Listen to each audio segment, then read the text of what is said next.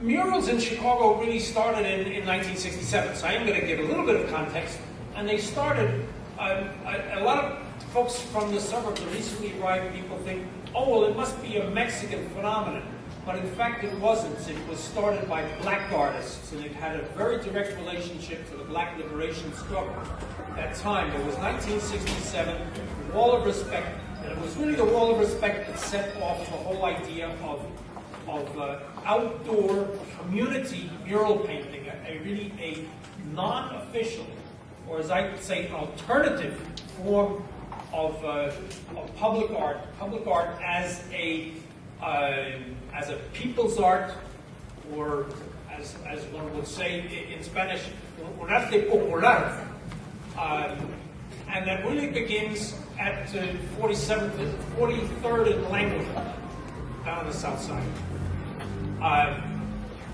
None of the murals from the 1960s from Chicago still exist.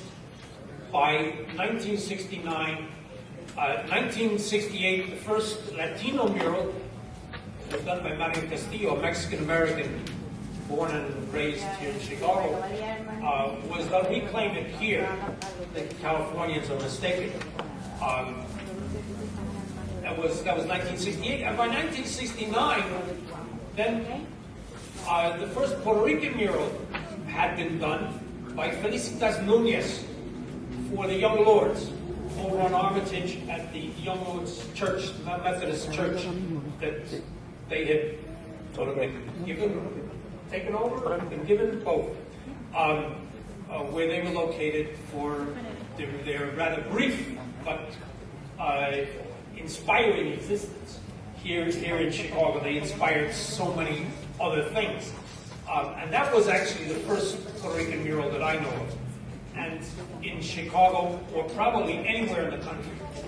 And I've never met Felicitas, and actually I don't know whether she was Puerto Rican or Mexican-American or some other kind of Latina, because the Young Lords, while they were very consciously a Puerto Rican organization, had a bunch of Latinos who weren't Puerto Rican in the organization, and including in leadership positions, not the very top, but important positions of responsibility. So they had this very broad vision of who could be involved, basically whoever was willing to join the struggle. And by 1969, I had gotten involved also, as had a small handful of other Anglo artists, or as I sometimes say, pigmentally challenged people. I have a friend in London who calls us the pink and gray people. And as I get older, the gray part becomes more and more obvious. But Chicago does not have a gigantic Puerto Rican population. I'm not sure the exact number, but it's someplace on the order of a couple 100,000. Is it a bit more than that? 200,000. And that really hasn't changed much. I don't think during the entire time that I've been in Chicago, which is getting on towards 45 years, most of my life, and yet I'm sure that I'm never really going to be considered a Chicagoan, because I grew up in New York, and I first sort of encountered the Puerto Rican community, of course, there. While I was still in high school, I started going down to the barrio, hanging out at the La Marqueta and so forth, eating cuchichitos and stuff like that, which I thought was very exotic and a barrel of fun. As I was growing up in high school. And so when I got to Chicago, and I was a complete stranger here, I didn't know anybody. And getting involved in community public art was really a way of making myself at home, because in New York, I had come from a large and very involved family who also had deep ties to the Puerto Rican struggle. And there was, you know, I was never more than a subway stop or two away from somebody who would take me in at any time of the day or night. So I was really, it was a friendly city for me growing up. When I came to Chicago, I was a stranger. And so getting involved in the community was a way of making myself at home, finding, you know, a new extended family. Because my extended family in New York had never just been biological family. It had been a whole lot of people who were part of various different social struggles that my family had connections to in education and politics and trade unionism and so forth, including the Puerto Rican Nationalist Party. Hello. So it was very natural for me to, seeing the inspiring example of the Wall of Respect, to get involved in the murals. And I was actually invited to get involved in this community in 1970. I had already done my first large mural, and I was invited by an organization that was predominantly Puerto Rican, but not only, that was very active in the struggle at that time, and there was the sort of the organization that eventually became the Centro Rebeldes here, to come and work with their membership and create a mural. And the following summer, there were actually 3 murals created outdoors in the community, including the Pedro Albizu Campos mural up on North Avenue that you won't see, but if you're not familiar with it, go and take a look. We were going to get it restored this summer, but I guess that's going to have to wait. But those murals that were painted in the summer of 1971 are among the very oldest still existing community outdoor murals in the entire country. And Chicago has 3 of them. And one of them actually is just a little further along on Division and Point. It's the one that I mentioned before that was saved. And so there was a lot of activity in the 1970s, and that's when Gamaliel Ramirez, you'll hear from later, who's in the audience here, got involved probably by around 1970, 71. He was actually painting some small murals over in Lakeview. And since then, of course, he's painted a bunch of murals here in South Chicago and in Logan Square and various places, and some of them still exist. But when we got to the early part of this century, really no murals had been done on Division Street or in this immediate area in about 10 years. Probably the last new one that had been done might have been the one that Design did on with Olivia Goody on Roberto Clemente High School. And the murals were beginning to look a little old. And of course, the community here was fighting hard to not be pushed out, right? To not be pushed out of this important sort of strategic spot in Chicago where the Puerto Rican community first sort of affirmed itself in a very conscious way. This was not the first Puerto Rican neighborhood in Chicago. This was about the 3rd. But this is where the Puerto Rican community first sort of rose up and started forming organizations of resistance. I believe 1964, was it? The so-called riots? Well, 66.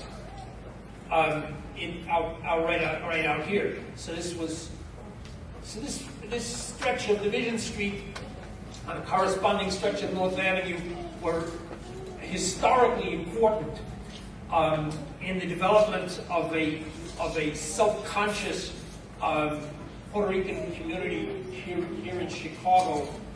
And at that point in the 90s, late 90s, and beginning of this century, certainly there was a very conscious effort to secure this as a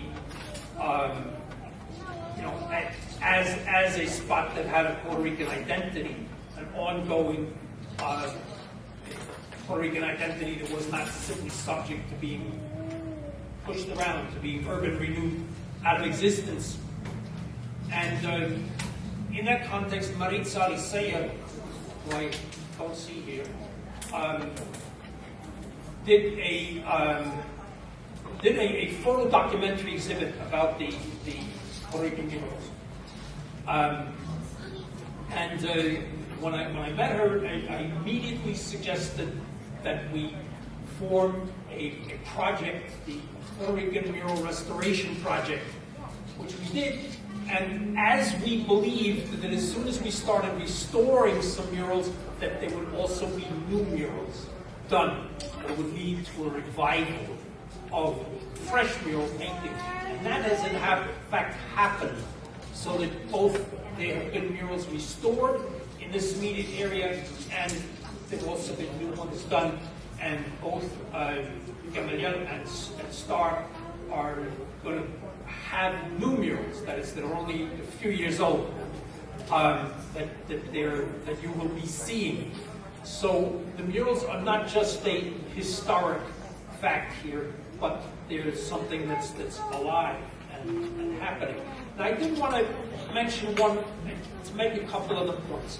One is that you're only going to be seeing a tiny fraction of the Puerto Rican murals.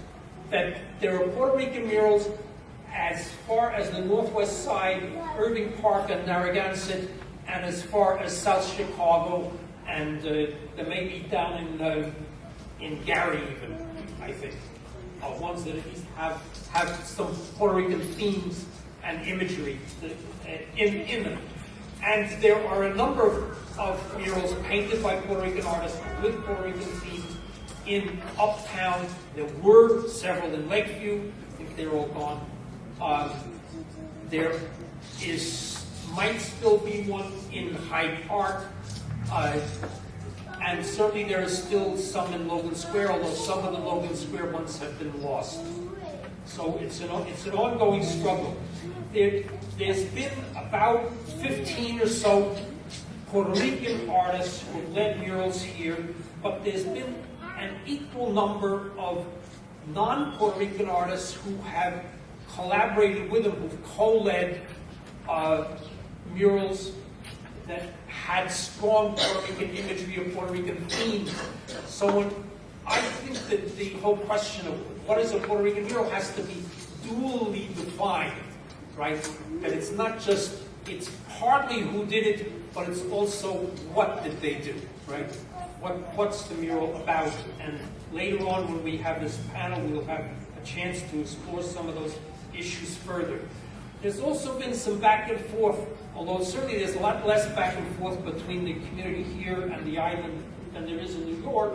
There's still been some back and forth between the artists from the island and artists here who've chosen to go to the island, as in the case of Chris Silva, who grew up here, and he's now on the island. He's been there for a couple of years now, and is a muralist, or who've gone back to the island, as in the case of Bea Santiago Munoz, who teaches video now. It's a wonderful muralist when she was here, but to teach video now at the Escuela de West. So it's a broad topic.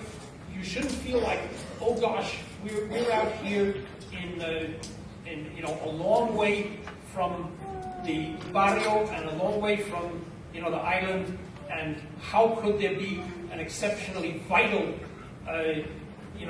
Puerto Rican art phenomenon here? And yet I believe there's been more Puerto Rican murals done here in Chicago than in Philadelphia and New York combined, strangely enough. So you're going to be seeing a little sample of that extremely vital and I think important cultural phenomenon on this tour. And with that, I want to send you off.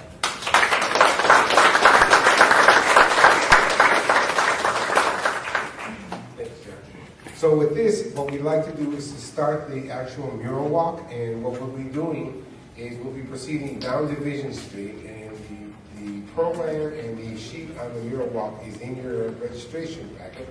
So if you'll take a look, there's a little description, but there's also sort of the Cultural Center's visioning statement for how we saw the production, not only of murals by Puerto Rican and other Latino muralists, but our claim to Humboldt Park within the context of the struggle against gentrification.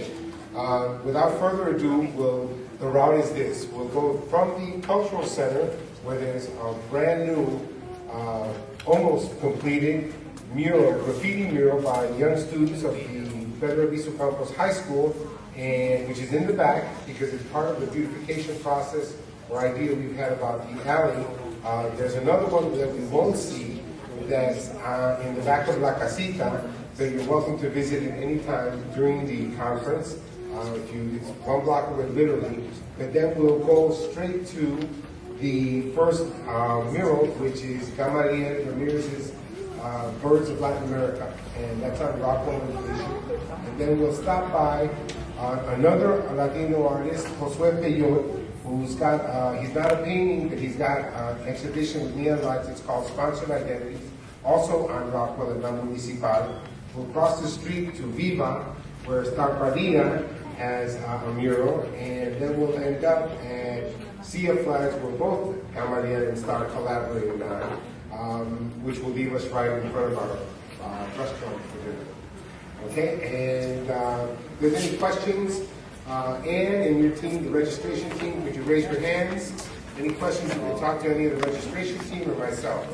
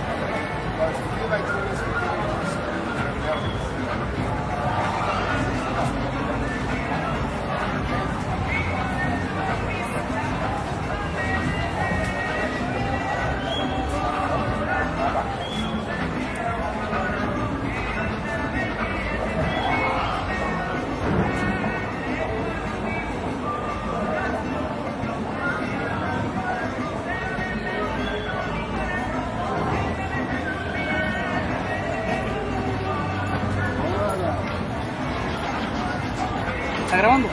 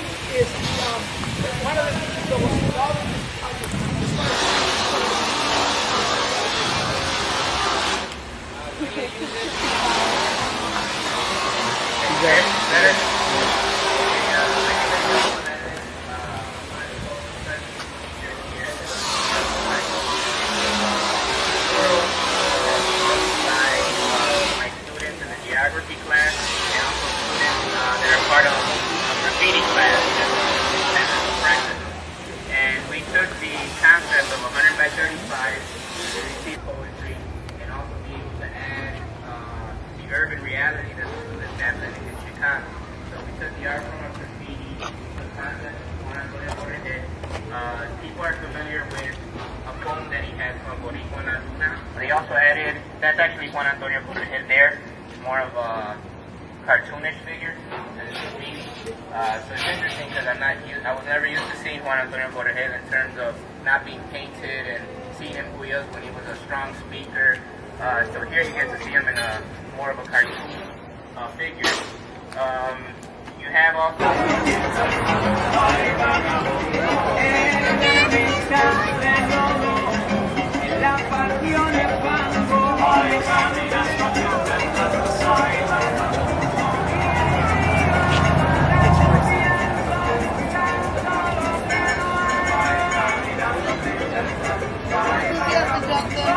¿Ah? ¿No te hago algo?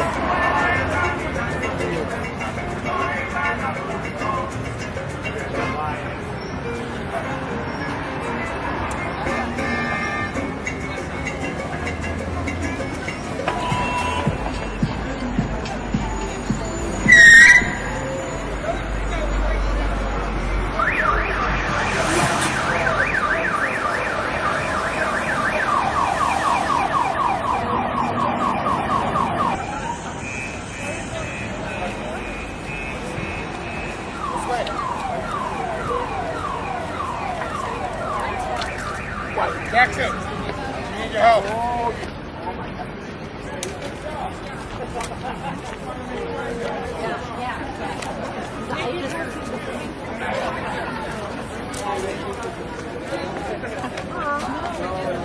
I like this mom.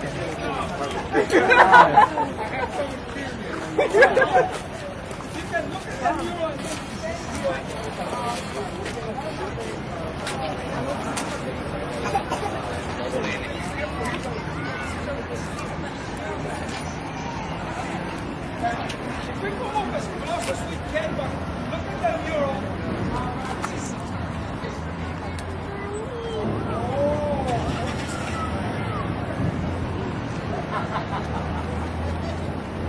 If we could get everybody this way, that way I think we can speak with them.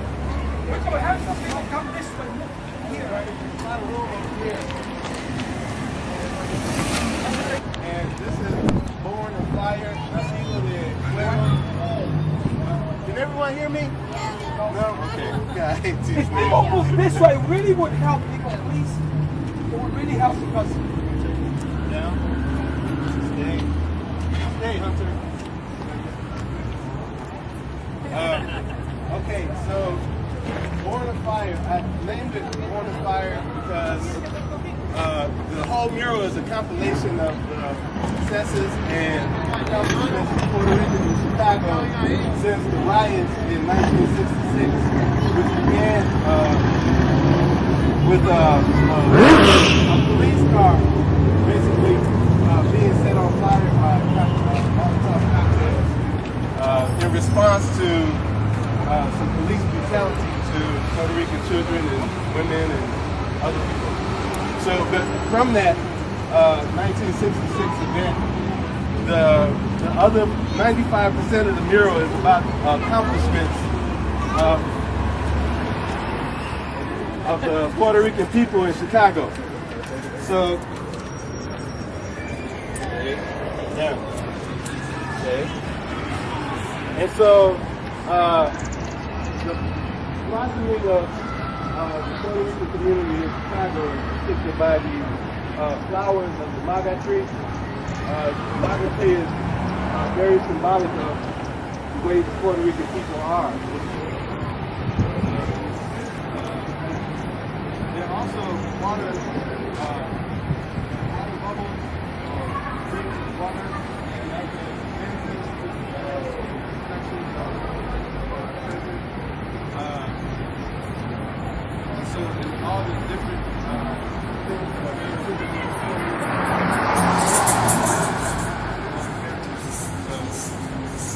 center of the mural again is the police car riot and there.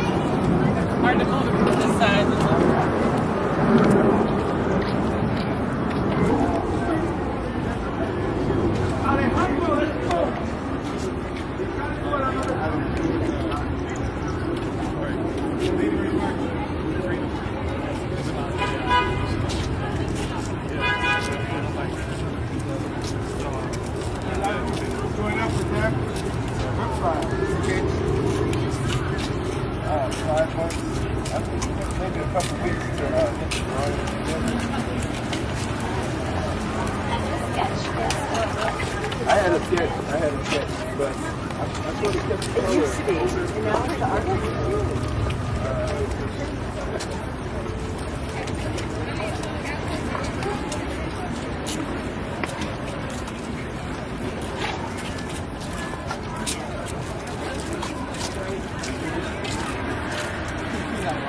I think your car is supposed to be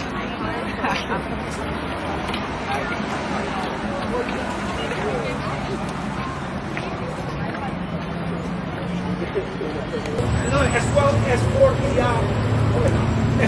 as for the play that you will see on Sunday.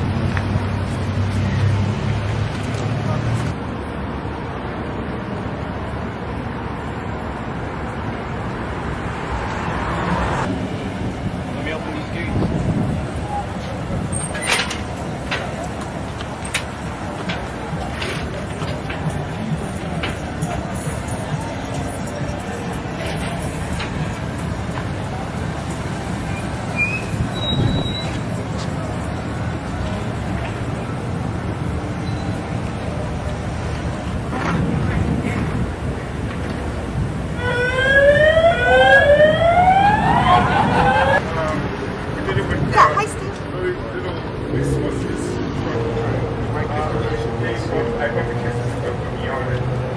Now, the interesting thing about this was that you're supposed to write this wall. Everybody in the neighborhood had their name on this wall. It's going to write the wall. No one's given permission to paint over it, but I had a bank, and they limited me to certain things. One was the story of Moses and something like that. And then that just this is a Puerto Rico. First of all, I'm Puerto Rican, so therefore I'm doing this mural, so I thought it does represent Puerto Rico. But what I find ironic is that the first sponsor to the first Puerto Rican mural in this area here happens to be the bank that was held, there were the Polish people. So in a sense, to Ukraine. So in a sense, I thought that was very radical. So the history of it, it took 2 years ago, in 2002, we redid it. We repainted it. And we tried to bring it back to what it was, but it was difficult because originally I used house paints. And then I switched to acrylics for this one. So it should last, theoretically, it should last longer. Let's take more vivid, longer. I picked birds that basically fit into the composition. I wasn't thinking too much about anything political except the fact that I think I did a political thing by doing a mural. Because not only is the act of politics, but art also is a political thing. If it's divorced from politics, it's still political. If it made people feel good in this neighborhood the way it used to be after 1966 and 77, then there's some positive. If it gave the view from outside, people looked at this mural driving by, taking the bus, and again, it did something positive. So the mural has been pretty much the center of my life in a way, but nothing like the other mural we looked to see. That's totally different. I think, any questions? I think I said it all. You said that you had to paint over something else? Oh, no, this was writer's wall. What that means is that every kid in the neighborhood, every gang affiliated would write their name on the wall. Graffiti? Like And no, not the graffiti that we tend to see at art graffiti, like we just saw at the back of us, at back of the high school. The graffiti here was what I call terrorist graffiti. It was a lot of gang activity. That's exactly what he's talking about. And that's what you find a lot in this community, is how do you transform that into something that obviously sends a meaning as Amalia has done. And fortunately, I was well received by the local gang that was doing most of the writing on this wall. I did that with a six-pack. Thank you very much, Amalia. So we're gonna move. Qué lindo se ve eso ahí, ¿verdad? Esa es la historia de Puerto Rico, los taínos.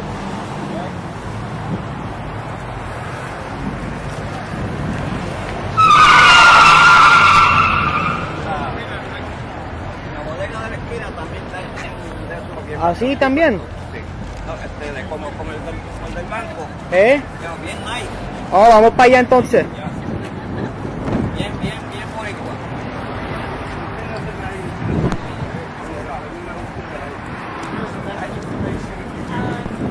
If people that move around here and now you gotta obey orders, because you gotta do very serious circle and as close as you can, so you can appreciate it as well as hear this presentation. So you want to make sure that you come close and go around.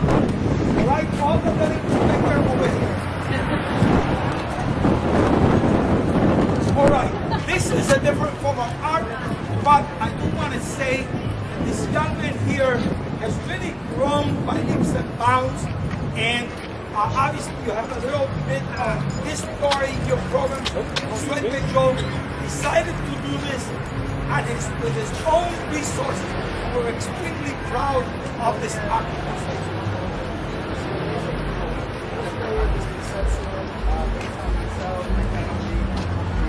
Social politics, things I see. Can you use the microphone? Yeah, we can't hear you.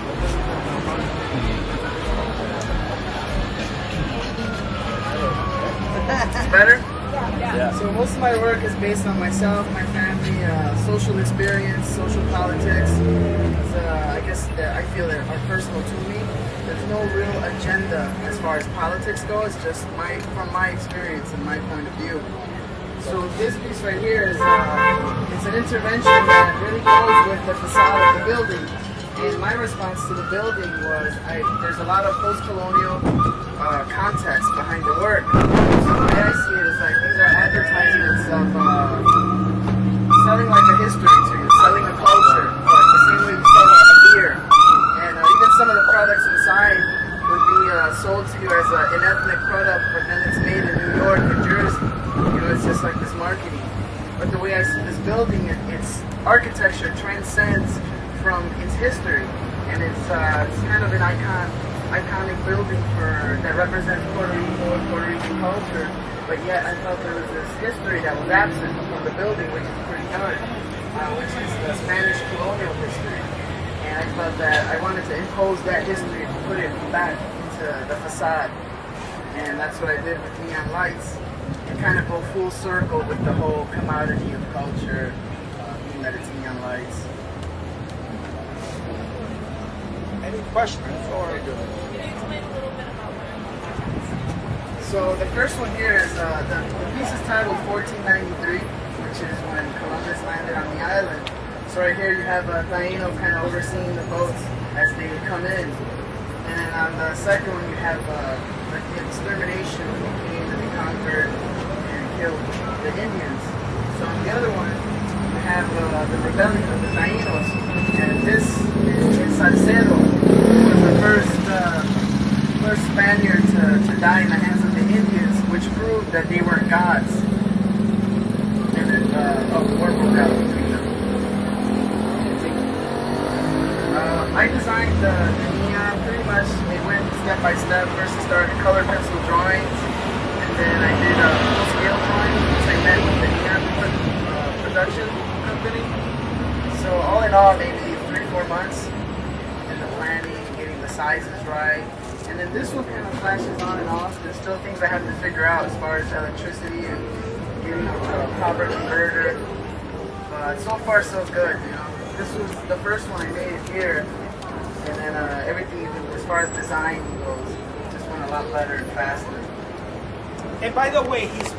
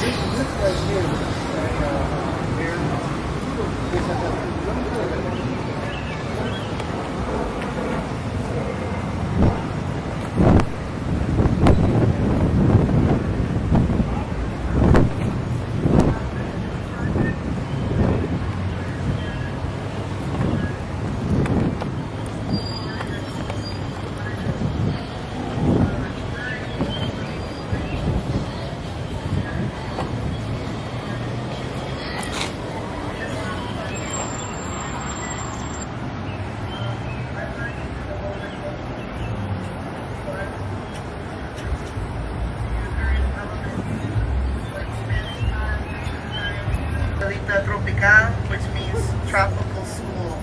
I wanted to give the kids something beautiful, something colorful. It was just a plain brick wall, and a lot of people didn't even know this was a child care center. Then when we painted it, it got a lot more attention, and hopefully it has helped Viva with their enrollment as well. That's just a presumption. Okay. I think that's about it. Are there any questions? Thank you very much.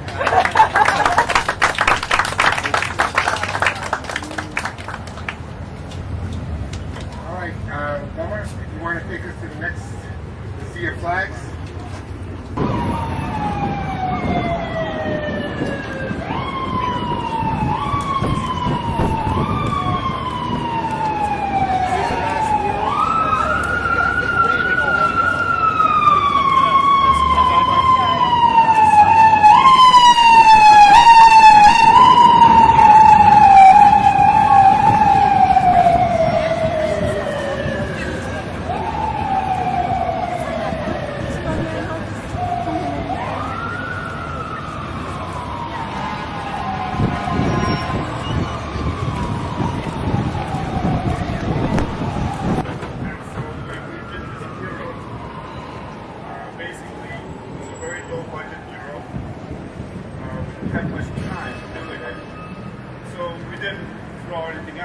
I actually saw a photograph for a couple of years from one of the newspapers that they took a photo from the state.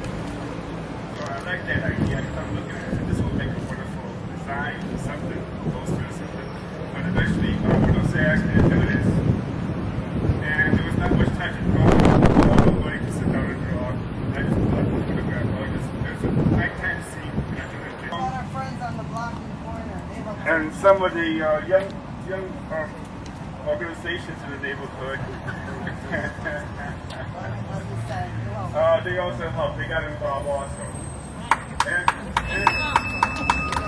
well, actually, only one that gave me a hard time. I talked to the older guys, and they talked to them, and before I knew it, I had my back covered. But there was shooting going on. Yeah, there was shooting going on like everywhere else. That's part of the part of our society. It has to do not a lot to do with what's going on. That's the most part. The nicest part about the mural for her that was she was surrounded by her people. We also added in some figures by Star Maria, Mr. Lola, Bonita. I'm in here. David Hernandez, poet, local poet. Congressman Gutierrez has been a tireless supporter of the Puerto Rican community in Chicago, and I must add that I just met his daughter this evening, and if your children are a reflection of who you are, she has really done a good job in representing you.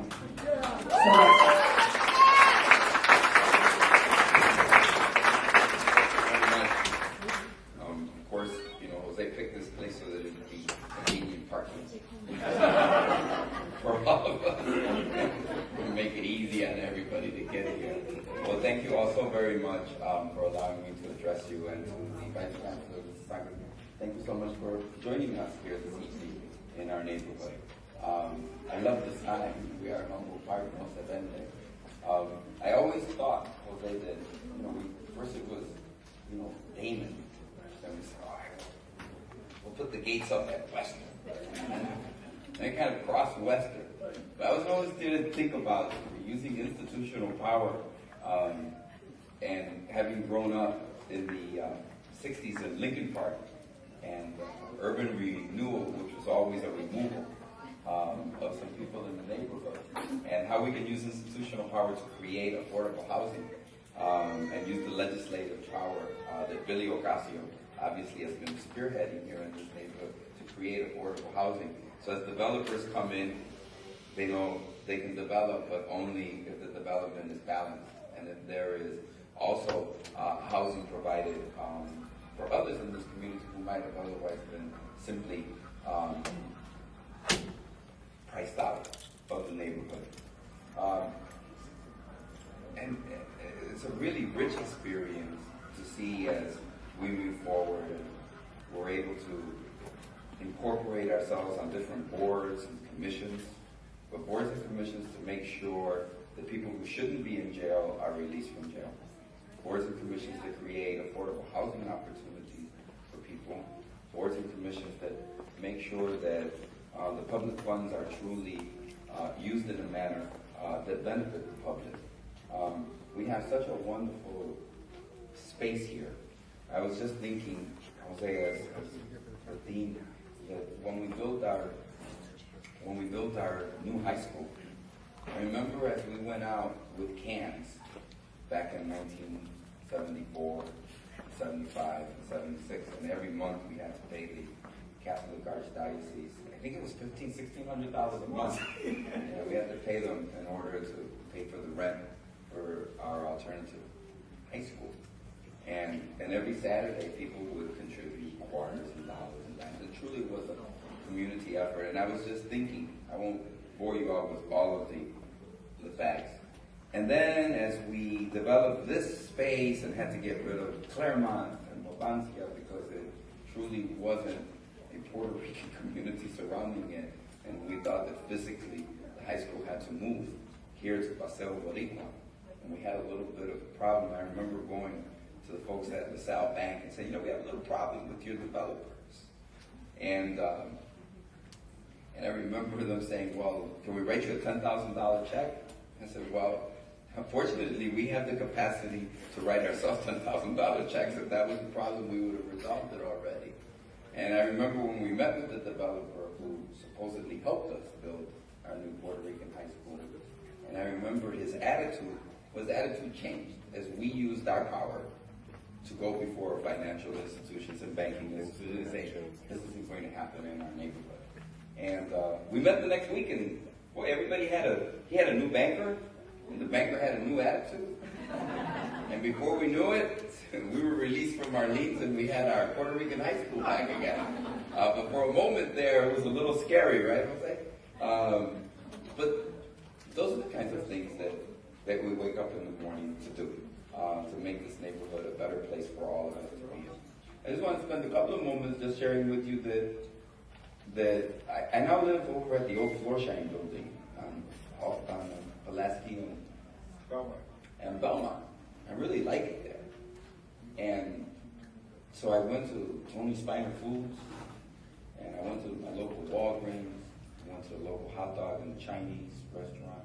And as I go to all of those different places, either to buy food or medication or do my shopping, I noticed that how few Puerto Ricans really live around there, and how many Mexican Americans and Mexican immigrants live around there. And as we used to think of the northwest side of the city of Chicago as the Puerto Rican barrio, and as we've expanded it, and as the number of Latinos have expanded, and the immigrant community has expanded.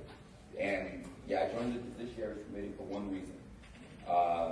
Not because the Judiciary Committee was ever going to pass articles of impeachment against George Bush, although he has certainly committed high crimes and misdemeanors for which he should be impeached. That's not going to happen. There's some other political considerations. Obviously, if Bill Clinton got impeached for lying about sex, lying about thousands of people who have died in war, and lying about a number of other things that our president has lied to us about, and violating the Constitution and simply direction of the Senate and the House. We pass laws. He simply writes around them. But that's another day for another topic, right? But I joined it because I wanted to work on the subcommittee on immigration to make sure that we have comprehensive immigration reform here in this country. Unfortunately, even the Democrats still, I don't know how many of you noticed that my friend, Congressman Weiner, just got legislation passed to bring 1,000 more miles, 1,000 more visas per mile. I don't have any problem with that. I really don't have any problem. But it kind of tells you about the priorities of the House of Representatives and the Judiciary Committee. When people are being drugged as they're deported from the United States against all international conventions and regulations and even our own, when people die, held in custody, people die because they don't receive medical care. When we have high school students graduating at the head of their classes, class valedictorian, but can't go on to college because their immigration status. When we have actually soldiers fighting in Iraq whose spouses are being deported as they're fighting in Iraq. I know some of you think, yeah, you just made this up. None of it is made up. Unfortunately, it's all the truth. When we have 300 people indicted, felony charges in Pottsville, Iowa, the Department of Labor was investigating, one hand of the federal government, charges of sexual harassment and abuse, child labor violations, substandard working conditions, an array of conditions, and then one day the federal government shows up and simply arrests 300 people, actually 400 people. 300 of them were the prosecutor wanted 5 years for working undocumented in the United States. So you can imagine what happens. We have 3 million American citizen children whose parents face deportation because they're undocumented here in this country. So when you start thinking about all of those things and putting them together, and you juxtapose that to 1,000 new model visas, you start questioning yourself about what it is we need to do. I know what we need to do. We need to redouble our efforts so that we can get some focus. I have a lot of hope that with the new Congress, with a new president, that we'll be able to get it done, because truly the most vulnerable workers among us are the 12 million undocumented workers here in this country. But the good thing is that we've shared this community, and that the change has been a change that has been almost seamless. As Guatemalans and Salvadorians and Mexicans and people from Latin America have moved seamlessly into this community, and the elected leadership, regardless if they're of Mexican or Puerto Rican descent, has stood up for everyone that lives in this community. I think that's probably one of the greatest lessons, that when our parents came here, that when my mom and dad came here, that when our parents came here, they faced bigotry, they faced prejudice, they faced institutional power that just deprived them of so much, and there was nobody to stand up for them. We learned that in our own personal experience, and so today we have the children of those migrants. They weren't immigrants, but migrants. My parents were migrants to this country, who came here not understanding the language, not understanding the mores, the idiosyncrasies, but prospered. And because this community organized itself, I was able to serve in the Congress of the United States for 8 terms. It seems like only yesterday.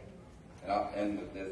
You know, when Jose and I sat down and we talked about me running, Jose used to go with all my friends and go up and down the blocks telling people, don't vote. And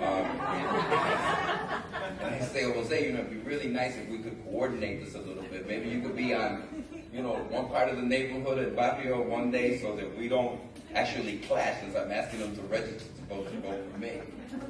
But we had a number of conversations about what it might mean for me to go to Congress. And I never forgot Ricardo Jimenez, I never forgot Oscar Lopez.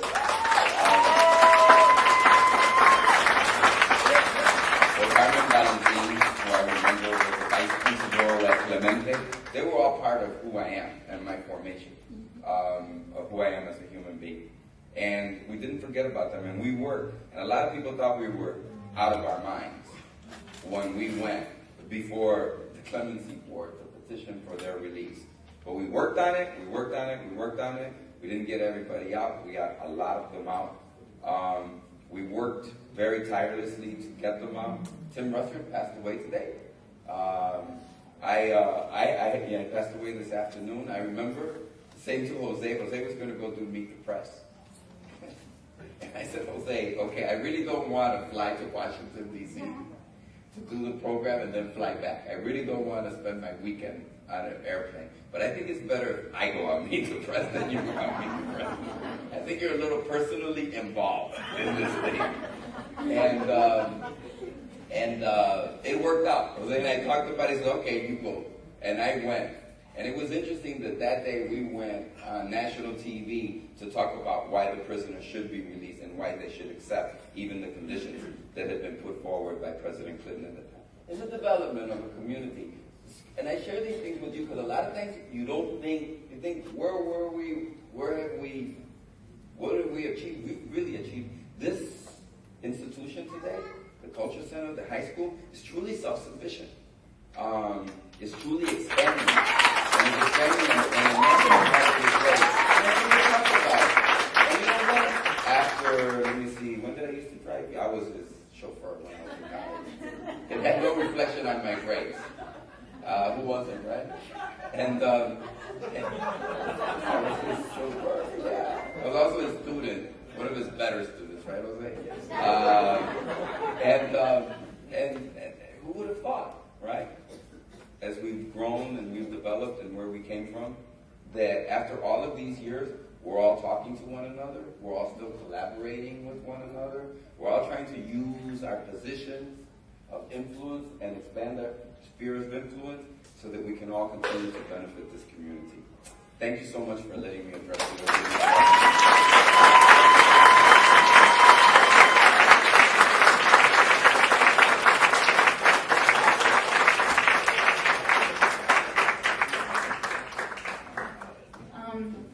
Our co-chair of the symposium is Dr. Ann Peterson Bishop. She's an associate professor in the Graduate School of Library and Information Science at the University of Illinois, Urbana-Champaign. Her work focuses on participatory and community-based approaches to the development of information systems and services, especially those that are serving marginalized groups in society. Dr. Bishop's principal partners in this work include SisterNet at Booker T. Washington Elementary School in Champaign-Urbana and the Puerto Rican Cultural Center here in Chicago. At the University of Illinois, Dr. Bishop is co-director of the Community Informatics Initiative. She received the University of Illinois Excellence in Public Engagement Award in 2002 and was presented with the Jan Hawkins Award for Early Career Contributions to the Humanistic Research and Scholarship and Learning Technologies by the American Education Research Association in 2000. She served on the advisory boards of the Association for Community Networks and the Community Informatics Research Network. She's the associate editor of the International Journal of Community Informatics, and for the past 4 years, she has been an organizer of the Community as an Intellectual Space Symposium. So please welcome Dr. Bishop.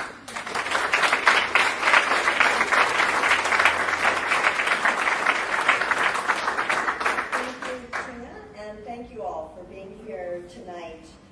I really would just like to go through a few more thank yous before we turn the program over to one of the wonderful poets here in Paseo Boricua, Eduardo Rocha.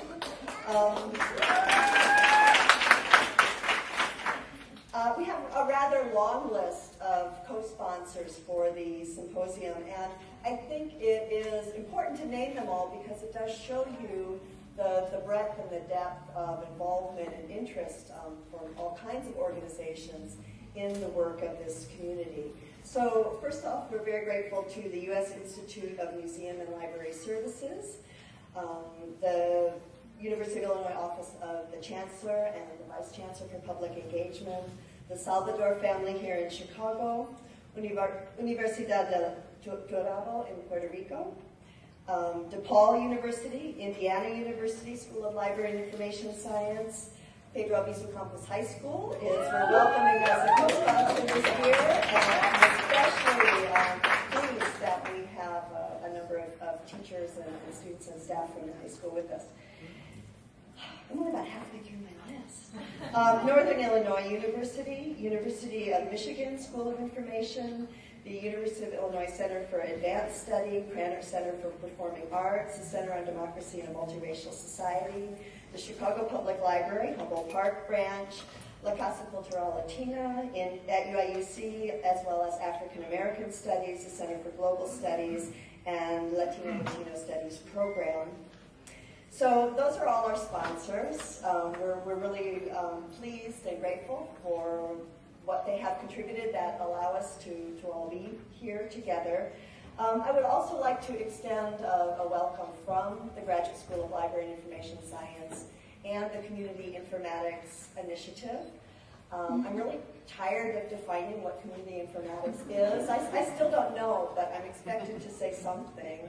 So I could make my students raise their hand and answer the question, but I guess I would just say that it really is about community as an intellectual space. How can we understand through scholarship, through our own actions, how knowledge is created, how it's shared and shaped and mobilized within a community, and how information and communication technologies can help, or sometimes how they can hinder and really get in the way. I think it really is important. Part of what I've learned here is the importance of really critical reflection on the objects that surround us in our lives. I would like to thank the other people who have played a big role in helping to organize the symposium. Jose Lopez, Alejandro Molina, who is the community liaison for business here in Paseo Boricua, Laura Johnson, Marisol Morales Andreatelli, who is the wonderful librarian at Humboldt Park Library. I hope some of you were able to attend our preliminary program there last night. John Dinsler, you'll be hearing from him more in a workshop later on in the conference. Especially to Sharon Comstock. Sharon is back in the black blazer back there. She's done an incredible amount of work to hold us all together. And again by Sharon Irish. Sharon is the other Sharon sitting closer now.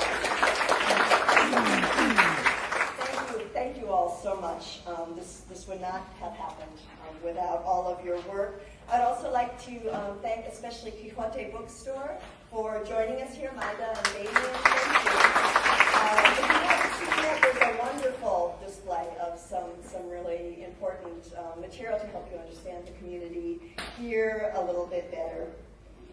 And I think that's it. I just want to thank the Cultural Center, thank Paseo Boricua for inviting us in what has really been a 10-year journey now, and one that I hope is nowhere near its end. I think even if this is your first time in Paseo Boricua, you can maybe get a sense of what it means to really be part of a community, to have your scholarship, your everyday life, your friends, your family, really be integrated together in very rich and meaningful experiences.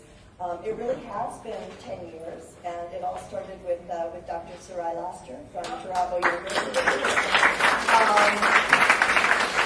He was the first person from business as a PhD student to do some work here, and she introduced all of us to bring us here. And Christina didn't mention, but she also just defended her dissertation. So congratulations. So thank you. Are you going to introduce Eduardo? Or I don't know a lot about Eduardo. He's a really great guy. He's got this wonderful blue striped shirt on. He looks so snappy. I don't know what you are. He is a resident poet. I don't know what you're going to share with us this evening, but thank you.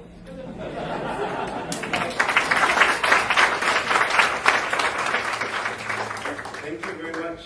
I'm very happy to be here. I'm going to share couple of poems. One was requested by Jose, and another one from my new collection of poems, Highway Islands. There's 8 poems, and it's $10, so that's $1.25 each. But anyways, I'm going to read the poem, Nació Maestro. And the origin of this poem is a little painting that I received from Elisama Escobar when he was still in jail in 1999. And I sent him a request for a cover to my book that I haven't finished yet. But hopefully if I sell enough of these, we'll be able to, finish that book. But anyways, so he sent me a little tiny, in a Christmas card, a little tiny painting for the cover of my future book. And it's a little painting of Alviso Campos. So this is called Nació Maestro. From the eternal shadow, mother of creation, El Todopoderoso calls forth a light son of the shadow who listens to the great concert of secrets sung by his mother, the shadow. Nació Maestro, a tiempo, to sprout from deep roots, once a slave his grandmother y madre, and deep roots descendants of the Basque, his grandfather y padre. A synthesis de colores from the pristine Taino ground. To carry the cross of Jerusalem requires a great niñez. This negrito has a gift to give. One day they'll call him Savior, the pilgrim, the never absent, apostle, Franciscan santo, el urgente, el abogado, prodigio, nació maestro. Se prepara by running across gold and green fields of caña. He prepares by swimming against the currents of el río Bucaná. Se prepara. From the river to the road, Pedrito levanta piedras. Nació maestro, a tiempo. To climb the mango tree, his umbilical cord buried underneath. Dulce fruit he picks and eats. Bendiciones del sol colors his skin and soul. To carry the cross of Jerusalem requires a great niñez. This negrito has a gift to give. One day they'll call him patriot, the mystic, the faithful Catholic, clairvoyant, and holy wise man. Altruista, gran ser humano, humilde, nació maestro. If you see him bathing in the waters of el río Bucaná, or playing in the mud of la tierra prieta y rica, si lo ves, forgive him, protect him, honor him. Nació maestro, a tiempo, to learn the smiles and laughter of pobre tenerías, to remember las calles de Ponce before the Yankee soldiers, at Carnaval, a jubilee de risa y colores. To carry the cross of Jerusalem requires a great niñez. This negrito has a gift to give. One day they'll call him Redemptor, the orator, the never silent, alchemist, Cordero Santo, el honrado, el más valiente, ilustre, nació maestro. Born in a prison, painted in the shadow, a poet summons a portrait en memoria de un soldado, confirming with colores the identity of el que nació maestro.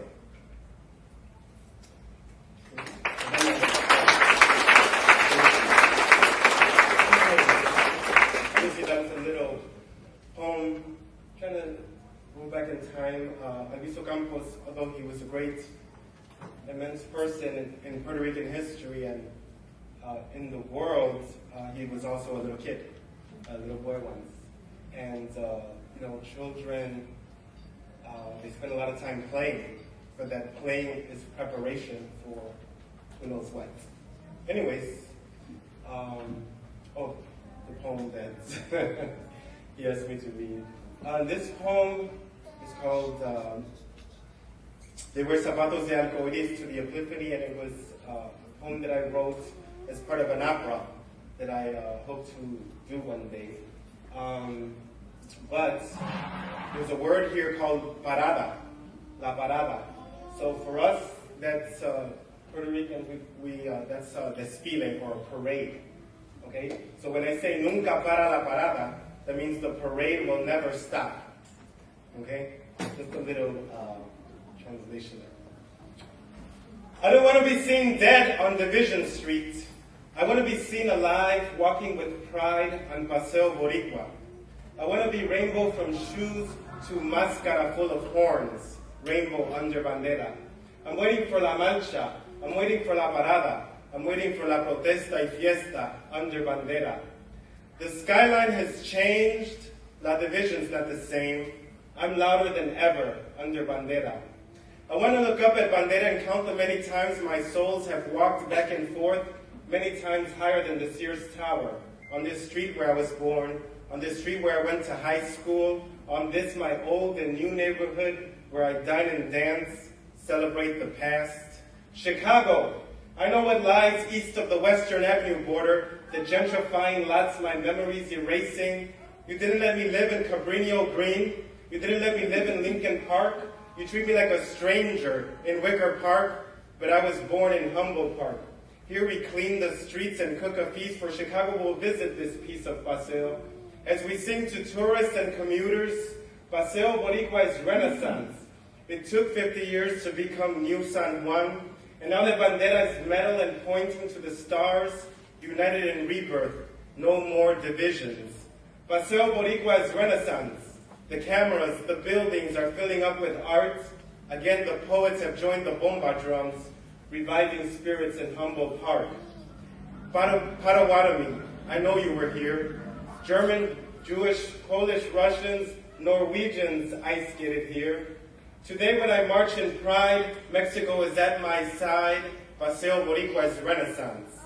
We have 500 years before the flags come down. Until then, I'll sing with the crowd. Nunca para la parada, when they sing a poet opera. I want to be rainbow from shoes to máscara full of horns, rainbow under bandera. Nunca para la parada, when they sing a poet opera. I'm waiting for la parada. I'm waiting for la marcha. I'm waiting for la protesta y fiesta under bandera. Nunca para la parada, when they sing a poet opera. The skyline has changed. La division's not the same. We're louder than ever under bandera. Thank you very much.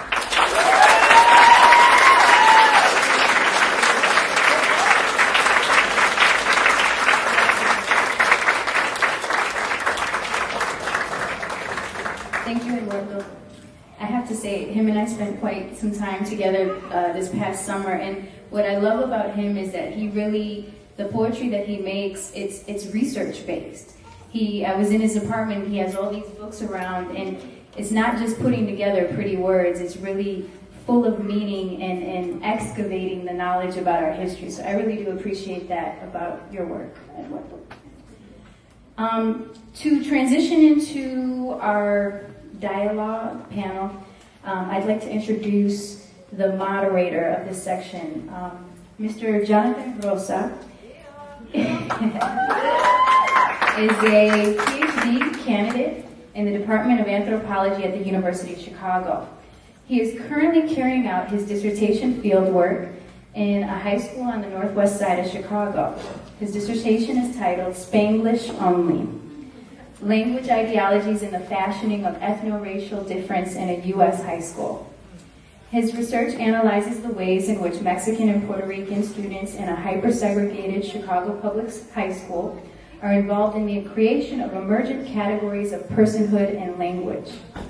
Mr. Rosa has taught courses in the Department of Sociology at Northeastern University,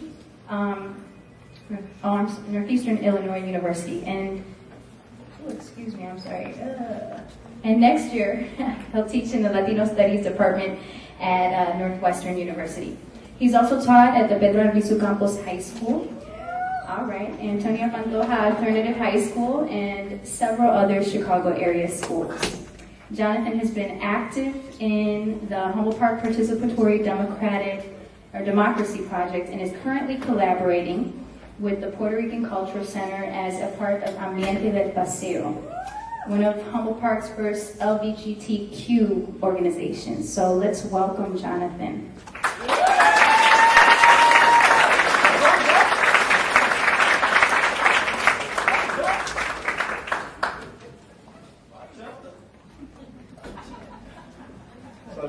thank the speakers who have already spoken with us tonight, and I would like to welcome our plenary or keynote speakers to the stage.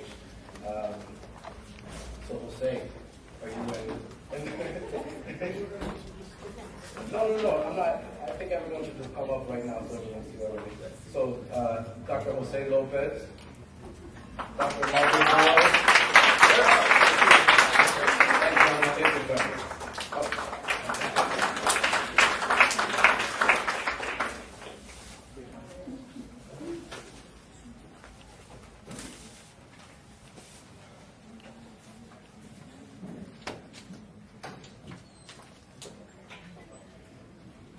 Good evening. So, I'd like to thank the organizers for this opportunity to participate in the conference this weekend. I'd also like to mention that it's wonderful to be here in La Estancia, which was a vacant lot just a few years ago and is now a thriving multi-income housing development that is really a shining example of this community's energy and efforts. So it's really cool to be here. Before I introduce our distinguished plenary panelists, I'd like to say a few things about the significance of this weekend's events. The Community as Intellectual Space Conference has become a central component of the events surrounding Fiestas Patronales and the Puerto Rican People's Parade. This conference serves as a series of meetings during which we will engage in a collective examination of our efforts toward community building, education, and ultimately liberation. By focusing our attention on the notion of the aesthetics of resistance, we can continue to carve out a new conceptual paradigm that highlights the modes of engagement that typify our efforts. In particular, our engagement with the aesthetics of resistance in many ways revolutionizes the dialectical mechanics of political praxis. The theoretical models that we develop here are linked to long histories of struggle within Chicago's Puerto Rican community and elsewhere. The subject of this conference is made possible by the circulation of knowledge developed throughout these struggles. By coming together this weekend, we expand the boundaries of this circulation such that this knowledge might percolate far and wide in exciting ways. In linguistic anthropology, we refer to these circulating linkages among knowledge as interdiscursivity. As an instructor in several high schools and universities throughout Chicago, I've been amazed by the interdiscursive links between the knowledge developed in this community and the ideas that students who live here articulate in class discussions. When students who do not readily recognize the word gentrification draw connections between the Humboldt Park No Se Vende campaign and their own lived experiences in order to explain economic and political processes to their classmates, even though the students who are doing this teaching oftentimes do not even know that they possess this knowledge, that's interdiscursivity. When this past semester a student in one of my classes deployed the analytical frameworks that he developed in this very community to captivate his classmates with his thoughtful reflections week after week, that's interdiscursivity. This student might not know it, but he was voicing understandings that have been developed, tested, honed, and circulated over the course of many years.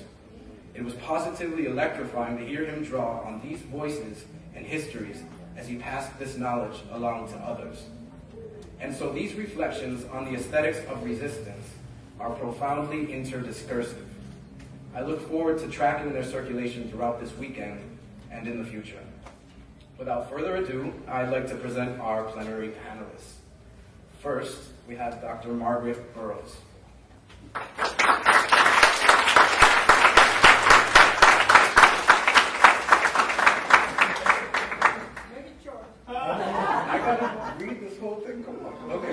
Dr. Margaret Burrows is the founder and president emeritus of the DuSable Museum of African American History in Chicago, which has become internationally noted for its collections of African American art. Dr. Burrows' own artworks have had exclusive shows at the Corcoran Art Galleries in Washington, D.C., and at the Studio Museum in New York.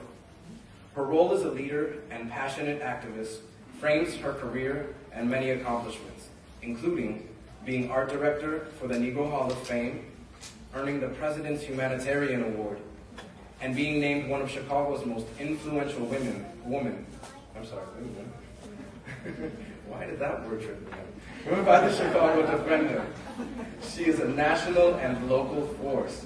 And even February 1st, 1986 was proclaimed Dr. Margaret Burroughs Day in Chicago by late Mayor Harold Washington. Her honors include honorary doctorates from Lewis University, Chicago State University, the Art Institute of Chicago, Columbia College, North Central College, Rhode Island College, DePaul University, and Spelman College. She earned an appointment and citation by President Carter as a member of the National Commission on African American History and Culture. In addition, she has illustrated many children's books and authored several volumes of her own poetry. Dr. Margaret Burroughs.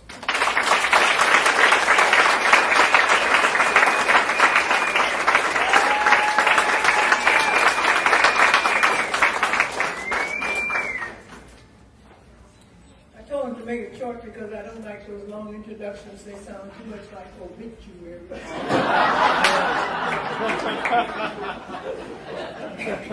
Anyhow, I'm very happy to be here, and I would like to thank this organization or whoever it was that made it possible for me to go to Puerto Rico for the last couple days. I had always wanted to go there, and I found it's just beautiful, beautiful country and beautiful people.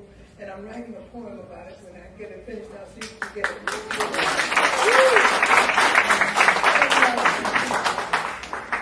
I wasn't really aware of what the topic was, so I decided to read a couple of poems.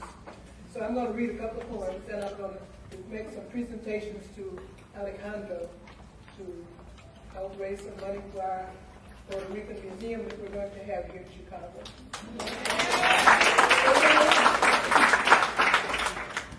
Anyhow, what should I tell my children who are black? This is a poem that really developed the Gustavo Museum, which was the first black history museum in the country and indeed in the world, and which started in my living room in 1961, and is now in a big park, Washington Park, and I'm going to be able to tell you how to get our Puerto Rican Museum in the park, too, why it's important. Alejandro, I'm still on the Park Board Commission, you understand? I have influence over that commission. So that, if the request is raised while I'm on it, we'll reach it again. What should I tell my children who are black of what it means to be a captive in this dark skin? What shall I tell my dear ones, the fruit of my womb, how beautiful they are when everywhere they turn, they are faced with hatred of everything that is black. Villains are black with black hearts. A black cow gives no milk. A black hen lays no eggs. Bad news comes bordered in black. Morning clothes are black. Black is evil. Evil is black. The devil's food cake is black. All that is bad is black. So what should I tell my dear ones who've been raised in a white world? A place where white has been made to represent all that is good and pure and fine and decent. Where clouds are white and dolls and heaven surely is a white, white place filled with angels robed in white, and cotton candy and ice cream and milk and ruffled Sunday dresses and dream houses and long, sleek Cadillacs, and angels' food cake is white. All that's good is white. So what can I say therefore when my black child comes home to me in tears, frustrated and rejected, because a playmate identical to himself has called him black, big-lipped, flat-nosed, and nappy-headed. I hope that he will feel strengthened and reassured when I dry his tears and whisper, yes, that's true. You are black, but you are just as worthwhile and dear as anyone. How shall I lift up his head and get him to square his shoulders and to look his adversary straight in the eye, confident in the knowledge of his worth, aware of his historic heritage, serene under his sacred skin, and proud of his own beauty? What can I do to give my child the strength that he might come through life's adversities as a whole and humane human being, unwarped in a world full of biased laws and inhuman practices? What must I do to ensure that each and every one of them might survive? And survive they must. For who knows, perhaps some one of my black children here may possess the genius to discover the cure for cancer, or the brilliance to chart the course for the exploration of the universe. So they must survive for the good of all humanity. They must and will survive. I have drunk deeply of late from the fountain of my black culture. I have sat at the Neom and learned from Mother Africa. I have discovered the truth of my heritage, the truth which has been so often obscured and omitted, and I find that I have much to say to all of my black children, all of my children. I will lift up their heads in proud blackness and tell them the story of their fathers and their fathers' fathers. And I shall take them into a way back time of kings and queens who ruled the Nile and raised the pyramids, who measured the stars and discovered the laws of mathematics, who developed music, medicine, and the law. Further, I will tell them of our ancestors who were an industrious black people upon whose backs and labors have been built the wealth of the continents of Europe, America, and Africa. And I will tell them of black kingdoms of antiquity which flourished at a time when the then known world was but a desert, and of cultural centers of Kush, Timbuktu, Kano, Ghana, and Benin, and more. And I will tell my children this and more, and I will make clear to them how and why the oppressors deliberately depreciated Africa and everything black as a means of justifying the enslavement of our people and the rape of our ancestral land. I will acquaint them with the high moral qualities which our people inherited from their ancestors, and I will urge their emulation of them. I will tell them of a proud and creative people who were not always slaves and whose descendants are determined not to remain so. What should I tell my children who are black? Well, these are some of the things which I hope will help to strengthen them in their knowledge and awareness of their heritage. The knowledge and awareness of their heritage from the past will be their weapon and their armor for the future, and will give them direction for the future. It will make them strong enough to cope with the battles and struggles which they will have to face. And since this story has often been obscured and omitted, I must sacrifice to find it for my children, even as I now sacrifice to feed, clothe, and shelter them. This I'll do for them if I love them. Nobody else will do it for me. I must find the truth and heritage for myself and pass it on to them. And in years to come, I believe, because I have armed them with the truth, my children and their children's children will venerate me, for it is the truth that will make us free. Put your hands together.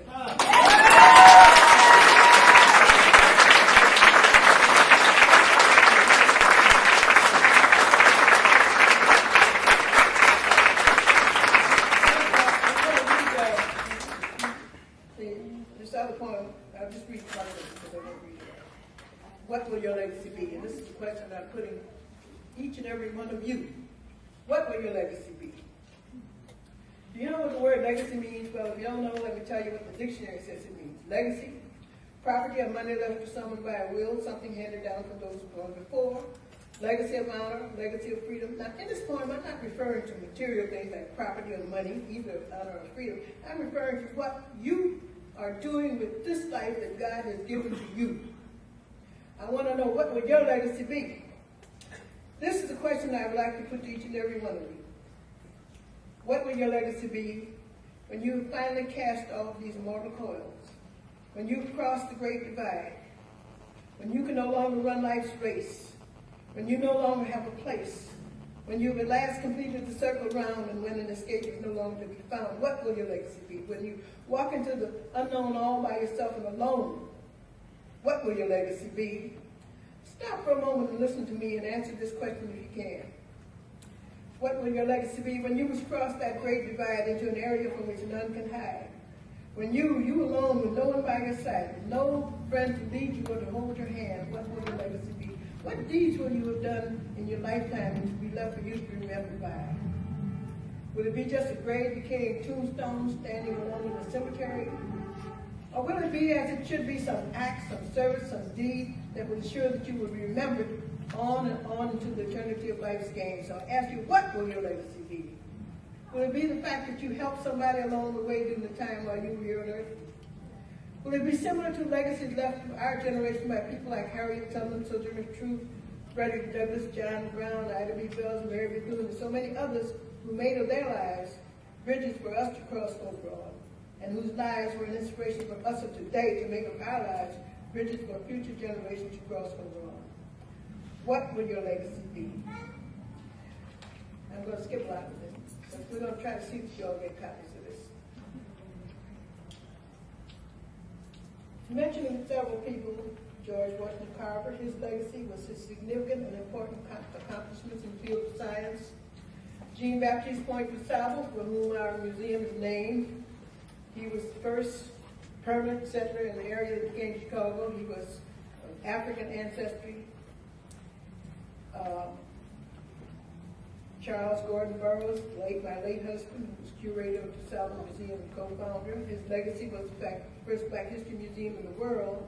He was co-founder of, started in his living room at 3806 South Michigan Avenue. This act inspired many who were interested in the recognition and preservation of Black history to the point that today there are over 200 Black history museums in our country. Well, these are just a few, as you well know. So I ask you again, what will your legacy be? Do you know? Have you thought about it? Do you have an answer?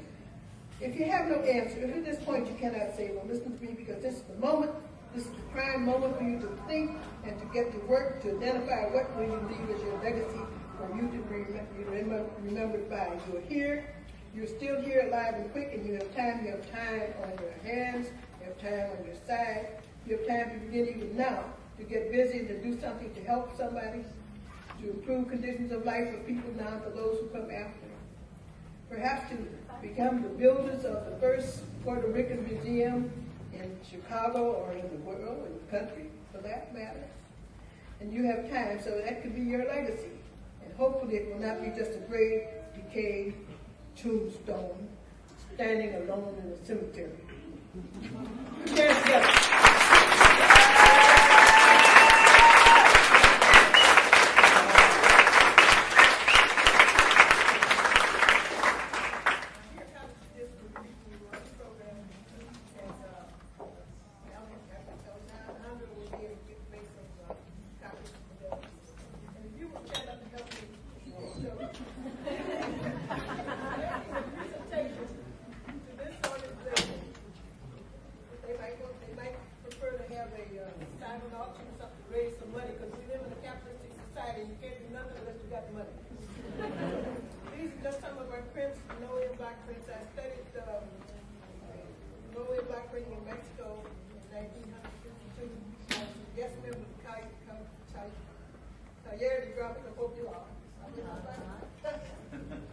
And this one is just called Three Faces of Life.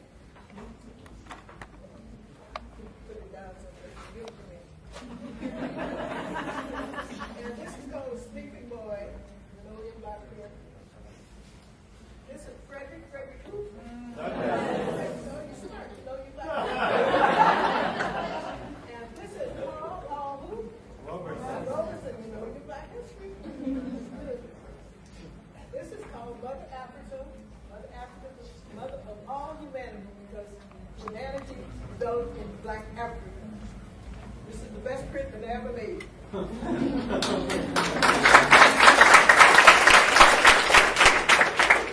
Malcolm who? Yes. Malcolm X. This one is called Hymn to the Sun by Chicago artist now deceased Bernard Goss. This is called The Faces in the Style of Picasso. I'm very impressed by Picasso as an artist. And you don't hate painted pictures with the side view and the front view all together in one picture. This one is called Woman with a Shawl. The Low End Black Bridge by myself. Frederick who? Douglass. That's by Bernard Goss. The birthday party.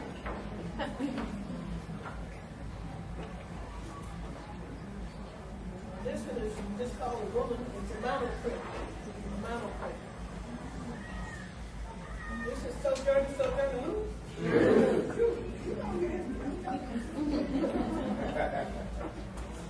This is called the Donovan Child.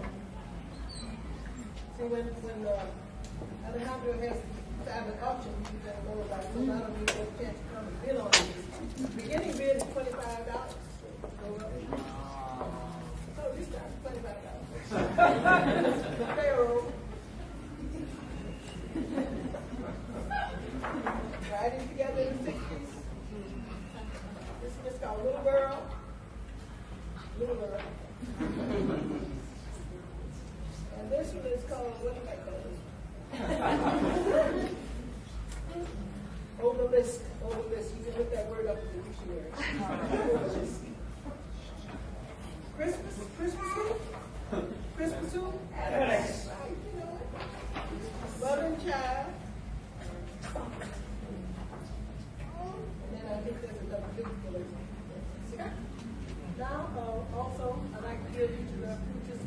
program on the cities.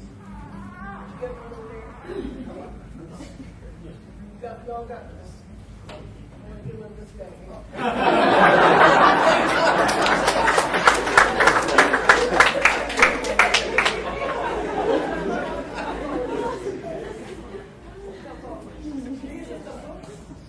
This book right here, Did You Feed My Cow? It's Speech, Games, Chants, and Rhymes. And I'd like to give you a dozen copies of that to do whatever you want with the children. Okay? Thank you so much. And then furthermore, I'm going to give you some information about the museum. There's an article here on how to start a museum. I want to come back to this community to what's the name of that park? Humboldt Park, to help cut the ribbon for the opening of the Puerto Rican History Museum.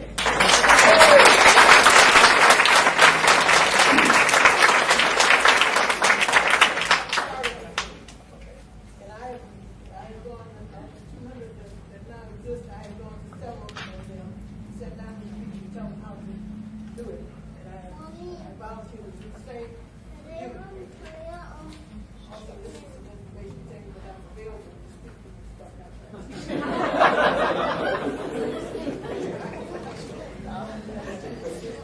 Dr. Martin Burrows.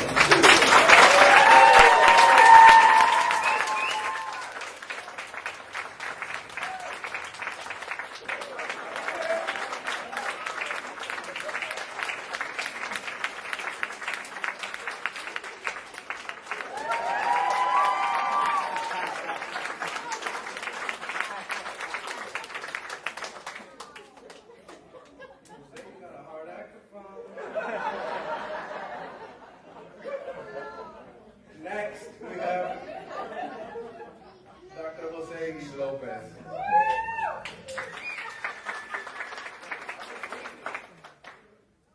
Did they read it about him already? Oh, it's the same thing. So you got it. He's famous. Okay. We're going to change the order. Next, we have John Pittman Weber. Yes.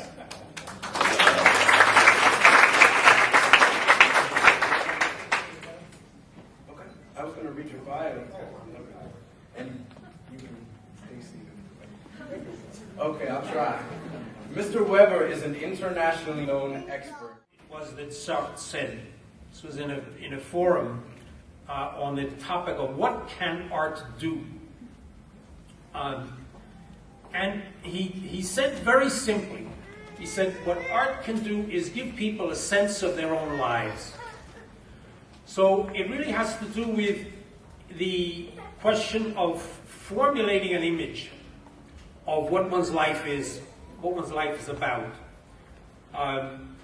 And Cabral, among many others, sort of, to summarize it in probably terms that are a little closer to some North American parlance, said, well, you don't make, you don't win a strike by singing, but you can't win a strike without singing. And we can say that about change, and we can say that about revolution, if that's part of your set of ideas as well. Revolution meaning major change, big scale change.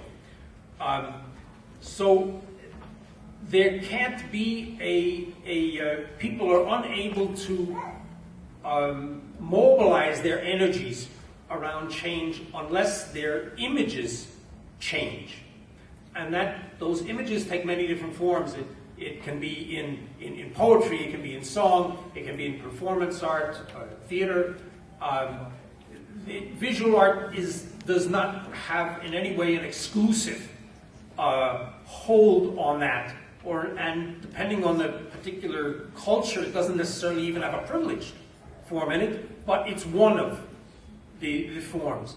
So what was original really about the murals was that it involved a process of the artist working with a specific public, very often a mixed public, very often a public that was not being represented in any way, except perhaps a degraded way, but very often not at all.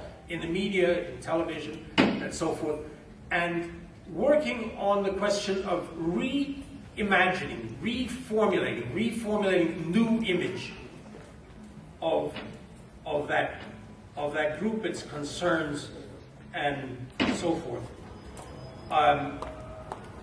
Now, how does that connect with the question of organizing?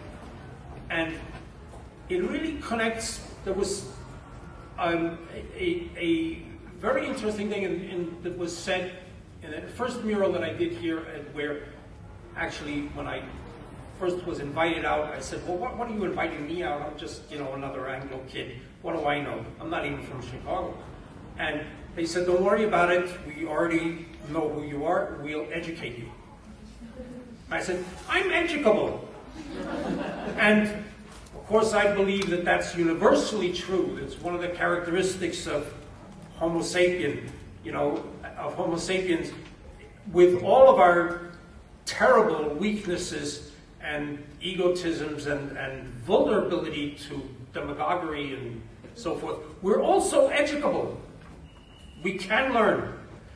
And so I said, I'm educable. I'm just, I'm with you. Let's give this a chance. And in fact, it was an enormous education, but one of the things that was said in that was that they wanted the base of the participants in the people who were using this health center and so forth, to see themselves in the larger picture, which is just what a mural is. It's the larger picture. And if that re-imaging process enables a significant number of people to see themselves, to place themselves in that larger picture, then that's an essential step in organizing. Now, what has happened, the 70s was a period of enormous sort of ferment and on many, many different levels, politically, socially, and so forth. We all know that, and the murals fed off of that. We were very conscious, and Walker was very explicit about this, that we had not created the space within which we were working, that we had a space for free speech, but it was not a space that we, the artists, had created. It was a space that the social movement of ordinary grassroots people in the streets had created. They had created the space in which we were working. What does the most of the murals, all but a handful actually of the murals that were all the ones in the 60s are gone. Every single last one that were outdoors. And everywhere in the country, not just here. Most of the ones created in the 1970s are gone. We have some of the precious few. There's even fewer that have survived in some of the other great mural cities, New York, LA, San Francisco. It's a handful. What does their disappearance signify? It really signifies erasure. And the erasure corresponds to removal. Removal of the public. Because here's coming back to the aesthetics. I don't believe there is an aesthetics of resistance in the sense of, when we talk about aesthetics, we're talking about something that can be described as a style. To think that there's any single style, or even a group of styles, is to ignore the fact that your public is constantly evolving, and that their capacity to understand innovative formulations of innovative ways of communicating, whether it's imagery or song or anything else, is constantly changing. You have to keep running just to keep up with them. So part of what Walker always said was you have to have respect, right, for the people. To have respect for them is to respect how fast they're changing, how fast their minds go. So you're never talking down to them, but you're trying to challenge them in order to not be left behind and bore them. So in that sense of an aesthetics meaning a style, I don't think there is. It's constantly evolving. But what there is the question of commitment to a public, which is precisely the example that Walker gave us and then Walker preached to us. And the erasure of that generation's work has to do with the effort to remove the public, to expel from the center cities the public for which those murals were created.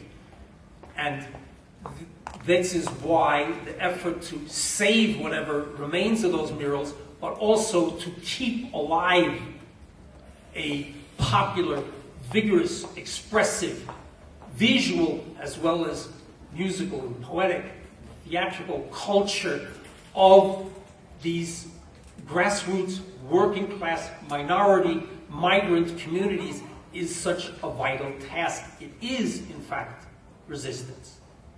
So.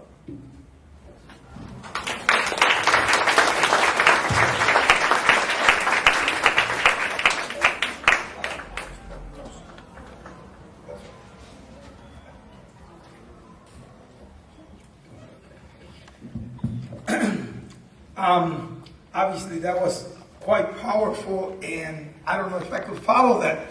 But let me say that when we began to discuss this year's theme, we were informed by a number of things. First of all, when Dr. Margaret Borough spoke, I want to make sort of a little correlation between her and John Weber and this community. Dr. Borough spoke to us about a Puerto Rican museum.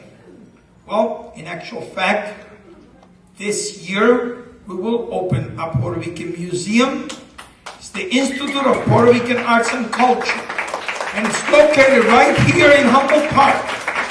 And it's located in the old stables, horse stables, designed by John Jensen, one of the most important members of the School of Architectures of Chicago, but also very important in terms of the Park District itself. John Jensen was Danish. He was part of that experience that came here from the Low Countries and particularly from the Nordic European experience, Norwegians and Swedes and Danes, who ended up coming to the United States at the end of the 19th century and the early part of the 20th century. They settled here. Humboldt Park is named after Alexander von Humboldt. We have a Norwegian American hospital here. And if you look at the architecture here and you look at the architecture of Ypres, it is a Nordic architecture that John Jensen was able to blend with Prairie School, informed by the Prairie School, which by the way was informed by Native American architecture. And so when I asked Eduardo Arrocho to read his poem, it's about that historical memory that informs us. But it's also the role of people like Dr. Borough, who in 1993, when we were 94, when we were trying to get a statue in that park to Pedro Albizu Campos, and the Park District denied it, she was the voice that stood up for that statue of Pedro Albizu Campos. So we honor her this evening here. We thank her for her commitment to this community, and we wanted to give her this gift of being able to go to Puerto Rico and be involved with the artists of Puerto Rico and obviously contribute her incredible and immense talent as an African American who is also informed by Caribbean traditions, because the Caribbean is indeed an arm of Africa. And John Weber has been an institution in this community.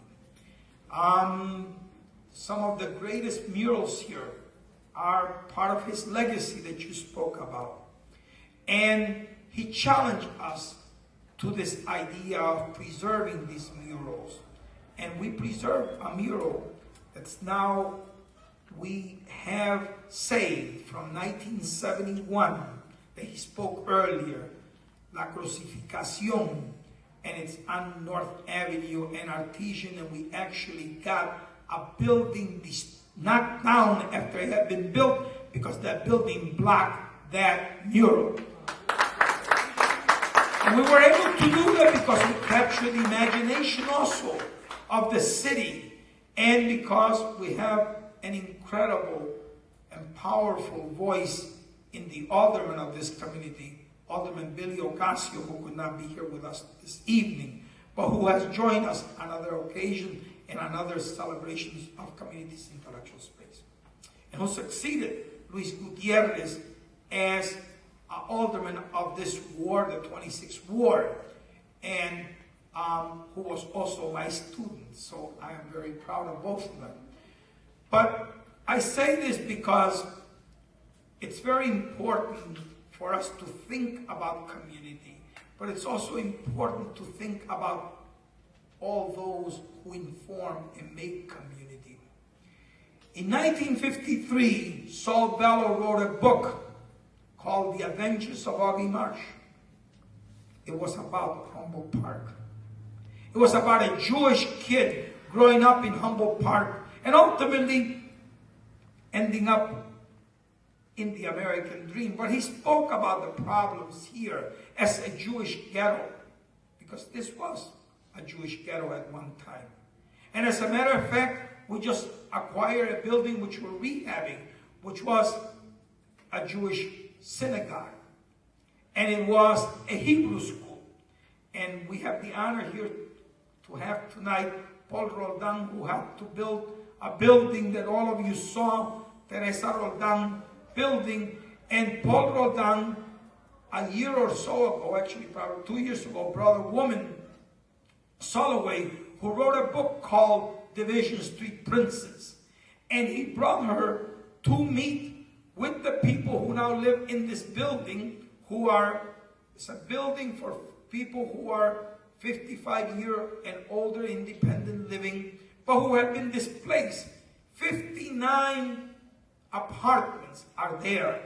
That building was built in the style, in the aesthetics of old San Juan. And it's named after his mother, the woman who embodies the migration of the Puerto Rican experience. And I say this because Soloway came and met with the residents of that building because she grew up in that building. Her father owned that building and had a little grocery store there in the 1930s, a Jewish storekeeper. And when we think about the idea of space in this day and age, and we think about the city, and when John speaks about the notion of displacement, we have to understand that when Soloway moved from here, she was part of that process of people who were able to move from the ghetto to the suburbs. And so was Saul Bellow. And that was upward mobility that it represented for a lot of those people. For us, displacements mean something different. For African Americans and Latino, the fact that we constitute already, in the case of Latino, 52% of the Latino population in the Chicago area lives in the suburbs. It does not signify social mobility. And there's something really horrible happening in America City that should make us reflect about the importance of space. And that is that America City, and I spoke the other day on a panel on the 40th anniversary of the issuance of the Kerner Commission report, and that report concluded that America was moving into two separate but unequal societies. And as we talk in this panel, one of the things that's very clear is that unless we change the tide of the city, the prediction that came out in the Kerner Commission report will definitely be true. And that is that what is happening today is the displacement of people from the inner core of the city. America faced a very peculiar situation because its inner cities were occupied by poor people, but particularly people of color. That's a phenomenon that happens nowhere else in the world. Everywhere else in the world, the inner core of the city is occupied by wealthy people, and the outer part of the city is occupied by poor people. And the shanty towns and the favelas and the colonias in the United States, because of the white flight to the suburbs and the spaces that were left, particularly to people of color in the city, you had a different phenomenon. And what we're seeing today is something very, very peculiar, and it's not very nice. We have moved from an industrial city to an information city. And what's happening in the information city is that there is a whitening of the city. And what we're experiencing is the children of those people who moved to the suburbs, who went to experience that upward mobility, are now moving to the core of the city. But what's happening is that they are creating a city that's homogeneous, that is Disney-esque, that lacks vibrancy, that lacks community. And so, in many ways, if we don't change the course of the city, something that happened in South Africa could very well be happening in the United States. In 1948, the South African government created a system of apartheid. And that system of apartheid was created with the utilization of the Afrikaner word Bantustans, black homelands. And what happened is that literally the planners of South Africa decided that there will be islands of blackness in a sea of whiteness. And that's what the Bantustans are. That's what they became. In 1948, Julian Levy at the University of Chicago decided that the University of Chicago was facing a huge problem. It was being encircled by black people. And so they bought out Hyde Park and then created a corridor in order then to prevent that from happening. And that model of the university as a place to displace people and the major institutions has been a model that has informed urban planning since that period. The University of Illinois, the sister university in Chicago, has been part of that. DePaul University has been part of that. I could name all the universities that have engaged in that. And these things happen, but they're not inevitable. And we can engage the imagination of these institutions to rethink some of their policies and practices and say to them, the richness of America's city does not lie in a city that denies access to those who are not of the higher income levels or who have white skins. But the very idea of the city is the city of magical urbanism. It is the city that is not the globalized city, but is the global village that engages us to understand each other to communicate with each other and to be able to be creative citizens of the world. And to think that all of us can be world travelers as we experience the diversity of the city of magical urbanism.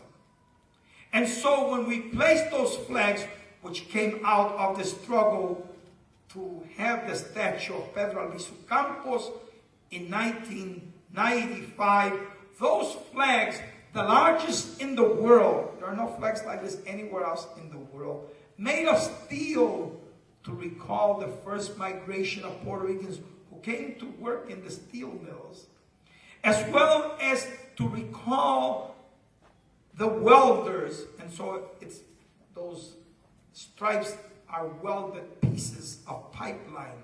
The second migration of Puerto Ricans who came to work in the factories as welders, and pipelines, that also was the other wave of Puerto Ricans that came to work in the city. That flag was put there not as a way to exclude anybody, but as a doorway to welcome everybody. And so when we create this space, it is not meant to separate us.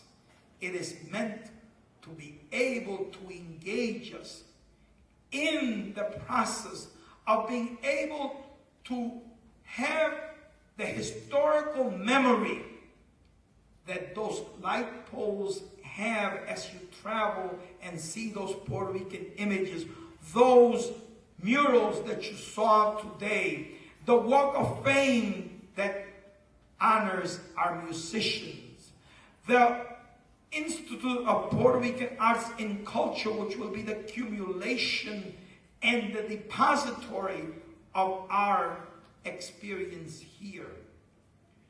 It will be in this space that we can provide perhaps a model of what the future of America's cities should be. A place where we can engage each other with respect and dignity, where we're able to engage each other as citizens of the world. And you may think that that's too idealistic and too utopian. But in actual fact, the world has to move in a process of linking each other, of making sure that we are responsible to each other, that we are able to meet our needs, but we are able also to engage each other in the most profound ways that art and culture helps us to do. This year we celebrate the 100th anniversary of Juan Antonio Correger, the man who the center is named after. He was the national poet of Puerto Rico. And Juan Antonio Correger wrote a book called Poesía y Revolución, Poetry and Revolution. And he says, there is no cultural expression without some elements of social change.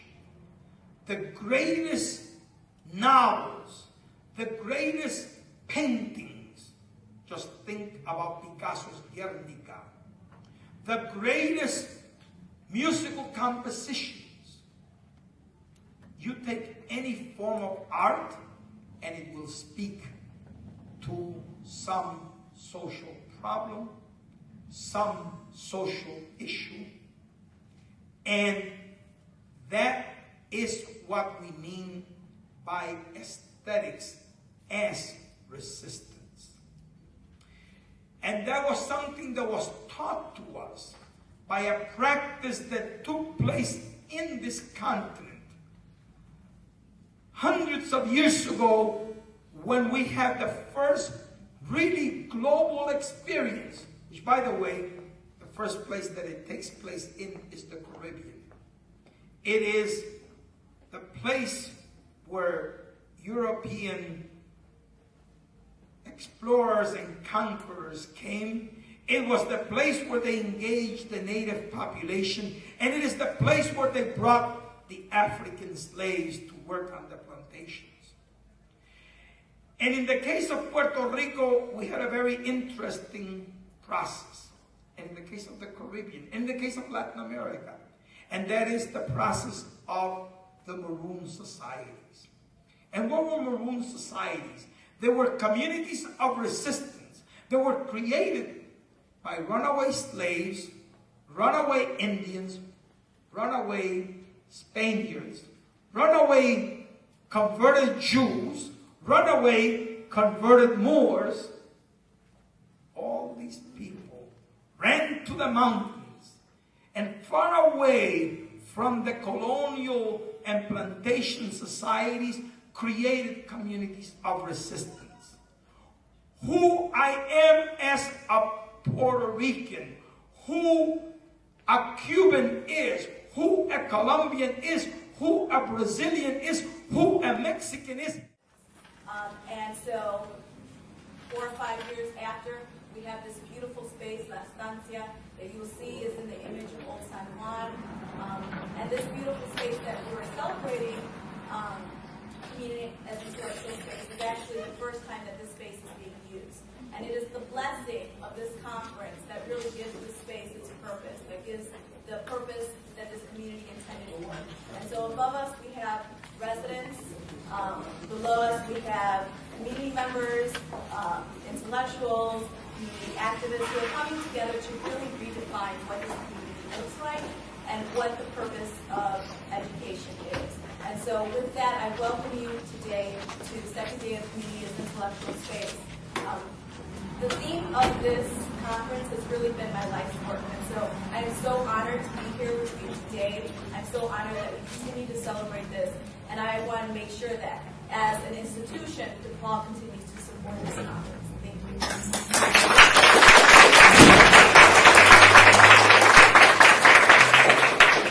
Next, I'd like to introduce Dr. Ann Bishop. She's going to be coming up here to give us some logistics about the first half of the workshop today.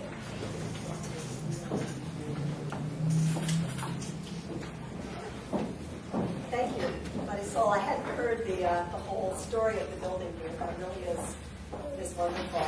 I'm Ann Bishop from the Graduate School of Library and Information Science and the Community Informatics Initiative at the University of Illinois at Urbana-Champaign.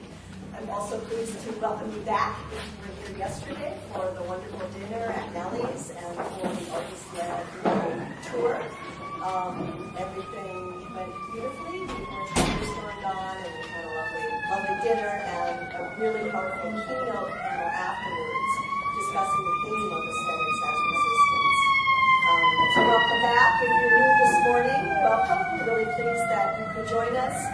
I wanted to open with just a few statements. One, I wanted to commend our universities that have played a big role in investing in this community and helping bring the opportunity for learning of Paseo Boricua to all of that, to all of us. So that is certainly DePaul University, where Marisol is, University of Illinois Urbana-Champaign. We're very grateful and commend our department, the library school, as well as the university for making this investment in our community informatics program here. Also, Northern Illinois, Professor Laura Ruth Johnson is here. And and so what I would like to do is to just see what whole groups of students we have here. So this looks like the Northern Illinois group. Want to stand up? Yeah. Woo!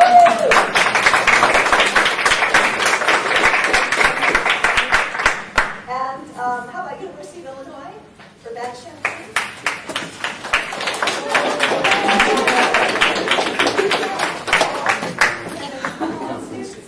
Any other students from somewhere that I haven't mentioned?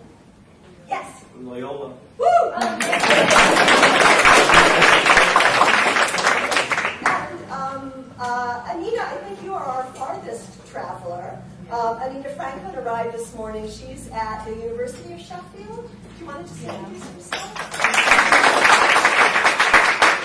Yeah, I have a course that I run called Working with Communities, Identities, Regeneration, and Change.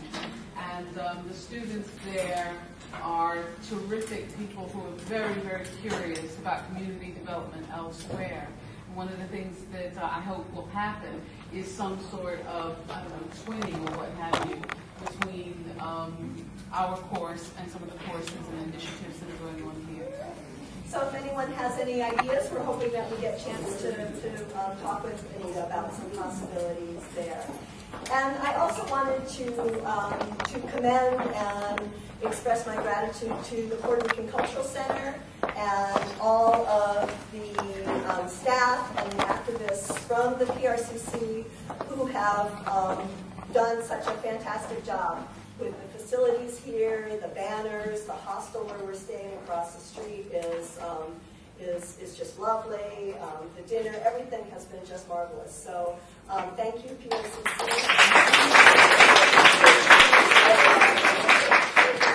Mobilizing everyone so that we have a really great experience here. I'll introduce the workshops just to let everybody know what's going on and where to go. We have 4 workshops. We're going to do 3 of the workshops twice and 1 of the workshops once. The workshop that we are only doing once is Curating Identity. Curating Identity, thank you. So the other workshops will be 45 minutes, so from 10:30 to 11:15, and then a few minutes to get to the next one, so you can pick 2, and then from 11:30 to 12:15 for the second workshop that you choose to go to, and then come back here and Sharon Irish will moderate a discussion of the experiences that everyone had at the workshops, and that will take us to 1. Yeah. So, there are 2 things. One is that we are doing a silent auction with the pieces that Dr. Margaret Moreau donated. So the pieces are in the back. There are sheets if you want to bid on that. And then also for people who may need assistance with transportation or getting back to where you are staying, there is a yellow notepad on the second table in the back, or you can see either one of the Sharons. You can write your name down, and we'll talk to you during the day to see how we can best facilitate getting back to where you are staying. Thanks. Yeah. What time does Curating Identity start then? They all start at 10:30. Right now. Yeah. Oh yeah, yeah. Let me. Okay, why don't we do that first? So you may have noticed over by the a couple of things. First, I would like to point out Puente Bookstore is the table over here.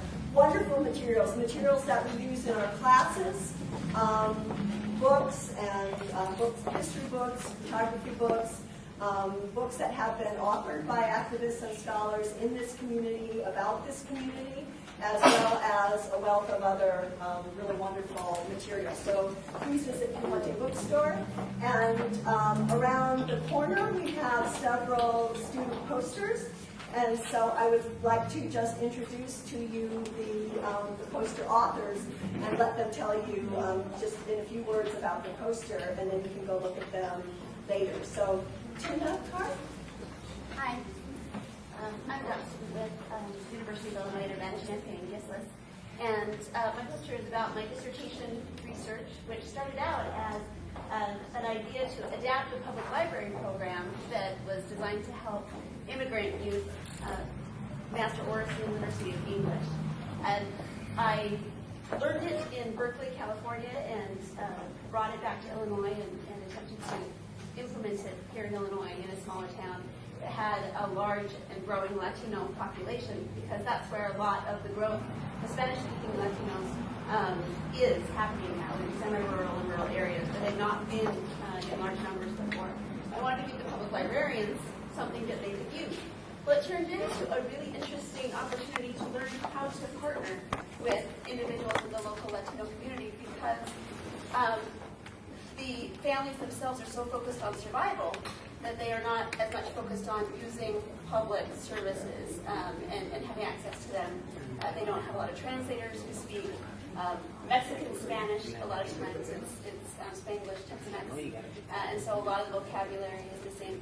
And so finding out how to connect with these families one by one and bring them to the institutions became a major endeavor that I'm still finishing up the analysis of, and it's still going on. Thanks. I'm from the University of Illinois, and I work with Professor Kate Williams in community informatics, and she's studying technology use in Chicago and local ethnic communities. And we're at the first part of the analysis, which is discovering these communities using 2000 census data and a variety of questions that people themselves have answered. So we have a couple maps up there representing Mexican Americans and Puerto Ricans. This is also helped put together, if you look in your packet, there's a wonderful extensive bibliography on Puerto Rican Chicago that that book has put together for us. Also in your packet, especially if you're new, there should be just a little card that has 3 or 4 of our cell phone numbers on it. If you get into any issues or have any questions or problems or need help with anything during the day, so you'll have somebody that you can call with questions. Okay, so just briefly, I mentioned Dr. Sharon Irish. Sharon is the project manager for the Community Informatics Initiative. She has a PhD in art history from Northwestern, so it's been particularly wonderful to have her here this year helping with the conference because it really ties in with her work. She has a very strong commitment, is very active in community-based social justice issues, and has done a fair amount of work herself on the nature of public space. So that's Sharon. Okay, so the workshops, and all of the workshops represent collaborations between the Community Informatics Program and the various programs here in Paseo Bolívar. So they are, first off, in the Dr. Pedro Campus High School, which is right at the PRC, a few doors down upstairs. We'll lead you over there. Social ecology and urban agriculture, growing scientific thinking in high school.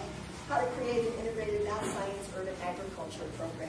Also a reminder, if any of you are teachers or other professionals and would like to get professional development credit, you can do so, and Sharon Comstock in the black blazer has forms that you need to do for that. There's a total of 18 credits allowed for the whole symposium. The second workshop, Do You Speak? Technology and Early Childhood Learners. It actually will focus not just on a particular technology that we were using with the very young children at child care. Nick, are you here? Nick went over there. Nick Corrado has been working for the last several months with the teachers from several different child cares, developing family story times, reading their book collections, creating a book drive. So the workshop will cover all of that. We institute a very grassroots partnership that is geared towards education and technology for very young children in the community. The workshop that's only being held once, Curating Identity, students as curators at the Newberry exhibit on Puerto Rican identity. So the Newberry, and I believe it was the first time that they have done this, and Dr. Simpson from the Newberry is here to join for that workshop. The high school students from Dr. Pedro Albizu Campus High School curated an exhibit using the materials at the Newberry that are related to the history of Puerto Rico. Saul Melendez was the high school teacher who worked with them. John Vinsler was the community informatics student. And there is a newspaper article on the bulletin board back there about the opening of the exhibit, which was just several days ago. And was a big success. The exhibit will be continuing, I think, until July. So there's still time to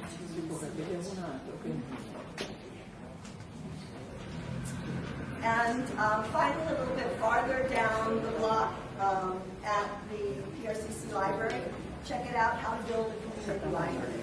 And that workshop will be led by the food informatics student and the garden. And I can walk people down. So, yes. Where is the curating? At the PRCC. Okay. So the curating, the one on urban agriculture, the child care, and the Newberry exhibit are all at the PRCC, which are just 2 doors down. And the one at the library is down the block in the waste farther. So,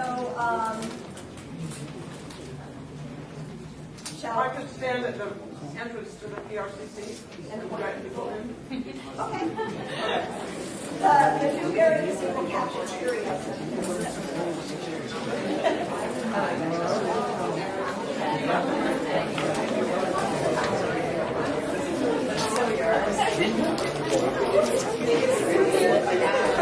I have to take care of mine and elbow. I guess I'll just hold on.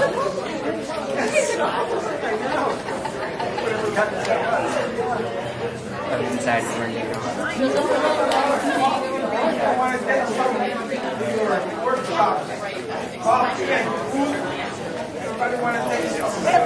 If you're going to the community library,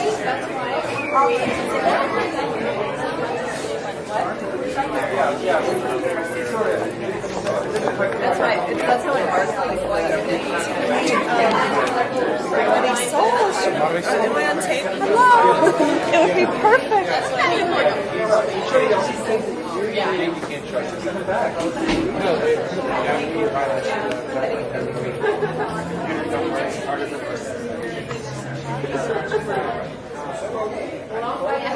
And I could either have been smack in the middle for my birthday. Or I could have been on my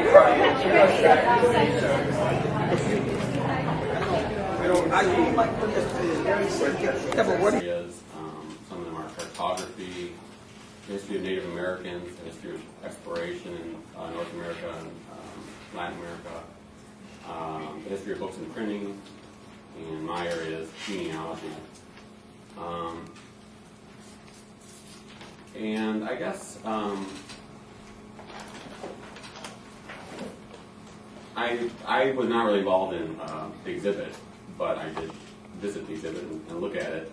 And I guess kind of the interesting thing to me about the exhibit is just the Newberry has a very rich collection, but I think people at the Newberry tend to view it in the kind of specialized ways that it grew.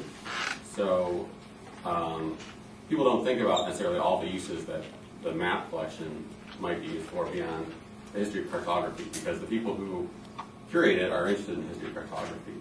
And so there's lots of different ways I think the collection can kind of be remixed or, by people that aren't always thought about. And I think the exhibit drew on a lot of different parts of the collection. I think one really interesting piece was a map. It was basically a political cartoon kind of poster, but it's also a map, which shows Uncle Sam kind of grabbing up pieces of other places. And this is a poster from, I don't know, early 20th century. And we have it as part of the map collection, because it is a map. But it's also a really interesting political item, and it's interesting in this exhibit in the context of Puerto Rican history. And so, I think having members of the community use the library in this way is, it kind of brings a fresh perspective. I work in the genealogy department, which is sort of a weird part of the Newberry that isn't that connected to some of the other parts of it, I think. In some ways, we're always, I think, maybe, we're really driven by users in a lot of ways. So when we create things or when we purchase things, we look at what people are coming in and what kind of things they're interested in. As part of, once this exhibit started, one thing I've been meaning to do for a while was create a little guide to Puerto Rican genealogy, but it's sort of been on the back burner for me because we don't have tons of researchers coming in asking about it. It's just something that we have a few people coming in, and I live in this area, so I'm kind of interested in that. And so the exhibit really spurred me to write just a one-page guide to Puerto Rican genealogy, which we had with the exhibit, and I just put it on our website as well. But in our section, I think, another thing that spurred me to write this is that I have a researcher who comes in all the time doing Puerto Rican research now. And so I sort of asked her, what do you think of this? And she gave me a few suggestions. And so, that's sort of an ideal as far as I'm concerned, that we reach out, but also people coming in sort of give us perspectives on what we need to do.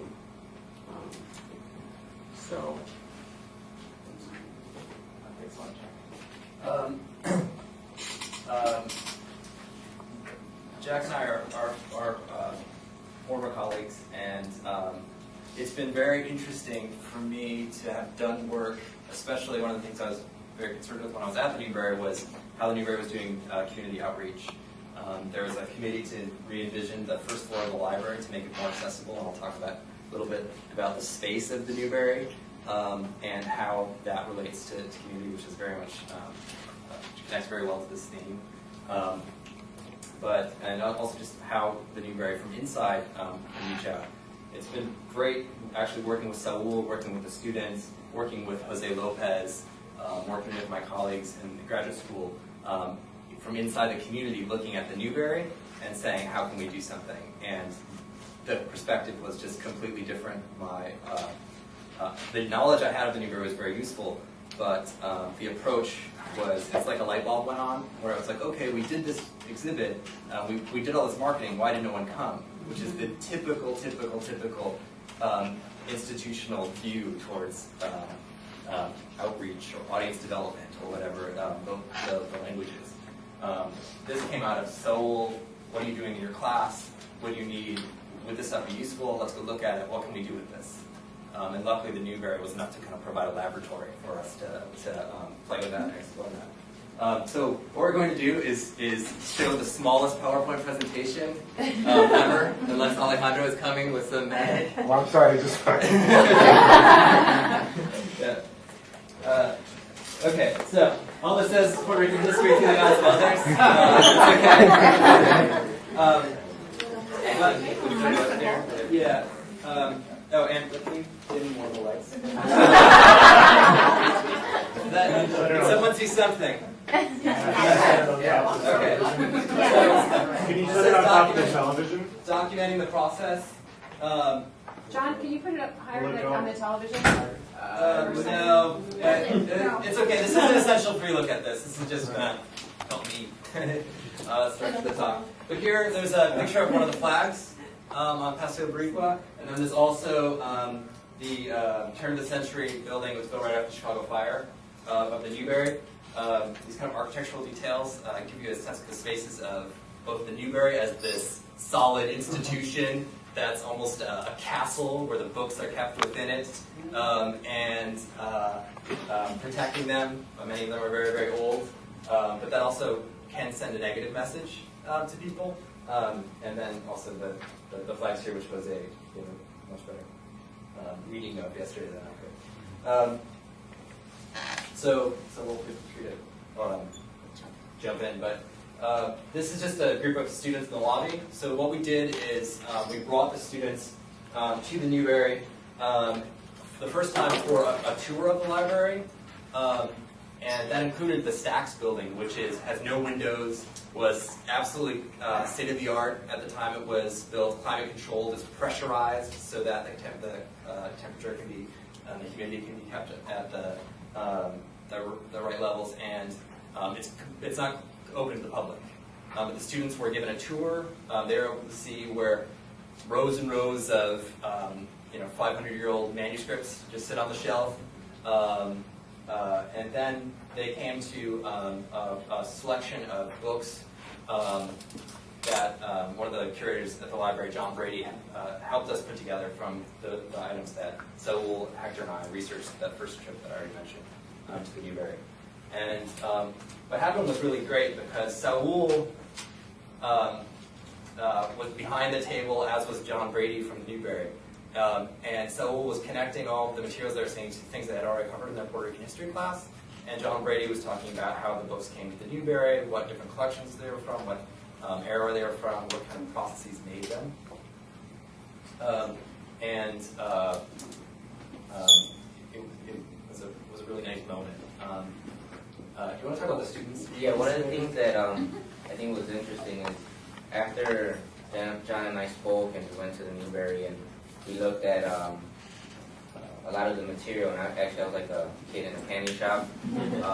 We were finding maps from 1644, a lot of the things that I studied in Puerto Rican history. I'm actually looking at it in terms of primary sources, which I think I'm going to talk about a little bit later, which is very important.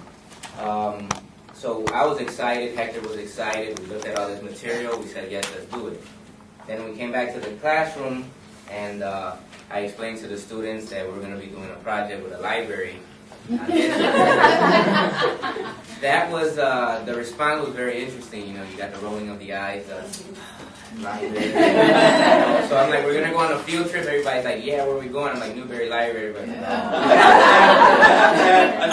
Another cohort of students that same day was going to a movie theater to see a Hollywood film. So it was like, where are you guys going? We're going to a library. We're going to see the new movie. So yeah, they were really upset about that. And then they're going to talk, the students are going to give you reflections of, and I think this is very important in terms of what came about outside of just the exhibit, outside of creating an exhibit, what came about in terms of the transformation the students have about history and what libraries are. But what's interesting is we go to the library, we get a tour, we get the history of it. The Newberry has 1.5 million books, 500,000 maps, and so the students were just like, wow. We went into the Stacks room, which I believe only 8 people have access to that, to the Stacks building, not even a room, it's a good building. Yeah, it's very and as you can see that as we were going through the library and they were talking about what the library was, the type of books, I mean, we were seeing books on the racks from 1775. So even before the United States was even a country, there's books that are there. So the students were like, wow, this is very interesting. Then we went, and as John talked about, we had all the materials that we picked out on the table, and I began explaining them. And outside of just me explaining them and saying, look, this is some of the things we talked about, or this is the other, they were also identifying things that we talked about in the classroom, saying, oh, I remember when we talked about this and that. So the students were able to make connections between the work we were doing in the classroom and also these primary sources. So after that first trip, a lot of students were more excited than before. They didn't actually show any excitement at all, but their view was a little bit different. They said, okay, let's do this. And then the process we went through was we continued to do research. One of the good things about the Newberry is that you can do research without being in the library. So what we did is we started looking for more maps on Puerto Rico, books, any documents, any items that we could find that the Newberry has on Puerto Rico.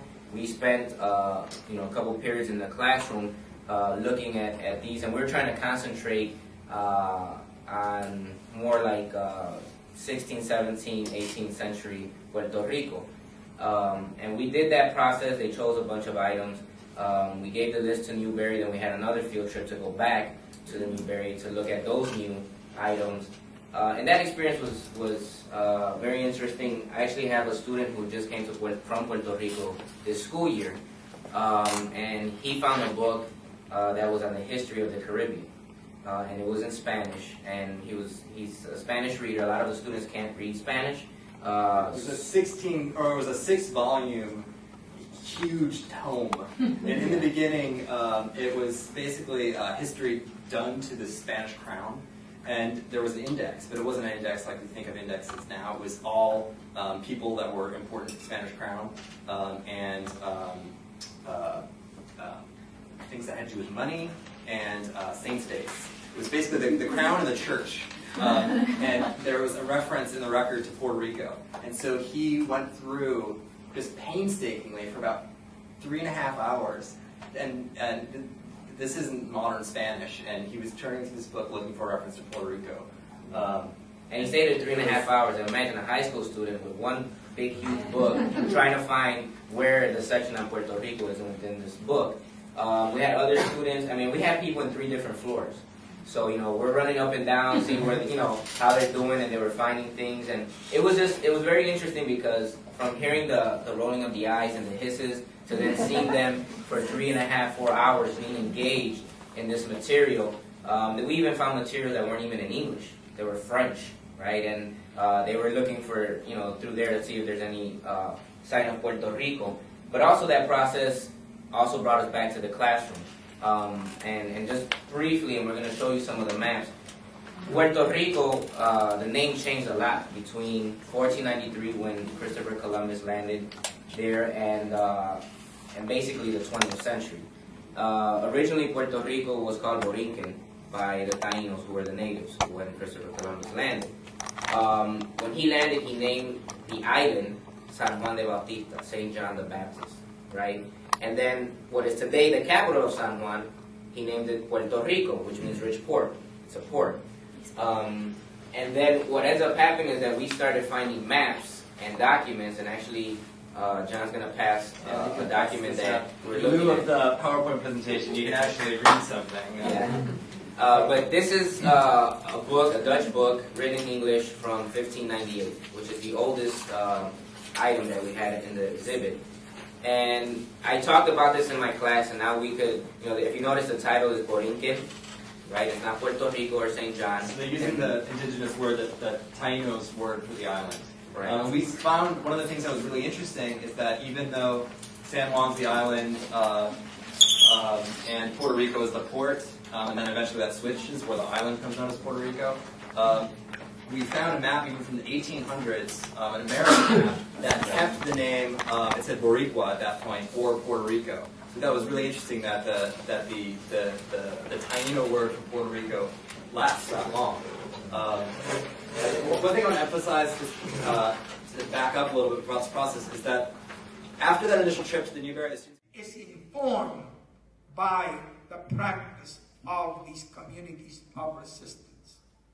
I can show you, if I follow the samba, the rhythms and sound of the samba in Brazil, or the cumbia in Colombia, or the guaracha in Cuba, or the bomba en plena in Puerto Rico, or the merengue in the Dominican Republic, I can show you the elements of this syncretism that takes place and creates new languages, new cultural and art forms, new music. And so, I want to leave you with this quote from Juan Antonio Correa. He escrito poesía con la conciencia de que soy el eco, que soy el reflejo, que soy la conciencia de algo que existe. I write poetry with the conscience that I am the echo, that I am the reflection, that I am the conscience of something that existed, that exists. De algo que ha existido, of something that has existed, antes de mí, before me, y en la cual intermedia mi pasión entre ese pasado y ese futuro, and which has existed before me, and in which my passion intermediates between that past and that future. Debe corresponder a que el legado generacional sea cada vez más fuerte. It should correspond that future generations should make the legacy greater.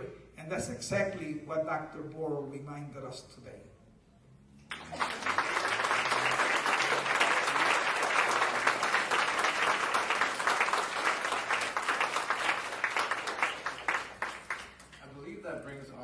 events for this evening to a close.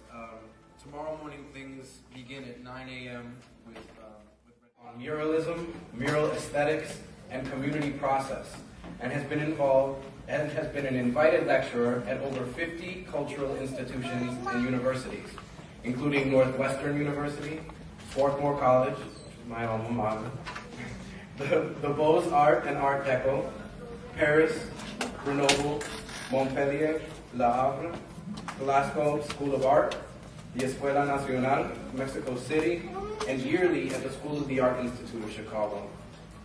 As an artist, he has had over 30 solo exhibits and co-founded the Chicago Mural Group, now Chicago Public Art Group, with William Walker in 1970.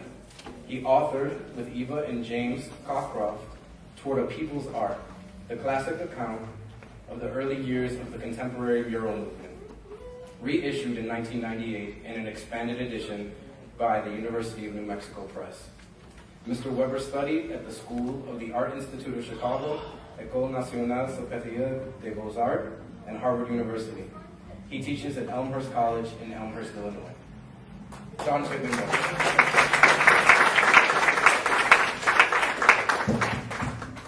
Thank you very much, and thank you, Jose, for letting me go next. I figured it was hard enough to follow after Margaret Burroughs, but following both of you would really be totally impossible. Well, it's hard enough, but there is I met William Walker actually through Dr. Burroughs in 1969, so it's almost 40 years ago.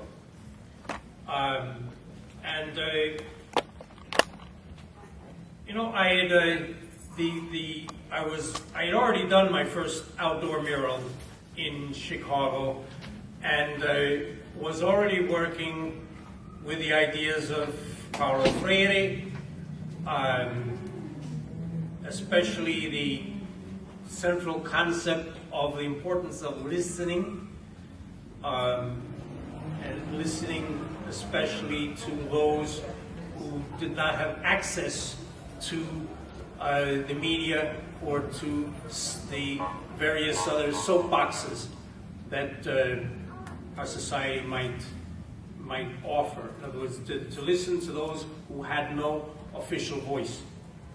And I was already working with, had already been thinking about some of the ideas of Cabral and of some words that I had heard Jean-Paul Sartre say when I was studying over in Paris about the question of what can art do.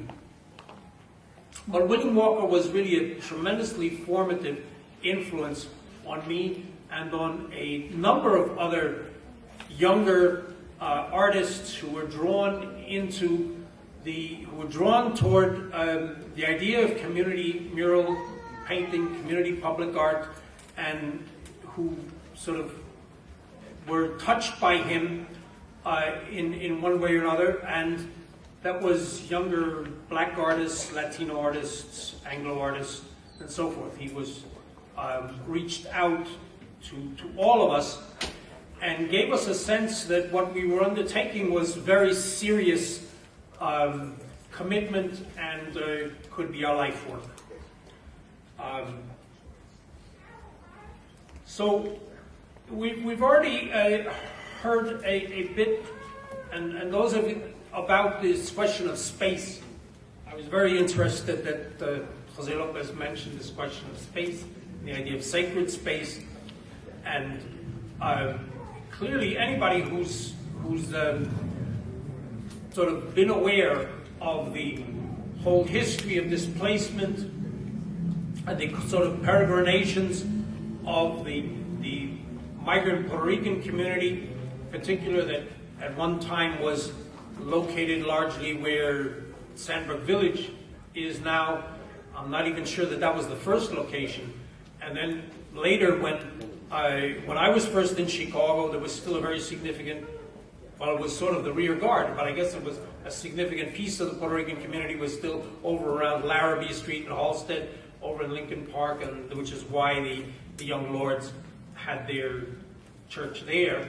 But at that time already, probably the bulk of the Puerto Rican community had gone across the river into West Town and East Humboldt Park, which is where I first got involved. So this was a sort of a series of migrations of a community that was already a migrant community. And so the question of place and of marking has obviously played a very crucial role in this whole formation around Humboldt Park and on the Paseo Boricua in particular. And so we talk a lot about, and this is not just me, but people who are seriously into sort of the anthropology of city planning, and this is serious architects. I've heard it a lot more from Europeans than from North Americans, but talk about landmarks, the importance of marking space, of mapping space, the importance of points of reference in this in the shifting character of the city, dominated by commercial capitalism and its state powers that like to shift. Skills. And the thing about and I don't know how many people here actually went to the exhibit on Wednesday. And it's still up to July 12th. Did anybody go to the opening reception here? One person? Okay. You guys have no idea what we're talking about. Okay. But the thing is that the name of the title of the exhibit is Puerto Rican History Through the Eyes of Others. Reason we named it that is because... Excuse me, so I just want to let people know also in your packet you have a little description of the exhibit. The thing is that all of these materials that we have on Puerto Rico, none of it comes from a Puerto Rican perspective. Well, there's one children's book, but it's from 1968. Yes, that was the one exception. But the thing is that it's Dutch, French, English, and we did have a Scottish map that we weren't able to actually put in the exhibit because of the condition that it was in. But there was actually a couple items that, and we're going to show you a couple items that we weren't able to put into the exhibit because of the condition that we're in. But we were able to find that same map that he was talking about from the United States. It seems like the U.S. just copied the Scottish map and put it in there, which it had the name Boricua, which is someone from Borinquen. That's why if you notice, you have people wearing shirts that say Boricua, or you hear Puerto Ricans referring to each other as Boricua. That's the native name of someone from the island of Borinquen. I'm going to go through this very, very quickly because none of you can really see it. Yeah. Can I just ask a quick question and back up again to process how you did this? When you said they went for a tour, the students went for a tour, and then they came back and looked for things in the classroom. Are you talking about going onto the Newberry's website and looking That's right, at going on the resources? online catalog and developing kind of a workshop about how to look up things on Puerto Rico, what are some different strategies for doing so. So some of the things that they learned on this is they learned research skills, they learned about primary sources and how that connects to history. And then another part of this, which we'll talk about, is that after coming up with this collaborative exhibit, they each did object lists of 15 objects that would represent them in 100 years from now. So not only did they look at the history of Puerto Rico, they looked at the history of them, or they looked at themselves in a historical context. So those two things went hand in hand, and that was just as integral to the project as cool old books. So I'm going to show some of these things, realizing that many of you can't see them. But here's a manuscript collection. The White Gloves here's a French book from about 1810. See, this is an example, and this relates to Jack here. This book is basically like a telephone book. It's a book that people would have used for a year, and then it wouldn't have been useful, and they would have thrown away. It's a directory in English and Spanish of Puerto Rico in 1901 that is divided by region, starts with San Juan, and then goes up alphabetically through Puerto Rico, and then divided by business area, and then last names. So Jose Lopez went to the Louvre, looked up with me, found out where his parents were from, and said, oh, this family's still there, this family's still there, this family's still there, this family's still there, this family's still there. And it's an amazing genealogical resource. And it gives you a snapshot of what people were doing, and it gives you a kind of view into social history rather than the, this guy killed this guy, and this person won this war kind of history. But that was a book that was in too fragile condition that we couldn't use it, but it's on Jack's list. So people can still go and view it. And also now it's being conserved because we brought it to the library's attention. So that's one of the side effects that you don't see when you go into the exhibit. One other thing. Dan, what time should we be done by? 11:30 is when the next workshop starts. Okay.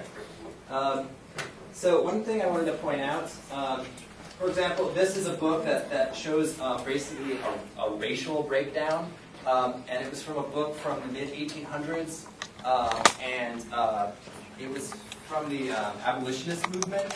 And it was really interesting when students were able to see a book that was making an argument against or how barbaric slavery was, while also being racist. I think it's kind of like the Uncle Tom's Cabin moment, where you realize something can be against slavery but still be very racist, and that's something we talk about in the classroom. But the students also looked at a promissory note that was written in manuscript from the 1600s that was for a slave ship that was going from Spain to Angola to New Spain, which could have been Puerto Rico. So they held in their hands basically a receipt that had how many lives attached to it. So that kind of interaction with materials was really interesting. It led to a lot of interesting conversations.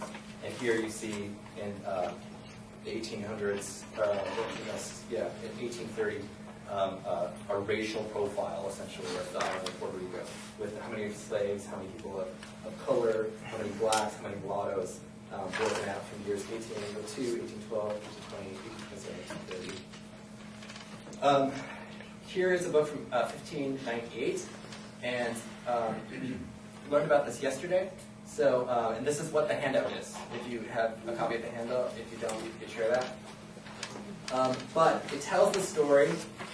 Here's the same text that you have. But it tells the story that's told by artists in this neighborhood that you saw in the mural in the neon.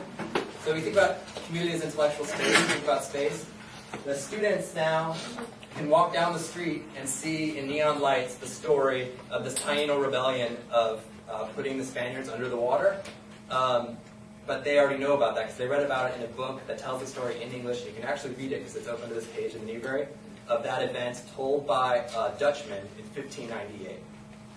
So that story told in 1598 in a book is also told in neon lights a block away. I think one of the also we had some good discussions in the classroom about a lot of the material and the information that it gives out. Specifically, if you were to read this, you would see that the cacique, which they spelled wrong, but the cacique, who is the chief, that's what they call the Taino chief, they put their name down as Yaguara, right? Today, we know him as Urayoan, okay? So, how is it that in 1598, his name was Yaguara, and then we're over here in 2008, and we know him as Urayoan?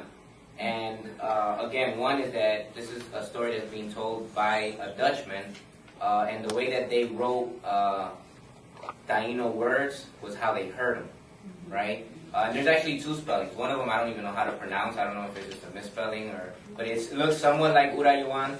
But when we talked about it also, it's about also how legends come about. I mean, when the Spaniards came, just as when Cortez got to Tenochtitlan, the Mexican capital of the Aztecs, or Pizarro got to the Incas, they never seen these people before, and they had these theories about they were gods or whatever the case, and that neon light display basically shows how the Tainos figured it out, and then they began rebelling against the Spaniards and everything they were doing. I mean, they were enslaved, they had them working. So we were able to also have discussions about how it is that people interpret history and what is history, right? Because a lot of times history comes from the point of view of the person who's writing it, and they usually have an agenda. If we were to look at a lot of the maps that were being displayed, and Jose spoke about this also at the exhibit, is that you have Vieques, which is another island of Puerto Rico. Puerto Rico is actually an archipelago, it's not an island. And Vieques is an island off the east coast of Puerto Rico, and it's been in contention by the English and the Dutch. They wanted that island. So in these maps you see Vieques not as part of Puerto Rico in terms of physically, it looks like it's more part of the Virgin Islands, and it's closer to St. Croix. So it's very interesting to see that they wrote this history of Puerto Rico, but they wrote it from their perspective and what they wanted people to know about Puerto Rico. So we were also able to see that. We're able to see also how things changed in Puerto Rico. For example, today you would go to San Juan, to a park called Santurce, which back in the 18th century was called San Mateo de Cangrejos. So we were able to see that in the maps and how you had different names of places and also how spellings changed. Vieques today is Vieques with a V. Back then it was called Vieque with a V.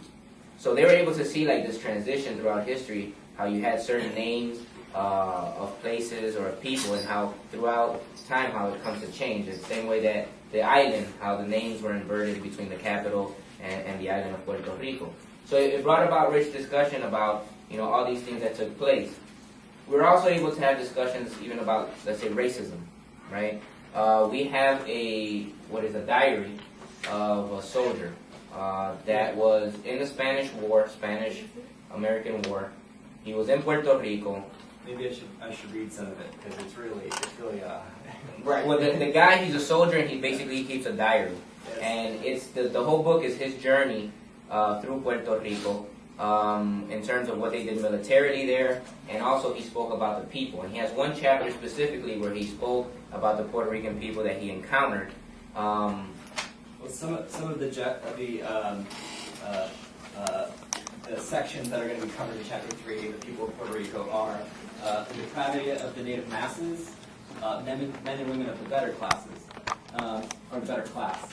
But then also here it's talking about during the American invasion, this is a soldier's diary, that they were the more ignorant and childish of them, and it goes on and on and on. And you also see the Tainos characterized as docile, feminized, unlike the Caribs, who are brutal animals and cannibals, which are the two native peoples that were around there. So you see the Taino vision then starting to be projected on the people of Puerto Rico, and the students can kind of see this mythology of Puerto Rico also take place in the historical record. And it was a very emotional moment. Students were very upset. Like, he said that about us. But, I mean, he was a very interesting discussion of how to write and create the exhibit. So, like, how to say this is a racist document, how to address that, and but how to discuss this thing. So we had some interesting conversation that came out of that, how to frame things, how to documents, get in dialogue with one another. I think also we're able to connect it to even today's reality. I mean, for example, if we're to look at stereotypes of Puerto Ricans, right? I mean, you have the whole idea of the welfare queen, right? You have the Puerto Ricans are lazy. All of that, those things are said. He says this in there. He talks about the people, and everything he had to say about the masses, and what he's talking about was the poor, was all negative. And then when he starts talking about what did he say? What classes? The better classes. He makes it a point to say that these are people from Spanish descent. And he has pictures of these young women who are light-skinned, and he said, you know, Spanish women in Puerto Rico. So everything that had to do with Spanish or had to do with being white was better, prettier, and everything that had to do with the masses, which he obviously saw as darker, was negative. They were ignorant, they were childish, right? And then we could see this in also political cartoons, right? Where you see Uncle Sam, this tall, white, skinny man, and you see Puerto Rico, Cuba, Jamaica, Haiti as small black children, right? So, like, it's very interesting because we were able to have discussions about this, and we were to relate what he is saying to, you know, other political cartoons or historical events that took place and how the U.S. Sees Puerto Rico. And also, when we first went, John showed us newspapers at the time, and you can see even it's reflected in the newspaper, the language that they use in terms of describing people of Puerto Rico, which then leads to a contradiction in another book that we found, where it has General Miles promising Puerto Rico that the U.S. is not going there to create war war against a people who've been oppressed by the Spanish for 400 years and blah, blah, blah, that they're actually coming to bring the blessing of a civilization, of democracy, of liberty, and all these things. And there's a book called The Broken Pledge, where it talks about how Miles and actually the War Commission of the United States saying that they're coming to Puerto Rico to liberate Puerto Rico from the Spanish. Then you see Calvin Coolidge in 1928 coming and saying, you know what, we never made any promise to Puerto Rico about anything. And we never made a promise that we didn't keep. And we never made such promises of that we're bringing anything to them. So and then the book goes, and it's a book from the U.S., where it's basically showing how the U.S. Didn't go to Puerto Rico to help Puerto Rico, and as a matter of fact, they went to exploit them and colonize. So the students were able to see even books that spoke about that, which also brought about rich conversation, and we also had to revisit things. Let's get to the conversation because we're running out of time, so I want the students to weigh in. Even though I promise we're not going to berate them with too many questions, but so we'll do one. Well, and one thing I should say is that the students were even involved with the installation. There were 4 students that came in and decided to put Spanish first rather than English. That was, if you look at the exhibit, that's against the Newberry practice generally, but the students said, we want to do this, and so they did it. But let's talk a little bit about some of your experiences. I don't know. Let's start with Nicole. Do you want to say something about how what your relationship was to history before, or how it was changed, or what you think of history since you? Well, I thought of history as just information about the past. But going to Newberry, I think that it's information based on how people saw it and how they wrote about it.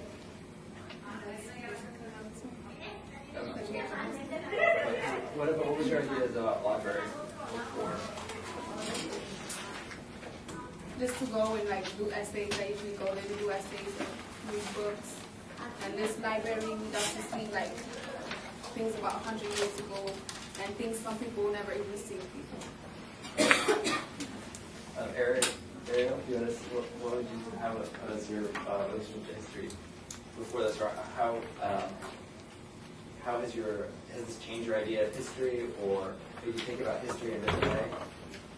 I mean, when I used to look at history before that, when I went to other schools, it was just basic U.S. history, you know. It was just this is what you're going to learn, this is what happened 100 years ago rather than 500 years ago and stuff like that. So, I mean, I found it to be boring.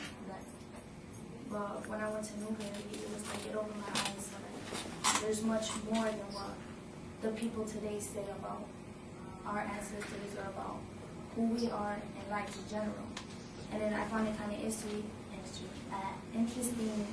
to see that there's much more to people or to us than just what we know as ourselves. Is it more complicated than?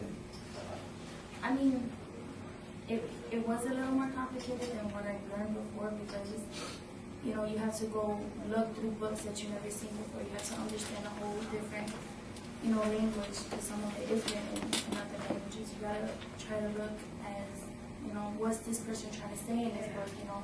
So it's not only your perspective, but what the person's perspective of how it used to be. You gotta find out this compared, you know what I'm saying? To that, to make it. One of the things, we had the students reflect. After we did this exhibit, we asked them to come up with a personal exhibit. So it was them imagining themselves, you know, 100 years from now, if you wanted someone to know who you were, using items, what items would you use? So we told them to come up with 15 items, 12 of them they would come up with themselves, and then 3 items someone else from the class would say, okay, right, like Nicole, this bottle of water represents you because whatever the case. And it was very interesting because, you know, the whole idea is that we're seeing Puerto Rico through other people's perspectives, so we wanted them to talk about how do you want to be seen as, you know, a Puerto Rican, Mexican, black young man or young woman. And it was very interesting because they were actually able to reflect and they were able to think, and they did this for a couple classes, and they came up, like for example, one student came up with a diamond, right? And, you know, when I first saw it, I'm thinking a diamond, you know, girl's best friend, all that stuff. But it was very interesting to see how the student took the diamond and transformed it into, you know, diamonds are very strong, they're hard to break, but they shape very beautiful. So she went into how basically that diamond represents her as her being this complex young woman, right? And her being strong, and no matter what she's gone through, she's still around, she's still a strong person. So you could see how people were able to take items and connect it to, these items that represent them are connected to their everyday experience, which is what basically culture is. So they were able to connect, you know, a lot of these things. And we had them do reflections about the library, about history. And actually, Nicole wrote a very interesting reflection on the library. We asked her, how has this exhibit changed your view on libraries? And she says, before she saw libraries as boring, now she sees it as a portal to your past.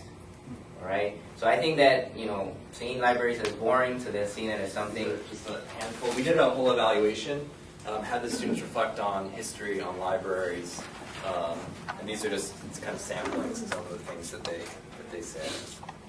We have time for a few more questions.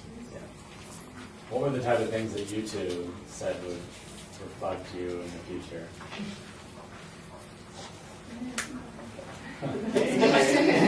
You know how you guys had to think about... before?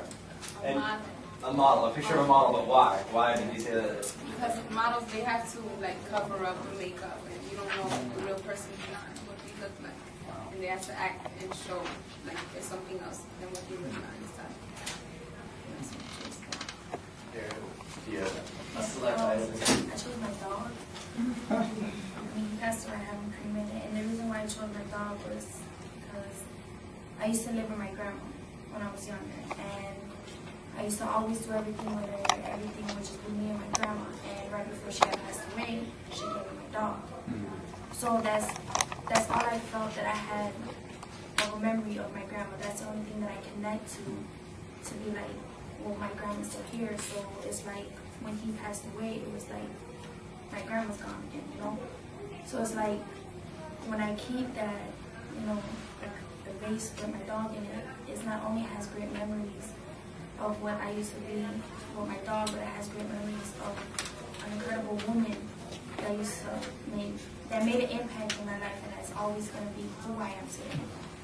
So that's great.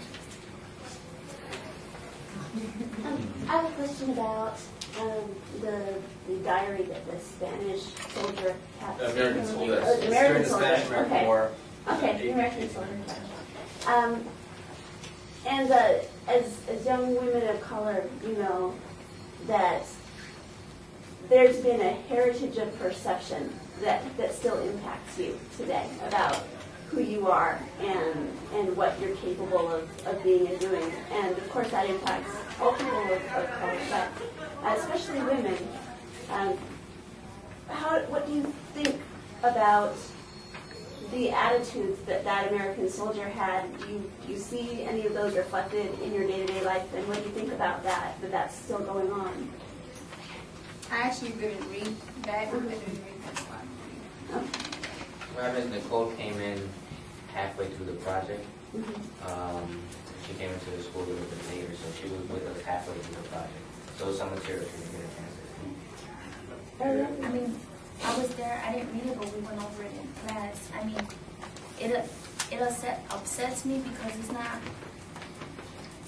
to me, it doesn't matter what color your skin is, you know, or it doesn't matter if you're a woman or a man. You know, a person's a person, and a person has his own mind and their own uniqueness, but it's reality that people are not going to see us like that. So no matter how much I got mad and no matter how much I wanted to change it, it just eagered me more really to see what I can do to make a difference and what I can make to show people that it's not because of your color of your skin or if you're a man or a woman, but the uniqueness in your mind that should be able to shine rather than just that. I guess one of the things this exhibit did, and I don't know that we thought about this initially, but it really gave them a chance to speak against, you know, that book is in there, that book's not highlighted, but they helped to draft the descriptions, they helped have a discussion about it, and that's what ends up in there, so. I think one of the things I want to say is to commend you as a teacher, especially in terms of handling things that come up, which are difficult because sometimes people can just end up trying not to talk about these things, and it sounds like that wasn't going to happen here, so that's really true. What sort of things do you think you might do differently next time if you had time to do it again? Actually, John and I sat down, or we want to sit down to be able to We've talked about this a few times about the process. This whole process only took about 4 months. And I think the time is what really made it difficult for us, because you have to take trips to the Newberry to be able to look at this material. Newberry, one of the things in Newberry opens at 10, and we have to have the students back by 2:30. We have to eat lunch between there, so we couldn't go 2 or 3 days in a row because we couldn't pull the students out of class for so long. So time was a problem, and then even doing the descriptions. Descriptions, something that's very difficult. You got to sit down, go through what you want to write about, and then we had to translate them. That's why Hector's Spanish class, it was the same class, they just changed days. So the idea was that we write the descriptions in English and then the class would translate, which is also very difficult if you don't have time. We only have 4 months to do everything. The other problem is that at the beginning, I had no idea how to curate anything, right? I mean, I go to museums, it looks nice, but... So I think also the lack of experience in terms of what this process entails was also a little difficult. So we talked about that, and one of the things, and I think this is also one thing I wanted to mention, is that we sat down with Newberry, and this is the beginning of a new relationship between Newberry and the Puerto Rican community, the Culture Center in the high school. We've talked about this not being the end of this project. We talked about getting funds to be able to digitize not just the exhibit, but the material, the Puerto Rican items that they have, so then we can be able to take those items and use them in the classroom. So instead of us going to the Newberry comes to us. And the idea would be is that we would digitize this exhibit, and we would continue to do research and come up with a digital exhibit on Puerto Rico that will be permanent on Newberry's website. But with that, we want to be able to plan things ahead of time, have more time to be able to do an exhibit, and then maybe also bring in some more like professional help, like actually talk to curators, have them come in and give a class on how it is that you choose items or write descriptions, or so we would probably do things a little bit different in terms of getting more help from people who are experts in these areas. And I mean, the experience was wonderful either way. I think that even with the limited time and the limited knowledge, at least that I had of curating, it still was a great project. I think at the end, outside of just having a physical exhibit, I think that it challenged students to think about history, think about libraries, and think about themselves within history differently. One thing we didn't mention is that this is the first time that the Newberry has ever done an exhibit on Puerto Rico in the over 100 years that they have existed, and that it's the first time that they've ever done an exhibit where the students were curated, high school students were curated. So that's very historical in a sense, and they're part of that history. And I think now they understand it more after seeing the reception, seeing the exhibit actually up, and the seriousness of it. I think they understand it now, and they see themselves more as part of history instead of seeing history as something that they're not connected to. So I think that's probably more important than the actual physical exhibit. One of the things Jose mentioned at the reception, which I think is also historical and very important, is that the area where the Newberry is located used to be a Puerto Rican community. And I know that within the conference, the first day, we've been talking about gentrification and the displacement of the Puerto Rican community. That used to be a Puerto Rican community there. And in reality, Puerto Ricans really didn't have that much access to the library. And now, 40, 50 years later, you have a group of Puerto Rican students from Humboldt Park created the first Puerto Rican exhibit in the library, and they were first students, high school students, to do that. So, I think at the end, that is what is important about it. I shouldn't say this, but at the end of the reception on Wednesday, a gentleman came up to me and he is doing a film on Mexicans in Chicago in 1920. He himself is Mexican, and he said, I came to the Newberry in the 70s, and he said, it has come so far that this exhibit happened, and that you guys have done this. and he was just, his mind was blown. He heard about it on some news list, and he came out to the exhibit. And the students kind of made that happen. He had a PhD. He was there, but he hadn't felt welcomed at the Newberry in the 1970s, and then he had this experience there. So, and that's someone that's, you know, there's, I mean, I was really moved by that, and it just shows the impact that the work that the students did goes beyond their community, goes beyond the Newberry. It extends that work. One more quick question. There are a couple more, and you had your hand up too. I do. It was mostly about the at the Newberry. Was this the first? You mentioned that they're usually very vertical sort of exhibits, you know, with maps or something.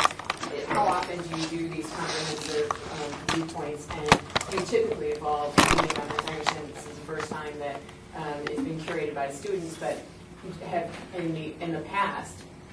I mean, this is the first time Newberry is working with the community to establish a comprehensive sort of perspective of a particular area. Well, I come from the, like I said, the genealogy section. So I never do exhibits. So I don't have to remember all exhibits. But usually, I would say that usually somebody has an idea, either somebody, a curator at Newberry, or a researcher who is usually a professor somewhere, about doing an exhibit about something. And they're often curated by people outside of the Newberry, but they're usually academics. I mean, the Newberry, I think their perspective of the institution is very much driven by academics. So it's very interesting, though, because you said it's a humanity-based collection, and that's stuff that touches the community in general. But, you know, art and history and these are the things that regular people connect with. And so it makes sense that this is a great first step in getting the Newberry involved with the community. Also excellent that it's students to obviously engage their interest in a very personal way and give them the skills to continue that. But in general, it seems like a wonderful project, not only for students, but community-based groups, whether they be art groups or whatever the case may be. Brooke, and if you for students, did any of your family or friends go to Oakland? Our friends from the school, some. And I have to mention this too. Sorry, but it was the last day of school. They were done, and they were done, and they came. We had a group of the actual curators, and then we had a busload of students, and that blew my mind. Because I know when I was in high school, I would not have been there. So I mean, that just says something. Yeah, that's just there. Yeah. I just had a question again about mechanics of this. First of all, how it was funded, and then also, did the Newberry supply a designer for you guys, or how you actually got it done? This is part of the Spotlight series, which is something they do, which is highlighting things that are already in their collection. And so they basically have a template.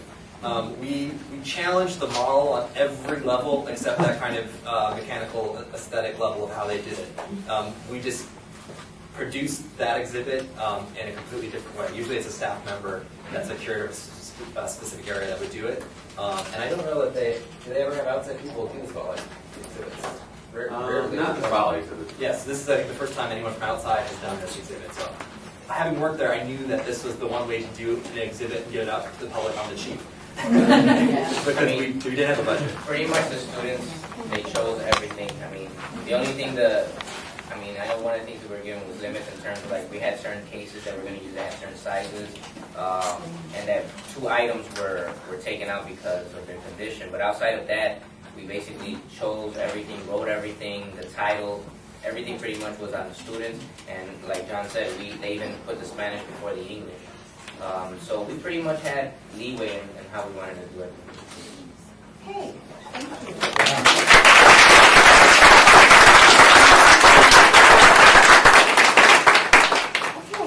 If you would like to go to the Urban Agriculture High School program, you can go up these stairs in the back. If you are headed to the Young Children Literacy and Technology workshop, you can go. Perspectives too. So what is this library? You look around you can see the books on the shelves, you can see art on the walls, and I'll show you something on the website for the library. But if you look at the website right now, which if any of you went to PRCC-CA CHGO right now, you would see, I think it's .org, that's the Puerto Rican Cultural Center's website. It's really update, and they're working on it, but it's a big deal in some of the organizations to update the web presence. But they do have the mission statement, and oh, by the way, the slideshow is available online. It's listed on the bottom of my handout, and there are links in here, so if you want to find more information there. Their mission statement, it's long, but it's easier. A place where people can learn about and share with a broader community of people the depth of unique and personal history, experiences, and struggles. A catalyst to experience informed practice of community activism. So this library has a lot of historical materials. It helps you look back at the past and see why things happen and how they happen. But it's also here to help you go forward, to give resources for activism for all the different programs that are running on this community. So who is it here for? It's here for anybody who needs to use it, really. But if you look at the Puerto Rican Cultural Center, you'll find a lot of programs going on, from high school students to daycare to, and I'm listing a few. There's RIO Democracy, there's RIO Arts and Culture, I think that's on here. Like I said, the website isn't fully updated, so I hear about things going on. I don't even know everything that's happening here. So for this library to serve all of those programs, it's a lot to do, and I can't say that we're there yet, but we're working towards it. When I say we, I'm with Liz, I'm a University of Illinois online library student. So the students have been having classes here, and a lot of our classes involve doing stuff with this library, so I'll be giving you some examples of that. Problems. People don't know about the library. They have to use it if they don't know about it. It seems kind of obvious. People can't get to it. The books here don't circulate. There's no permanent location. Not all of them are on the shelf, even in this temporary location. That's access. There's no access. There's access, but no access to something and people find it. When the library first began, they had books in boxes in somebody's basement. Obviously, that's not a library that's easy to use. So our goals have been to organize the books. We got them out of the basement, we got them out of the boxes, they're on shelves. Make it easy to access the library. That includes having students who are here to give library services. That includes having a website where people can find out information about it if they need to. So there's lots of things connected to that. And connecting the library with the community. So once they know about it, once they can get to it, what do they need? You can't just assume that if you have stuff on the shelf for people who walk in, that it's really connected to the community. You have to know what they want and how to make that work. So we also did a community needs assessment. So step one, organizing the library, getting them out of the boxes and on your shelves. This is before my time, so I have, like I mentioned, there's a link right here on the title that you can click on. We can go back to this later if you want to find out more about what happened there. But there's a picture of an earlier University of Illinois library science class. I was not a part of it, I wasn't there. But they worked with local community members to figure out, okay, we've got all these books. What do they have in common? How do people want to get to them? What are the topics? So they kind of arranged the books, sections, and then they figured out how to put them on shelves and how to organize them and all of that sort of stuff. And they won, I don't know what it is, maybe somebody here knows what it stands for. I mean, I know what it is. It's a youth organization with libraries. And they won a most valuable project 2004 award. Okay, so the books are organized, they're on shelves, they have labels on them, that's great. But now, if people can't come to the library, one thing is here. Our next step was to create an online library using Library Later. So I'll go into that in a little more detail later, but it's pretty easy to set up. And you can go to the library catalog now. I've got that loaded on the computers, and there's also a link on the handout. So you can see the profile that has a lot of the same information that's on the PRCC website, and you can see some of the books that are in this library. Not all of them are still in process. I think right now it's about 1,300 books have been added, but Kristen's not here, she was in the last group. She and I got an email from Anne last summer that said, oh, by the way, they decided that they need to use one of the rooms in the library for the high school. We need to put everything in boxes and put it in storage because somebody come help do that. So that room used to be full of bookshelves. It's not anymore. It has things that used to be over at the high school that are for the museum. So if I don't talk forever, then you can look around again. Otherwise, maybe you encourage to come back later for some of the artifacts. But they use it for high school meetings, classes, faculty, so forth. So there's a lot of books in storage right now. That we can't get to the catalog at this point, but I'm sure future classes will work on that. And then we also did, like I mentioned, a community needs assessment. So we talked to leaders from a lot of the different organizations. We talked to Matt in high school, we talked to Lisa Williams, of course, we talked to, I can't remember if his name is Melvin or Mervin. Somebody here can tell me who it is. I was getting mixed up. And there were a lot of range of background. Matt said, the high school students don't really go to the library much. And when I talk to them about going to the library, they say, I have fines on my account, and I can't pay them, so I don't go. It can be something pretty simple. If you're a high school student, you don't have a lot of money, having, a $5 fine before you pay something, these kids don't necessarily have much money. That might be small change to you, but it could be a very small amount of money on a fine or a policy like that. On the other hand, Mervin worked with the University of Nepal, I believe, the school, and he helped set up a collection of Latino and Puerto Rican-oriented materials. So he has months of experience in libraries. He's brought graduate students that he knew that were working on specific topics and use these books. So we were kind of surprised at the range of things, but you need to know these things before you can work with the community and really make the library useful. We also, a lot of these books are older. They were donated by scholars who passed away in the 70s, so their collections definitely cut off at that time. Some of these is, 30 years ago, 40 years ago almost, or some of those. We got some collections of books from there's a little park library. The librarian there expanded to the PRCC and some issues, some projects, extra copies they got to get it started. So that's where a lot of our we're working on a book drive. We have suggested titles if anybody wants to get involved with this library and help. There are books you can donate. That's a little old, but information is okay. So there's always more to do. Here's our next steps. Offering consistent library hours and staffing. Dali was in the class last semester, so she was librarian here. They have classes that meet in this library. One of the teachers was in the classroom. She happened to use this library.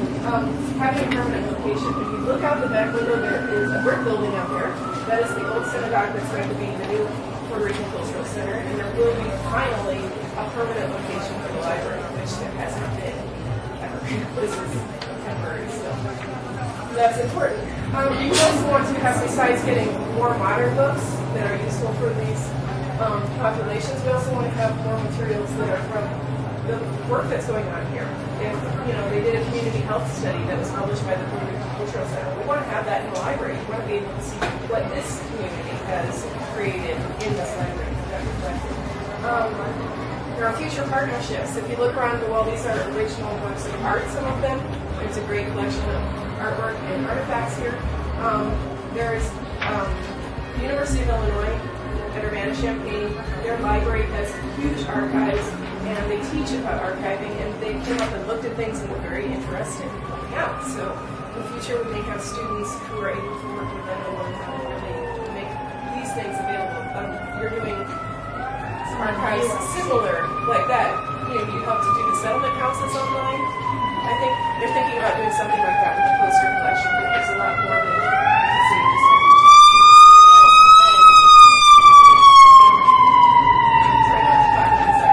So there's future projects to do and finding funding sources. So whether it's people donating books or whether it's getting a grant, there's always more that can be done to build the library. Okay, so that's what happened here. Community Libraries 101. Whether you're working with a library like this, or last semester I kind of did the whole project over again with my church library, there are some basics with a community library that you need to know. What are their goals? Who does it serve? What do they want your library to do? What experience do they have with libraries? And what are the tools that already exist that can help you serve? I've got a few questions on the How to Build a Community Library handout here. You guys can take this later, or a few piles around that you can pass it. And I can email this to you if you would like to have a copy of it. If you just want to put your email on the sheet before you go, I can send you documents, whatever you're interested in. Okay, so from problems to solutions. I don't know if you can see up here, this is the church library that I work with. It started as a big pile of books on this table in a room that nobody went to the basement. So what does it take to turn a pile of books into a library that people actually use? We have a different spot and we have it organized and so forth. Here's a case study, subject headings. If you look at the shelves around here, it's not Dewey and it's not Library of Congress. If you look at Dewey, it's organized. This is what some public libraries, a lot of school libraries use. You may have heard how to use it in third grade or something like that. Some librarians know it pretty well, a lot of them don't. But it's made for general collections. It's really designed to work for if you have everything in your data set. Complete needs whoever. So generalities, philosophy, religion, social sciences, the arts, so forth. We didn't use that because where would your books go? Would everything end up under one section? Would you have things grouped away people would use it? Library of Congress is what most universities use in the United States, and it's a lot longer list. But where would the books go again? Would they go under history of the United States, British, Dutch, French, and Latin America? Would they go under geography? Would they go under, social sciences, something like that? That wouldn't necessarily group the books the way that people want to use them. So that's kind of at the beginning, at the organization stage. You want to know your community well enough that you know what their goals are. So the organization that you see on the shelves here, number one, Puerto Rico. That's on the shelves back there. Those are all books about Puerto Rico. And under that, it's grouped by literature and economics and history, politics, and all kinds of things like that. Number two, Latin America. Over here. And then after that, it's alphabetical, as you can kind of see on the shelves. Argentina, Bolivia, Brazil, Costa Rica, Cuba, etc. And I got a question. So if you look at this list, what you won't find is the United States. And you won't really find any European countries either, except for Spain and Portugal is not. Okay, so Spain is up there. But not the United States. What you haven't said is Latinos in the United States. And you won't find anything. So someone asked me, where would you find if somebody wanted to have a book about Irish immigrants? It's sort of connected. Well, we don't really have a category for Irish immigrants. We don't really have a category for immigration, but that might be one we want to do. This is a custom list. It's made to organize it for the people who use it. It can change. It's not permanent, but you need to be flexible when it comes to how people want to use the library and make it actually work. So that was the point right now. And they were working with the books that they actually had, and they were having to move them, usually fairly rapidly. So it started as books in a basement. They got all these people together to organize them. They had them on shelves. They had them organized, and then they found out, oh, guess what? We have to move everything from here to there. And it had to be labeled. So you go through hours and hours and hours of work organizing things. You have to have some way to keep that organization. So that's why they decided on putting this together according to the books they already had. This library is expanding right now. We don't really have the funds for it at this point. We're still trying to get it organized. So this might need to change as it expands. Okay, so next step, from organizing it to getting to it. Let's look at the library website. You have probably all used these websites, or at least you know what they are. Why would you use Google or Amazon or Wikipedia? They're easy, they're fast, they get you a lot of information. So that makes them work, and that's what people like about them. And a lot of people like them. Everybody's used to going to them. On the other hand, there are probably problems. If you want to find local information, if you want to find something older, you may have a lot of trouble finding that. You might get totally overloaded with too much information. You might have trouble knowing what you can trust on it. So most library websites are not fast. And they don't give you as much information as you want. The Chicago Public Library updated their website finally in March, I think. It had been there for a long time. Well, it should have been. But it used to be when you search for a book, you can get a pop-up that said, "It's loading the search, please wait 30 seconds. That doesn't seem like much, but if you're doing a lot of searching, it can really get on your nerves. It can make you not want to go back there.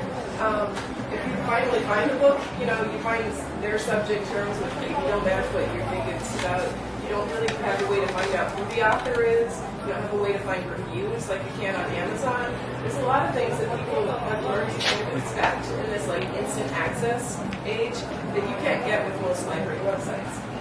So, what do you want? You want a library site that's easy to find and easy to understand. Google, everybody gets it. Type something in, press search. You know, a lot of library websites are very complicated. It can be kind of overwhelming for people who aren't used to that. You also want it to be easy to use for the people who are doing it. So you want it easy to set up, easy to keep on adding stuff, and easy to change. And share with people. Fast access, trustworthy information. Libraries are good at that. If they tell you somebody wrote a book, they probably wrote the book. And if they tell you what data was published, they're probably accurate about that. But, there's just limits to how much accurate information they can put on there. They've gotten better with putting book covers and maybe tables of contents and things like that in the library catalogs. They're working towards, slowly, expectations people have. But they still don't have things, for the most part, like customized information. You can't add a review. You can't, tell it that you know something about the author. So we went with Library Thing. Catalog your books online. Library Thing was created by somebody who is not a librarian, but is a fan of libraries, and he wanted to be able to kind of do what libraries do, but for himself, for individuals. And this might sound like a sales pitch for Library Thing because I love it. But there are other sources out there. Library Thing, though, their goals are a lot more in keeping with the kind of goals of the community informatics program with the Puerto Rican Cultural Center. They really respect the knowledge that people have themselves, as well as the enthusiasm and willingness they have to share that with other people. And they also respect the resources that traditional knowledge offers. So they're the only book site out there that downloads from libraries. A lot of other ones are out there. You might have heard of Goodreads, you might have heard of, there's a lot of things on Facebook if you use that in terms of book applications, but they all grab from Amazon. And that limits what they can have. Because books here before 1970, specific Latin American cultural history political books, those could be tons of those represented on Amazon. So there's a limit. Yeah. But they grab from library websites, and they can download all of that accurate information that librarians have worked really hard to do really fast. It's easy to customize it. They have created ways to translate the website, and they have people helping them translate it. So they have, over 50 languages that they can translate it into. And sometimes there's only a couple dozen people using the site in Estonian or something like that. But they're the ones translating it.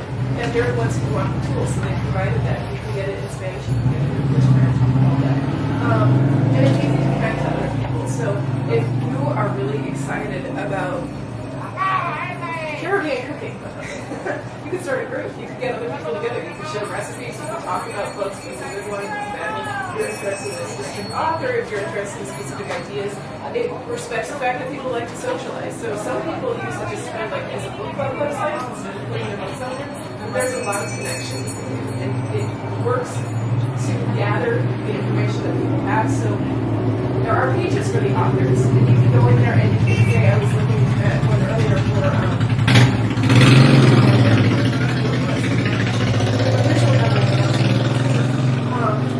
but it showed all the places he lived. It showed his, his awards, when he died, when he was born. You can add that. They have a unique aspect to the site that you can add what they call common knowledge. So they have that for authors, and you can also add links to other websites. So you could, or for books, you can add a description. You can add a review. You can say it was in a series. You can say it won an award. You can add all that stuff that you might know as a fan of this book or this author that, librarians don't have time to do that. They have to get a lot of books together. We don't have time to do that. So other people can come in. So getting started, very easy. To join Library Thing, you need a username and a password. And if you think you might forget your username or your password, you can email. You don't have to. That's all it takes to sign up for anyone here. To add books to your library, you search for something. So there's a play by Taco La Guerra that will be happening Sunday night. So I did a search for Taco La Guerra, and right now this is searching on Amazon. I wanted to see recent books that cover some Amazon that were searched for cover sometimes. But and it shows Those books, you click on the title, and instantly it is added to your library with all of the information about it. So, here you go. Can you customize that information? So customize. That's great. Good job. You can create a profile. So I copied a lot of information that was on the ERCC website because it updated over into the library thing. So anybody else who's in library thing wants to browse and find out more about why they have all these awesome books that I've never heard of, they can come to the profile and see all that. You can change the way that you view it. So if I'm showing the library catalog to high school students, maybe they want to see the subject tags that we've added, the search keywords, they want to be able to browse it by that. Maybe somebody's searching the library and want to be able to sort it by the phone number and find it on the shelf. If I'm showing it to kids in the daycare, they might want to see the covers of the book. So I could have it so it just shows the covers. There's lots of ways to customize it. Anybody coming to it can change the way they look at it. I guess, I don't know if that's right, I guess. Can you edit the information? Yeah. Well, yeah. You can decide how much you want to add or leave it. Use a little bit of Google or yeah, and it'll automatically load the library subject headings if you grab it from Amazon, for instance. So you can definitely have an extra. Yeah. You can change it. You can even add a manual. There are a lot of books here that they can find them in any libraries. Are they putting their stamp on it? So I think that they're giving you that's everything they want to have their name and Amazon somewhere on it. It tells you where you got the books information. There's a field for you. They'll say, oh, you downloaded this from this library or from Amazon or something like that. So you can't see that, but they don't make a big deal out of it. Amazon likes that other people do this because it leads to book sales a lot of time. But the other nice thing is if you decide later on, okay, I don't love the library thing, I decided for some reason I hate it now, you can take all that information and download it or you can export it. Or if you need to take your laptop with you somewhere there's no internet and you want to be able to have that list with you, or if you want to do something else with it, again, you can export all the information. You can't, they also have an import tool, but because of some of the restrictions, it only works for more recent books. An ISBN number on the barcode. It also will load the barcodes. If you have a lot of books at home, it's free under 200 books for people or for organizations. After 200 books, you have to pay for it. When I signed up for a personal account, it was $25 for a lifetime. And I can have so many books as I want now. For an organization, it's $15 a year. Not the prices for individuals might have gone up now. I don't know. I teach libraries that have a bunch of children's books. Yeah, I think I'm very interested. Could I categorize them into first, second, and third? You can add tags wherever you want, and that instantly organizes the books. So that it might put first grade reading and and they have ways, if you have a collection of books and you look at it, they have what they call power edit, that they can try to do everything at once. So let's say we've got all the subject headings in English, because most of us don't speak very good. Or at all. I have a little but if you want to translate everything, you click on one tag and you say, I want poetry to also be okay. And it'll automatically add that. And you do that. If you look at it and somebody got a typo in it, you can instantly change all of that. So it's really good about using the power of the program to do so. With your patrons, so if they want to access a particular book, do they have to sign up individually, or can they just They can look at it if they want to add a review or something like that. Then you know, we don't let everybody log in. We just look at it. But anybody can search it. Without logging in. Right. Yeah. You can just go to. I actually, I was working on a project last semester for my young adult literature class. I was trying to make my classes overlap, so I was doing a project in the church library and I was doing a project for young adults. And I wanted to find books for young adults that dealt with kind of spiritual issues or, you know, moral issues, but weren't just, you know, like Christian audiences. Library websites are really bad for finding stuff like that. They don't organize books like these. You might remember a book by like, oh, that book changed my life and helped me think about this. But that's not what you're going to find when you look at the library catalog. But library thing, you can search, and I love searching other people's tags to find books because I can search for, you know, spiritual and young adult, and I'll find a long list of books that's pretty interesting. how can we change the covers and changes stuff. And there's a lot more information about that than I'm going to talk about. But it's cool, because you're searching what other people think about their books personally, and so you know what more accurate. You can also change the covers. When I was doing my church library, I figured, it's a small library, and people are probably not going to come at it going, oh, I really need a book on XYZ. They're probably going to come at it going, what does the library have that I might be interested in? So I made sure I put in all the book covers as I went. You can add them, or you can choose custom blank ones if you want. So I worked on that more than I worked on the tags, actually, because I got a bit browsing them. So connect and share, like I mentioned, there's common knowledge. You can add information. You can share reviews. You can find people whose libraries are really similar to you. If you're kind of a math geek, which I'm not, but I still like statistics, sometimes you can see really interesting statistics about your websites. You can see what decade most of your books came from. Like around here, you can see most of them are from the 1970s. If you want to see how many books you have from library sources, like you mentioned Amazon, or just Google Library, where they're coming from, you can see that. You can also see how many other people have the same books you have, or what languages they're in. We have over 600 books in Spanish, and you can join conversations, like I mentioned, there's groups, so you can kind of treat it like your own personal book club site.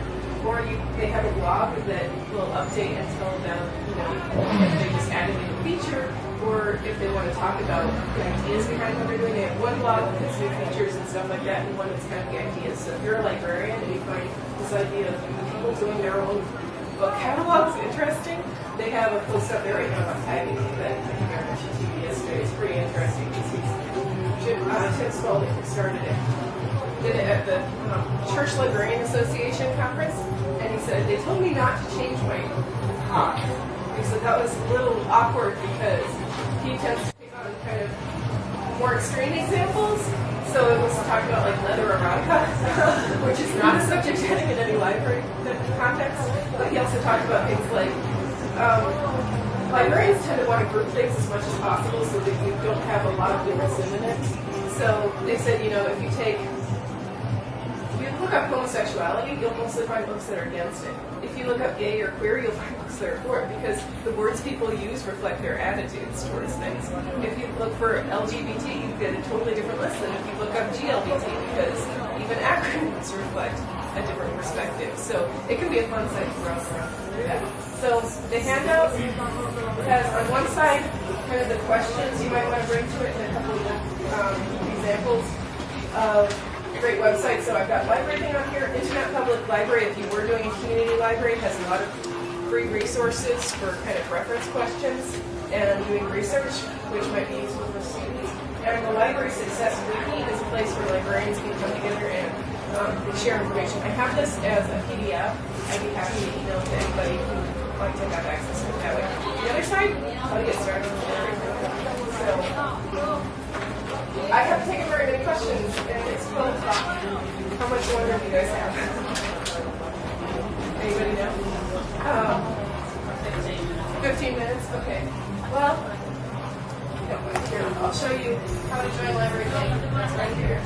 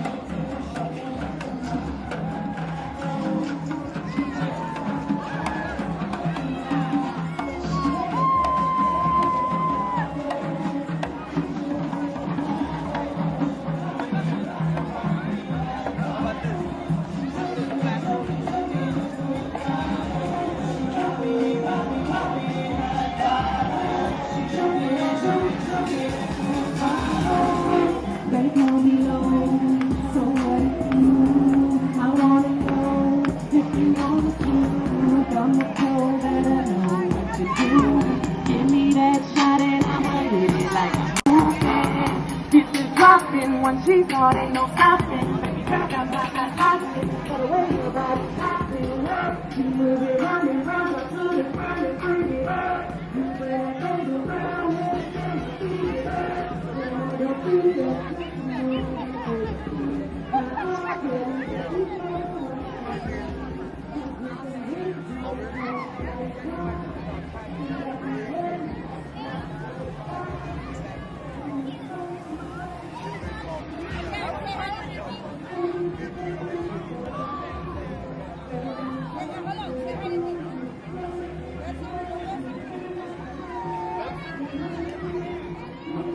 I can't look for it. I really have to take pictures. I gotta go. Hold on. All right.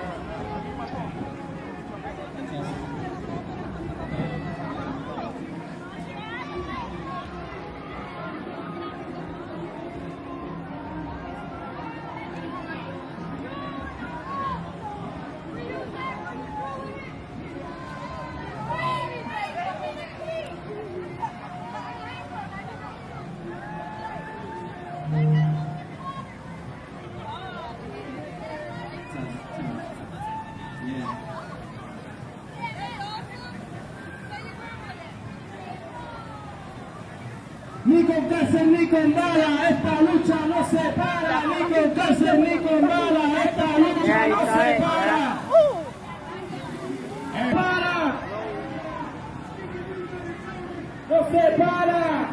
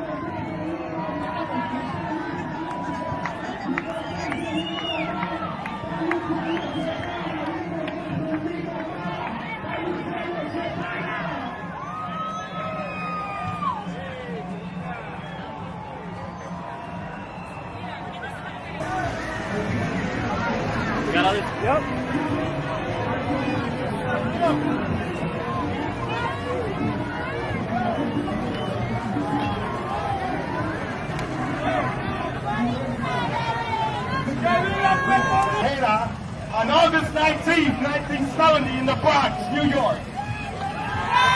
Whereas Cartagena first became involved in recording music in the early 1990s, where he struggled to create a hip-hop style unique to his cultural background and his Bronx roots. Whereas his hard work and dedication for over 15 years has paid off. Fred has become a musical artist, businessman, achieving multiple platinum, and starting his own record company. Whereas remaining committed to his community and his youth, Cartagena has participated in several anti-violence campaigns in various cities throughout the nation. A perspective unique to his life story growing up in the city of New York. Whereas Cartagena would not only participate as part of the ceasefire anti-violence campaign during the Puerto Rican parade, whereas his float is with the hope that his positive message will reach the young people of our community now and forever. Therefore, be it resolved that the mayor of this city, Chicago, and the city council hereby congratulate Fat Joe for all his many musical accomplishments and thank him for serving as spokesperson for anti-violence during the Puerto Rican Day Parade Month.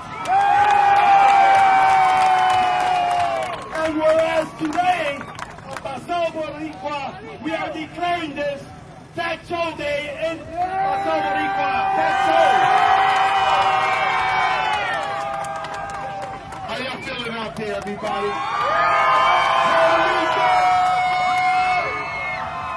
I love y'all. I'm happy to see y'all. Do it for y'all.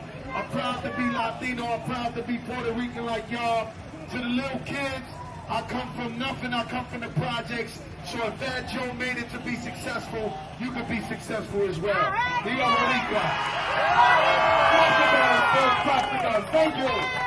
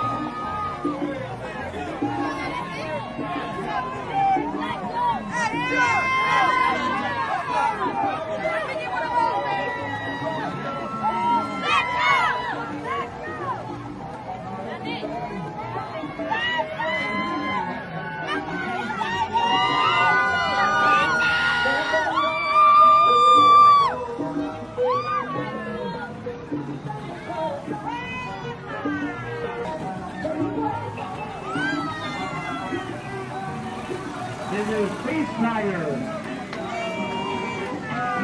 Ceasefire. Ceasefire. With track 2. Is that track 2? All right, ceasefire. Keeping our troops off the street, making sure there's no more killing.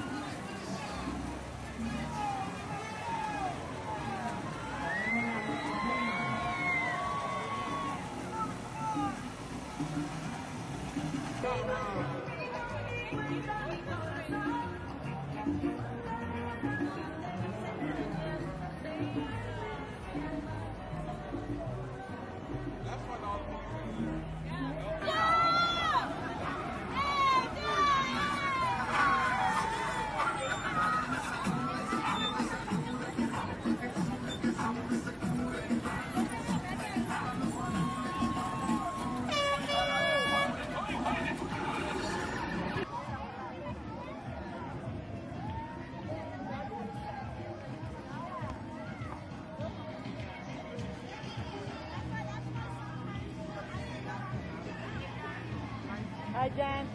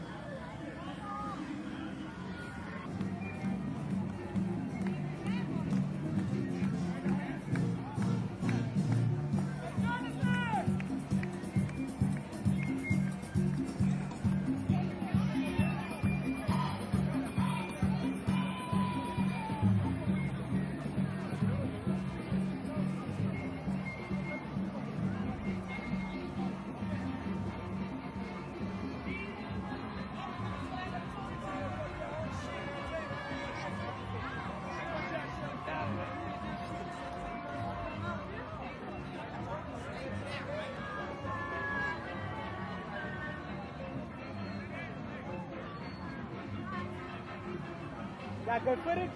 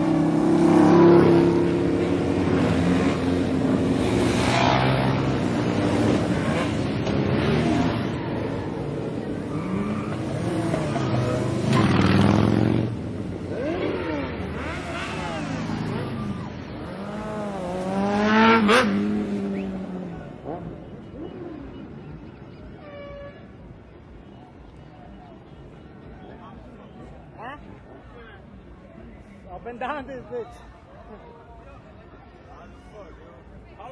And you got all black, dog, and pants. And fucking, I just took this off. Yeah, this is it, man. Now they're gonna close the street. Woo! Go with the cops. Yeah.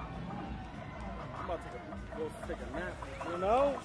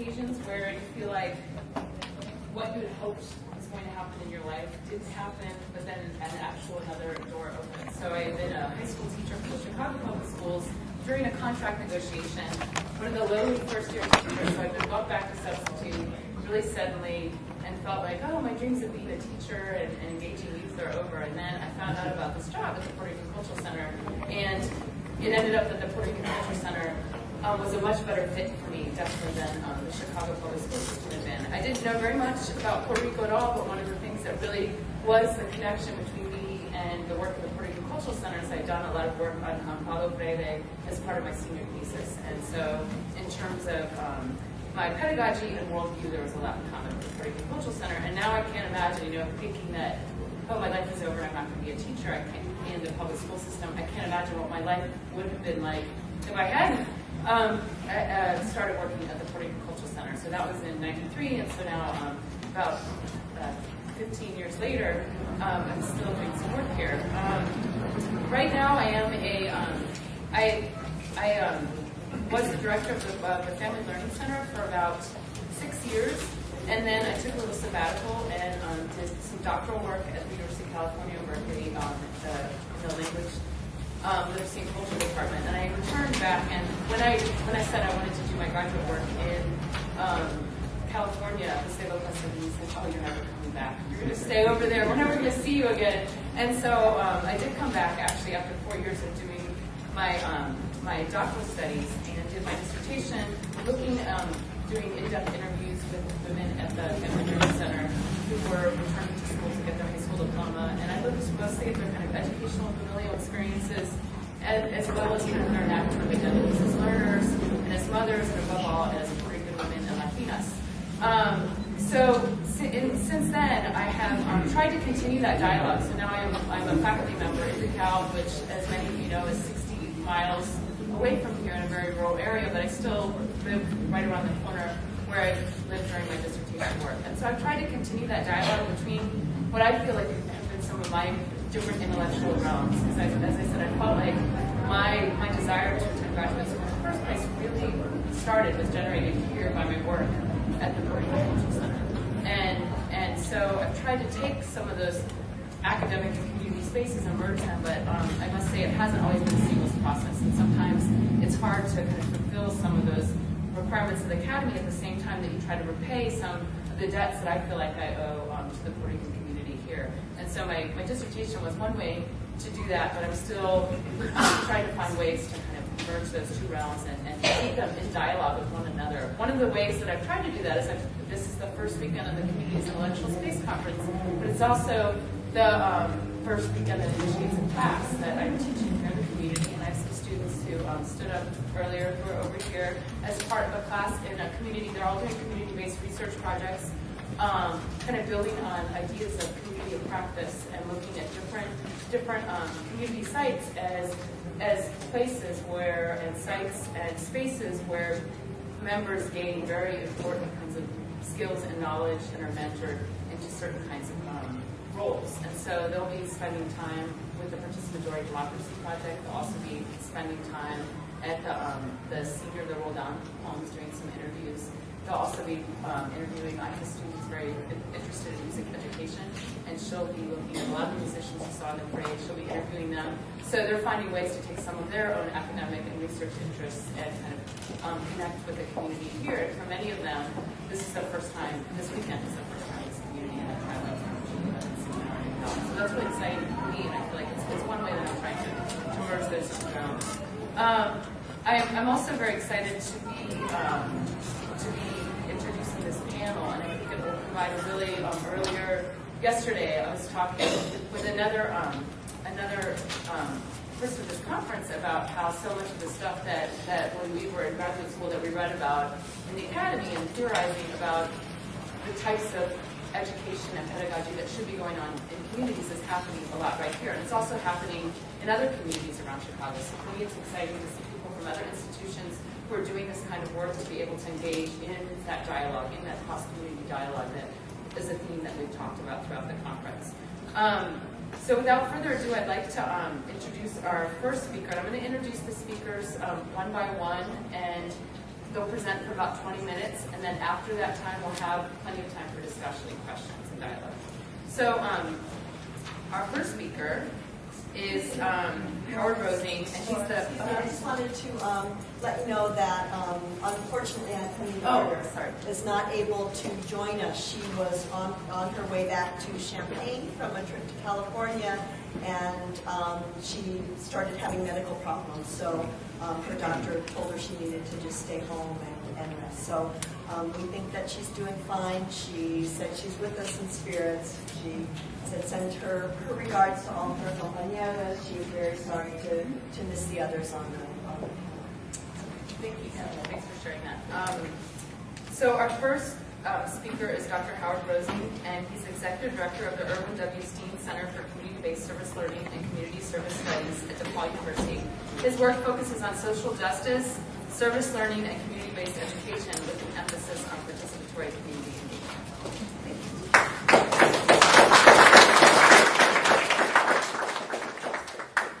Thank you very much. It's really a privilege to be here to speak. This is a great space. It's the first time I've ever been here. It's a very new building for us. But I'm going to talk a little bit about some of the work that I've been participating in this community. And one of the things that's great is that I teach a DePaul course also right 2 doors down from here at the Pedro Obispo Campos High School every spring for the past 5 years. And so it's really a pleasure to be here to talk a little bit about that work.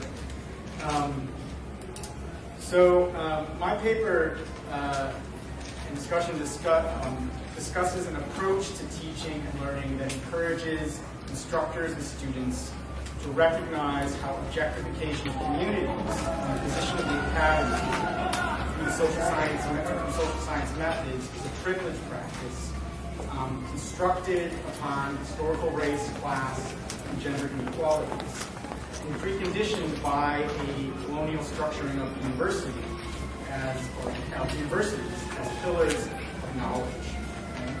Drawing upon examples of innovative undergraduate courses at DePaul University, I illustrate how educative practice in the social sciences in particular can be reconstituted as public scholarship, driven by the interests of community-level activists and organizers, and focused on the aesthetics of local forms of resistance, rather than the rhetoric of neighborhood deficits and social problems. In collaboration with Puerto Rican Cultural Center, the courses that I speak about led students to document food resources and venues in Humboldt Park, with a special emphasis on the area known as Paseo Boricua. Students documented food stores, restaurants, and street food as a means to better understand the availability of healthy foods. Through these courses, students not only began to see the global implications of local forms of resistance to gentrification and colonialism, but they also confronted the local social, economic, and political borders that distanced most of them from the residents of this largely Puerto Rican community. The paper illustrates a critical service learning pedagogy that challenges students to comprehend the implications of imperialistic policies through the everyday aesthetics of food and cuisine as forms of resistance to cultural and physical displacement. There's really now, in this next section I refer to as towards service learning as critical pedagogy. And there's really now a significant growing body of literature on critically and socially engaged teaching in the Freirean tradition. An important idea drawn from Paulo Freire's writings is the need to reconsider the age-old dichotomous relationship between the teacher and the student, and to recognize that both, regardless of their degree and rank, engage in the learning process together in a type of educational environment. Self-reflexiveness on the part of teachers in this regard requires an examination of the colonial and white supremacist ideologies that remain inherent and ubiquitous within the academy. In a metaphorical sense, to remain legitimate within the academy, universities must distinguish themselves and continuously reinvent their image as distinct from communities, and especially low-income communities of color.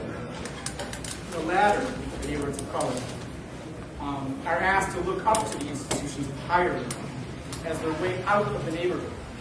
That is, to attend what is still largely white-administered institutions in a way that immediately defaults locally produced knowledge to something unscientific, and that is at best caricature is folklore, and at worst exotic. The academy is the teacher, the local community, the student. Even, I should add, if its own cultural practice, even a student, I should add, its own cultural practices. What if this were all to change? What if we were to apply Freire's idea of dissolving the teacher-student dichotomy to the dichotomous relationship between university and community? How does one reconstitute the university's role as a collaborative partner in learning rather than as solely a banker and distributor of knowledge? At DePaul, here in Chicago, we are beginning to learn in small ways how this reconceived role might be actualized through engaging local communities in reciprocal ways that respect their role as educators and students and faculty. We are doing this through the pedagogy of service learning, largely. But service learning alone is not the miracle pill for universities to sort of swallow in order to shed the historical connectedness to colonialism that they had and their inherent forms of oppression that's associated with that. Indeed, as anthropologist Susan Hyatt notes, service learning is actually quite compatible with present-day neoconservative policies and other advanced capitalist economies.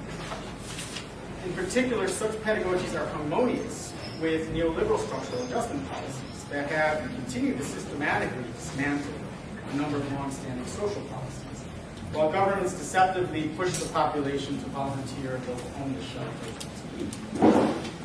University-based service learning initiatives in this regard do not exist apart from social policies and invigorated public support for such programs. At DePaul, which supports a robust service learning program, we are looking for ways to transform the teaching methodology of service learning into a critical pedagogy that encourages respect for local knowledge while at the same time recognizes that universities have a responsibility to share resources with faculty, staff, and students. Most important, through the work of the Stain Center where I work, the Stain Center for Community Service Learning, we are trying to remind ourselves and others at the university that the resources that we have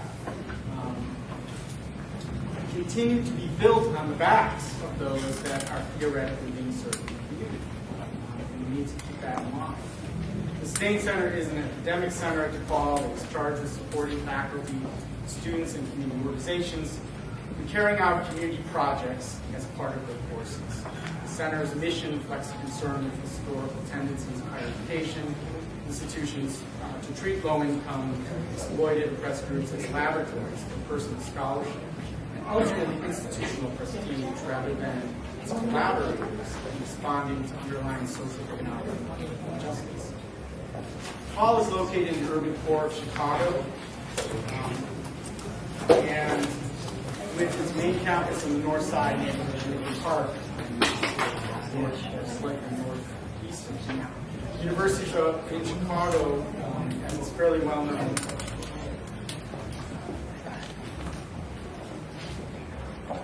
universities in Chicago is fairly well known, have a long history of treating their surrounding neighborhoods as laboratories and research. Arguably, the origin of this practice lies at the University of Chicago, where the sociology department established a model of urban research that was used widely in throughout the world. In 1929, the University of Chicago Press published the text Chicago, an Experiment in Social Science Research, an assessment of the emergence of a model approach to studying urban poverty. Contributors referred to the city as a laboratory, giving the impression that people under investigation were there to be experimented.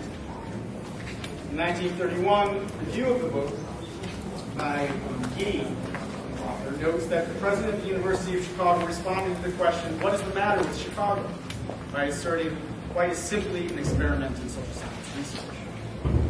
Ironically, service learning itself had its conceptual beginnings at the University of Chicago in the work of John Dewey. Dewey's student, Robert Park, developed a foundation for the study of society that became the theoretical basis of the Chicago School of Sociology.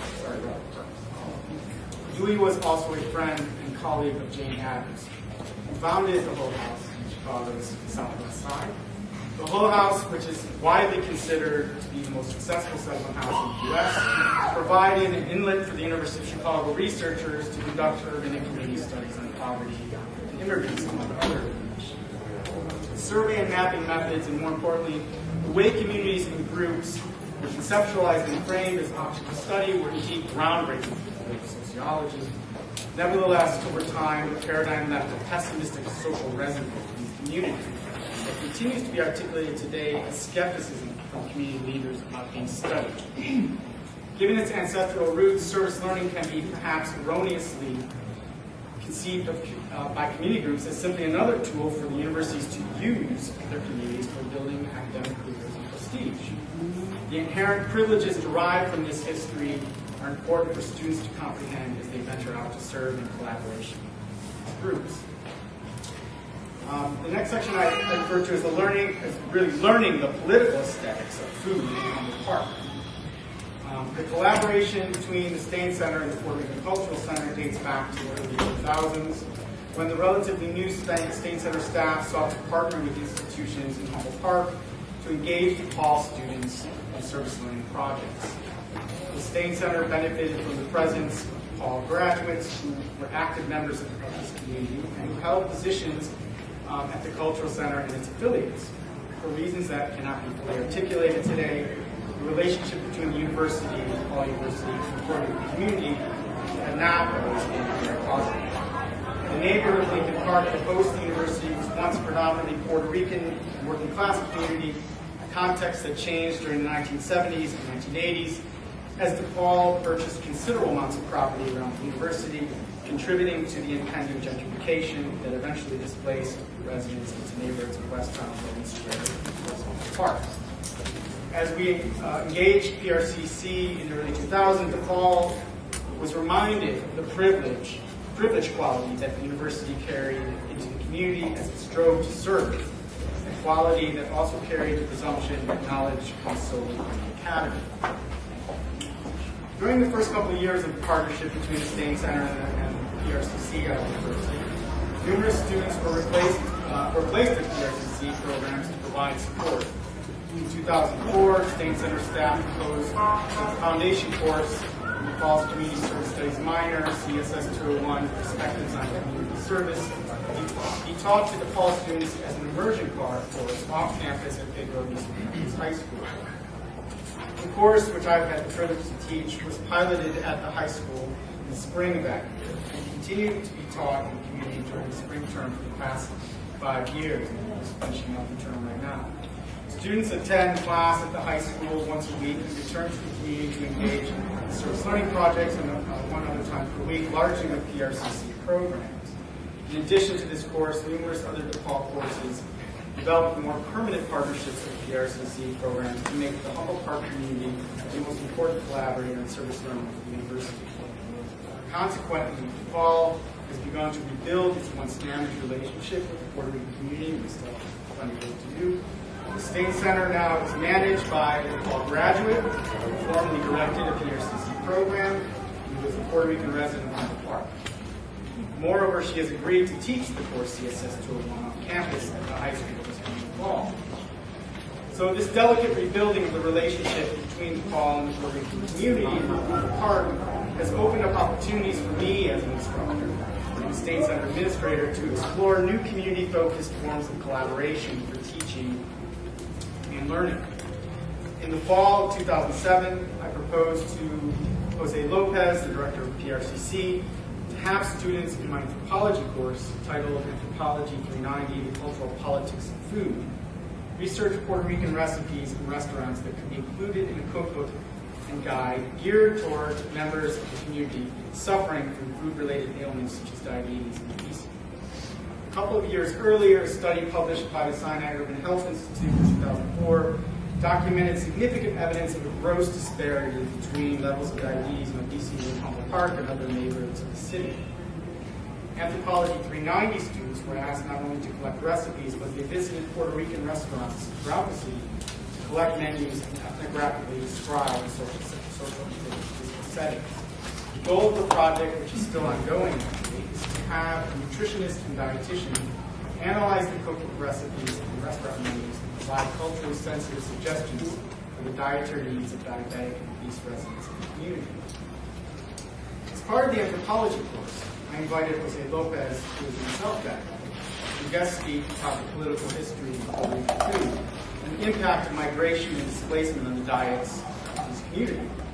In turn, students read articles about and discussed the relationship between food and power and the colonial history of contemporary food production, distribution, and consumption practices.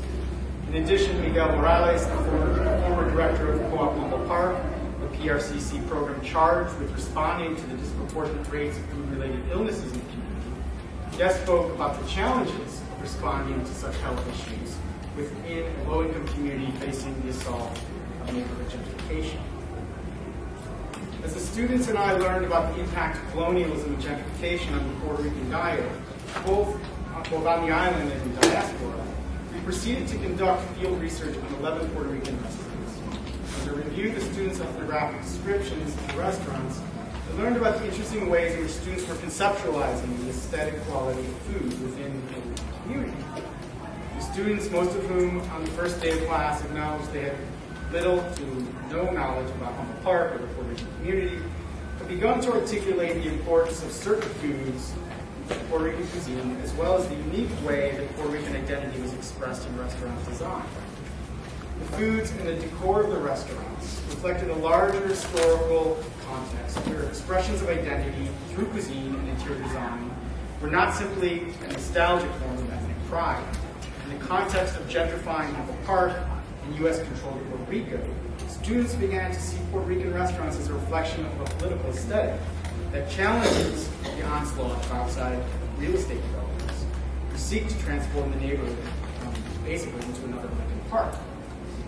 The Puerto Rican flags, paintings, murals, signs, and restaurant facades, combined with a variety of Puerto Rican food names, On the menus, literally and publicly declared its distinct Puerto Rican identity and challenged visitors to accept the island and its people's unique experience, history, and culture. It is very tempting as an outsider, I should say, to the Puerto Rican community to read the students' restaurant descriptions as aesthetically apolitical. It is also very tempting to pass off the very presence of Puerto Rican restaurants in Humboldt Park and nearby neighborhoods as simply another enclave of ethnic cuisine like Chinatown, Newtown, and Little India. To naive visitors to the restaurants who arrive with very little background understanding of the political history of Puerto Rico and politics of gentrification in Humboldt Park, the food and decor would likely represent an exotic experience that is at best viewed as Chicago's contribution to multiculturalism rather than political symbols of the ambiguous status of Puerto Ricans in Humboldt Park and the island. Students themselves struggle with the tendency to exotify. The mofongo con carne frita is the restaurant's specialty. For dessert, you want John, try the tembleque, pudding made from coconuts. But students need to learn about the African roots of mofongo, the colonial origins of why carne was frita, and oftentimes why the masses consume the least desirable parts of the animal. They needed to learn about how tembleque was not only dessert in a small municipality in Toledo, Spain, but that was more recently referred to a popular Caribbean dance move, where the dancer causes their body to vibrate in a frenetic way, as if they were experiencing electric shock. The shock of colonialism and gentrification, as I've learned from Jose Lopez, is what Mindy Thompson-Fullilove refers to as root shock, a botanical metaphor for the traumatic stress reaction to the destruction of one's emotional ecosystem. The product, basically, of urban renewal efforts in the USC. Through the students' documentation of restaurant foods and decor in Humboldt Park, one begins to see the aesthetics of Puerto Rican pride and identity as an activist response to root shock. The restaurants and the foods that they serve, serve a critical effort to claim ownership over space, as Rachel Ronaldo suggests, as a form of resistance. Whether or not restaurant owners actually originally conceptualized their businesses playing such a role is really irrelevant. They are part of a battle against combined forces of colonialism and gentrification, when we look at it. They play a part in the struggle against displacement and further marginalization of the community. The struggle includes a role for commerce in maintaining a sense of community and oneness in the face of forces that would once again disrupt the Puerto Rican presence in Chicago. Food production, sales, and consumption, we have learned in our work, are a central force in the Puerto Rican resistance to spatial and cultural displacement in the city. The political aesthetics of restaurants are, in my opinion, the most obvious way in which the Puerto Rican community establishes the presence of the food-related commerce. Perhaps more importantly, but not as obvious, are the many small corner grocers and mom-and-pop type stores scattered throughout the area around Paseo Rico. In the most recent collaboration with Co-op Humboldt Park and PRCC, the fall students have taken up the task of documenting the grocers and available foods in the Humboldt Park neighborhood. We have learned that small stores are often the sole source of food for residents marginalized by profit-driven supermarket chains.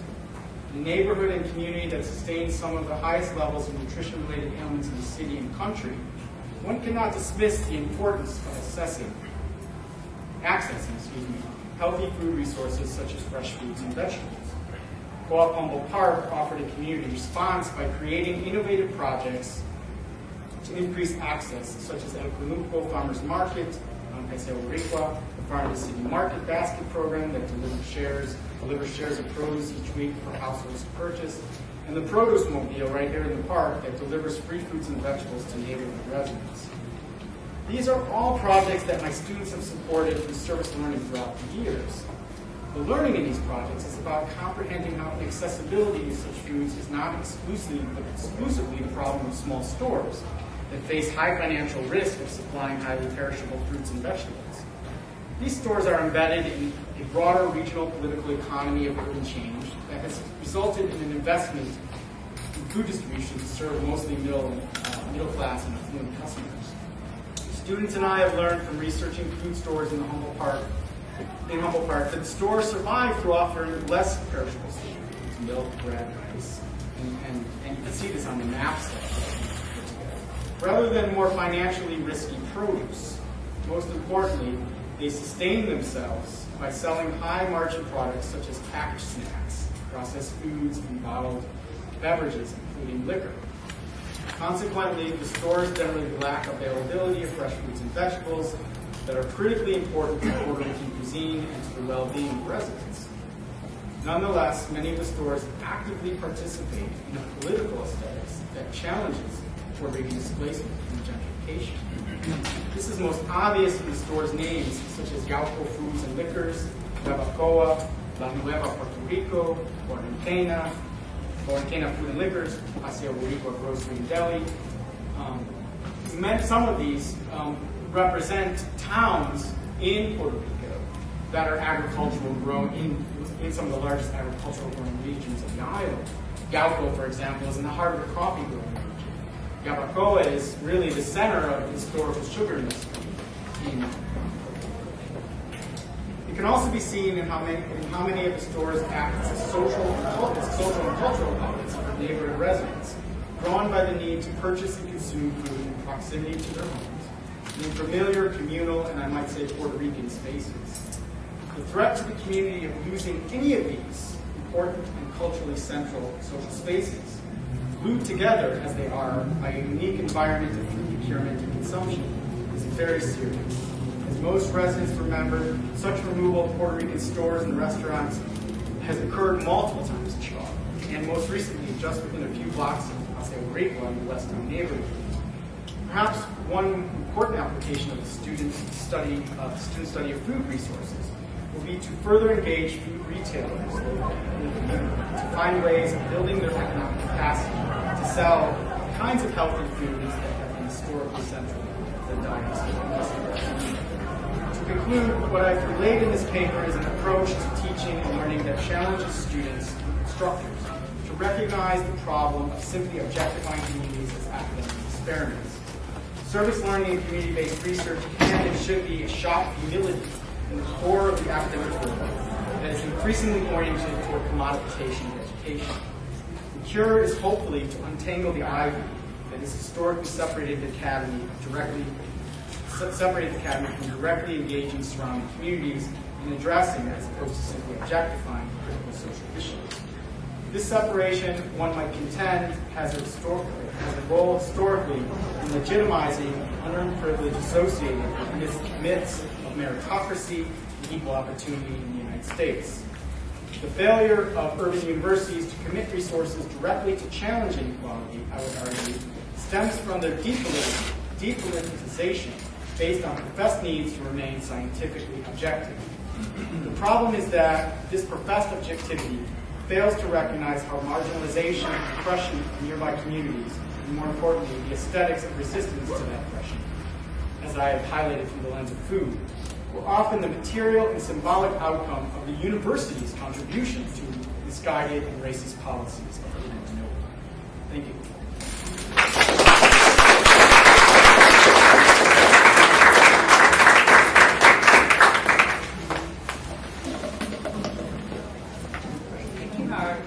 Our next speaker is Dr. Lucy O'Neill. She's the director of the Jane Addams Whole House Museum at the University of Illinois Chicago. She's the former director of the Public Square at the Illinois Humanities Council. Dr. Lee's ongoing work also focuses on culture, social justice, feminism, and politics. She serves on the boards of numerous organizations and institutions, including Bryn Mawr College, the Chicago Humanities Festival, Young Chicago Authors, and is on the advisory board of Ms. Magazine. She's the author of numerous articles, and her most recent book is Dialects of the Body, Corporeality and the Philosophy of Theodore Adorno, published by Routledge.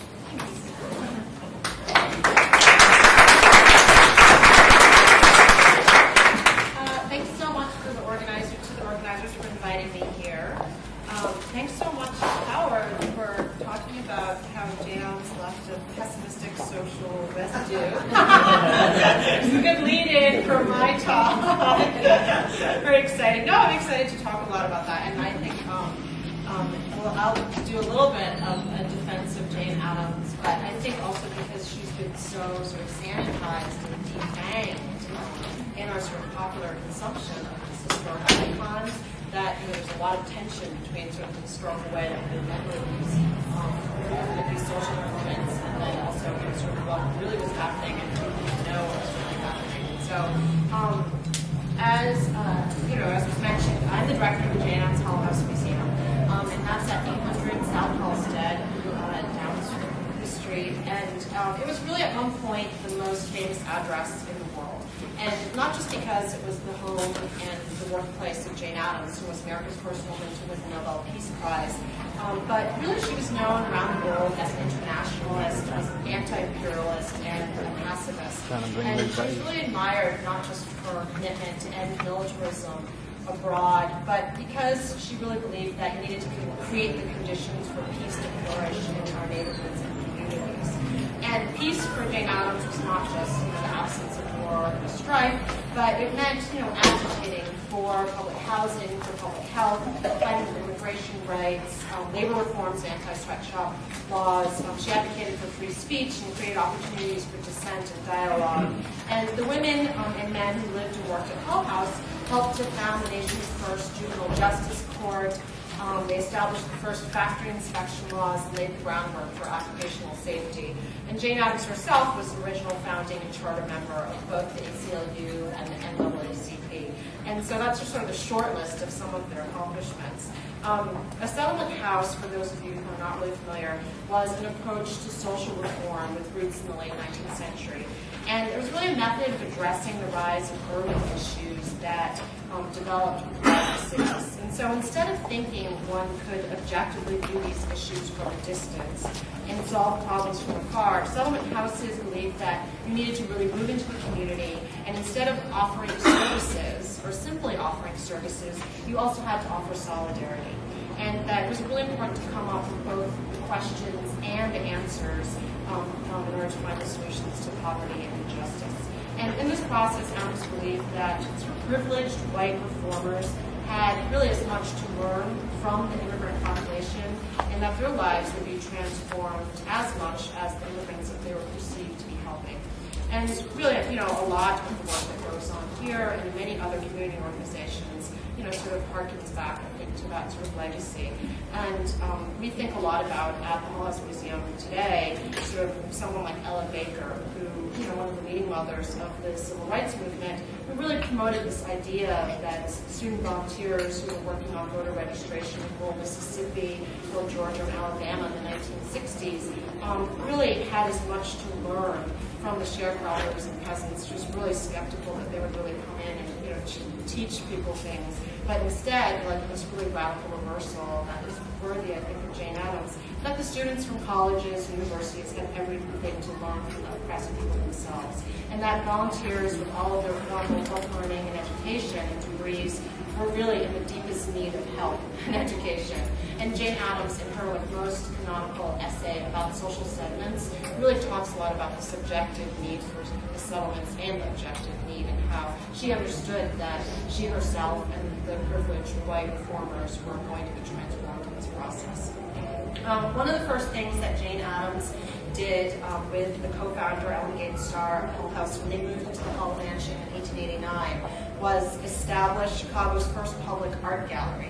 It was called the Butler Art Gallery, and 2,000 people a week sort of streamed through there. As many people that streamed through the public baths that we also set up.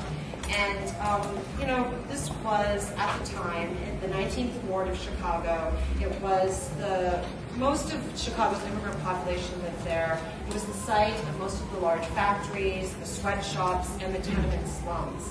And it might seem weird that, like, in the heart of such poverty, that, there was so much need that they would decide to create an art gallery. And in some ways, when you look back on it, it was incredibly naive, and, there was a whole movement of art as social uplift then, and, they certainly had all sorts of aesthetic state where we were unable to feel for one another. That you could sort of walk down the street, see incredible poverty, and just sort of go on with your life. And the only way to really counter anesthesia was sort of to really inject a level of aesthetics to opposite sensorium. And this was really the first step toward building community and for making individuals really start to feel for one another. Eventually, as the settlement grew, around 9,000 immigrants a week came through the doors of Hull House to participate in classes and to mix and mingle with one another. A sort of typical day in June 1898, for example, included conversations about race, about suffrage, about economics. They had classes on poetry, art, citizenship, literature, dance, and sex education. The Hull House really worked to create radically democratic public space that fed people's intellectual curiosity and also their bellies. There was a public kitchen and a coffee house there. And they sustained people's need for community and building bridges between over 24 ethnic and communities that made up the 19th ward at that time. The reform work that Hull House engaged in, such as advocating for public housing and health, or working to end child labor, or opening public kitchens and serving soup, really can be understood as a form of civic housekeeping. Hull House extended the notion of home into the public sphere, demanding that the state take responsibility for basic needs of its people. They really made the domestic economy of that time part of the day's political economy. And the reformers who lived and worked at Hull House, for the most part, were white, privileged women who were working in communities of color. They were wealthy, addressing issues of poverty, and women who entered male-dominated and defined public spheres. People like Charlotte Perkins Gilman, Florence Kelly, and Julia Lathrop, they all used the language and vision of domesticity as a framework for their social vision and for interpreting their own really unconventional lives and transgressions from norms.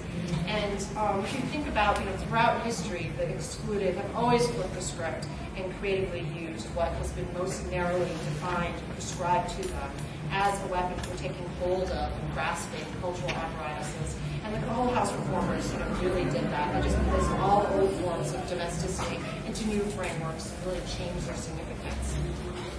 One of the most important projects that Howard also mentioned was it was called the Maps and Papers. And it was started in 1893 by Florence Kelly when she arrived.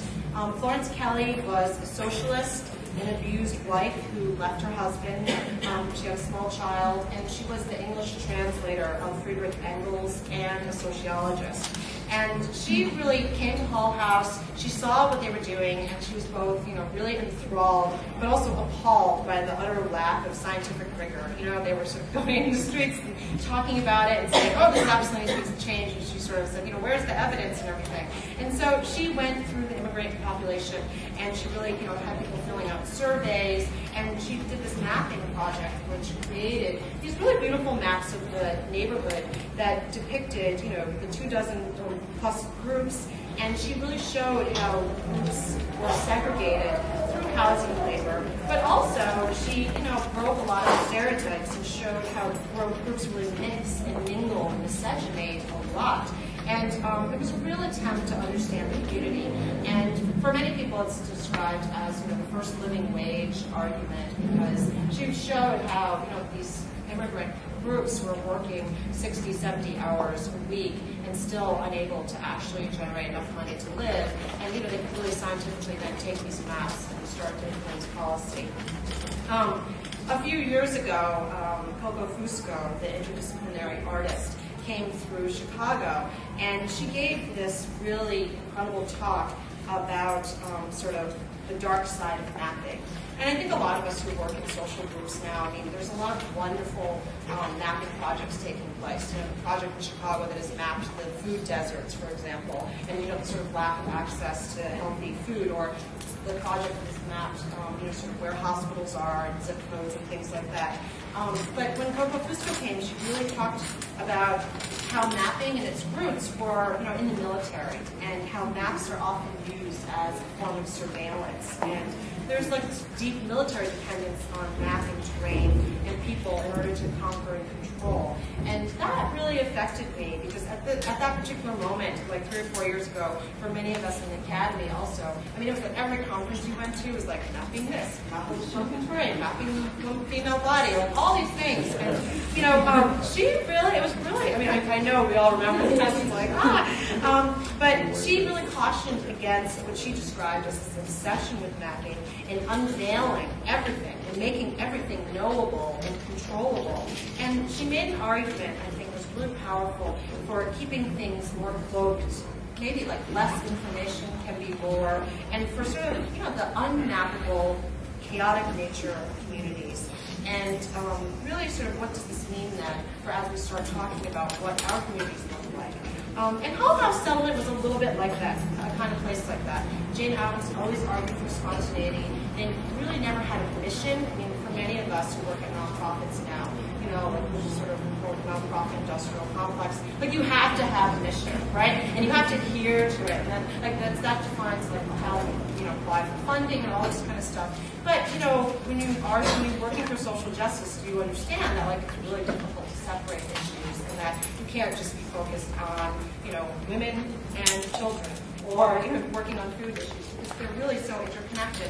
And Hull House sort of had this chaotic spontaneity to it. And one thing that I really want to sort of have us talk about at this conference is thinking about this notion of aesthetics of resistance, and thinking about how of course art can be a form of resistance, and it's used as a form against forms of oppression, whether it's graffiti that marks public space, or if you're talking about Picasso's iconic painting Guernica and everything like that. But I also really think a lot about the aesthetics of resistance when art or style sort of resist our own attempts to really understand and utilize it, and how we can really learn a lot from this refusal and resistance.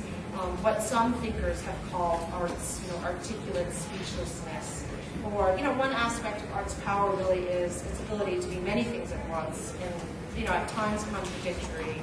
And art, like communities, really are not homogeneous. They don't mean the same thing to everyone, and they evade sort of easy understanding and knowing and mappability. And when they do become really easy to understand and homogeneous, you have to be a little bit suspicious. And I have to admit, sometimes when they do have Puerto Rican pride parades or things like that, they really freak me out, because it's sort of, there is a little bit of this, of course, any form of patriotism, nationalism has this sort of dark underbelly of, homogeneity. And there's a thinker that I often think about that I really am a champion of these days, Henri Lefebvre. He's a French Marxist sociologist, and he coined the term right to the city. And in that book, he talks about sort of the citizens of a city, the citoyens, who are the sort of privileged, recognized landowners of a city. But he really doesn't care about these people. He likes to think about what he called the citadine, which in English we don't have the equivalent. And these are the people who actually inhabit the city. The squatters, the renters, the homeless, sort of undocumented workers, or people who actually labor in the city in order to make it function. And Lefebvre talks about how social movements for justice often tend to fetishize the notion of transparency. We've all been in meetings where we say, let's just make the process more transparent, as if that equals just. And, he talks a lot about how guerrilla movements and, movements for social justice have always relied on sort of a veiledness, a cloakedness, and to be really careful about sort of a push towards transparency. And, that the greatest power behind communities oftentimes is their inability to be understood, that there's a sort of opacity, so that when corporations like Starbucks or Walmart or housing developers want to come in, sort of the inability to understand the landscape or the social terrain is the sort of greatest power that can fight the encroachment of these powers. And so, when I think about the aesthetics of resistance, I think, and we're talking as educators about how can we know things. I do think a lot about Jane Addams, harkening back to the sense that I don't think she ever thought that she could know the community in that sort of way that we often talk about it. And I think her sort of emphasis on art and sort of its really sort of mercurial nature and our inability to really pin it down is, really powerful metaphor for how we should be thinking about communities today, and something that I would just love to explore, especially on a day like today in this particular space. So that's it for me right now.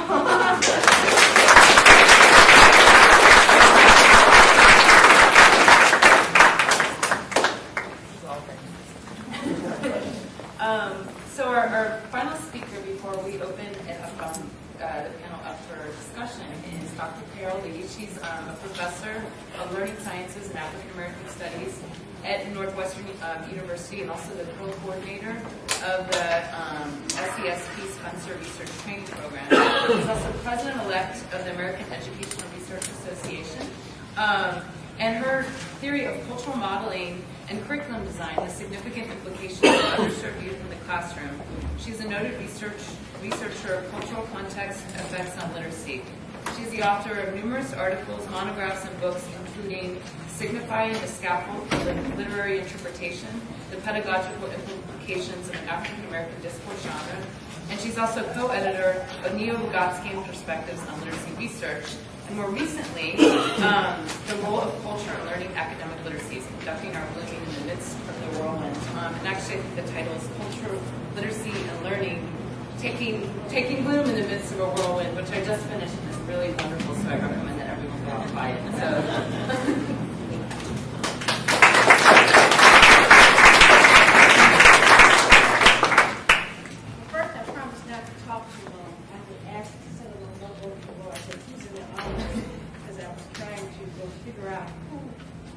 Inspired to come out on a Saturday afternoon.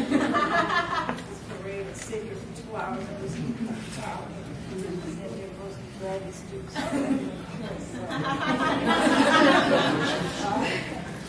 So I'll try to be quick and engage in some conversation back and forth. This has been an interesting conversation. I'm really glad that I went last because as I kept looking at the title, looking at what I was saying, I really don't quite know what it is I'm supposed to talk about. But in any case, so I think I'd like to start with a couple of personal stories that are kind of interesting for me, situating myself as I was driving over. You all are from like Urbana and DeKalb, right? Anybody who lives in, that's what they say. Right? Library science and YUC. Some of us do it online. Oh, okay. Well, if you live in Chicago, you know Chicago's a very segregated town. And I grew up on the west side of Chicago. And graduated from Crane High School in 1962. And I was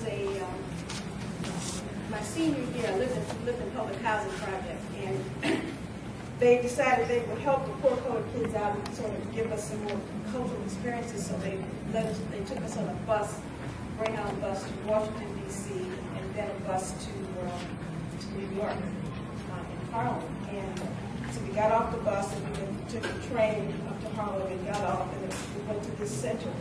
And there was this tall, very dark man who was like a kind of counselor of sorts. And he was like speaking Spanish. And coming from Chicago, I could not compute that at all. I couldn't figure out why on earth he was doing that. The second, and I also just came from New York. My daughter works in New York. She worked at the Schomburg Library, which was founded back in the 1930s by Arthur Schomburg, who was a black Puerto Rican, who made the decision as a librarian that he was going to develop this very extensive collection of both books and artwork and the like to represent really cultural history of people of African descent. And it is now a major resource library in the New York Public Library system. And they just had Puerto Rican Pride Day. Anyway, they had, because it was all like really big. So my daughter was showing me they had the flags and the flags go on the front of the cars in New York City. It was like a big day. So I'm coming here, I was like, wow, I didn't even know we had this here. So, but part of the point of the story is twofold. One is that in many respects, I think the Puerto Rican community, certainly as it has migrated here to the United States, represents some of the interesting complexities of issues having to do with culture and race in the United States. and that the United States has probably got one of the strongest, I would say, sort of political and cultural histories of institutionalizing basic assumptions about white supremacy that get mixed up with issues and assumptions about class as well. And part of the consequence of that is that we sort of live in what I call is like a spider web of assumptions against which we're always trying to figure out how to push back, right? So we have this notion of whiteness, and then whiteness is really this sort of social constructionism, so that if you were Irish or Italian at a particular point in early immigration here in the United States, you weren't considered white, you were considered colored. And these notions of who's white and who's not white got reified with scientific instruments. So the guys would stand there at Ellis Island, give these tests to the people coming over on the boat and determine that the vast majority of them were morons on the basis of the IQ test, and therefore they should not be admitted into the United States.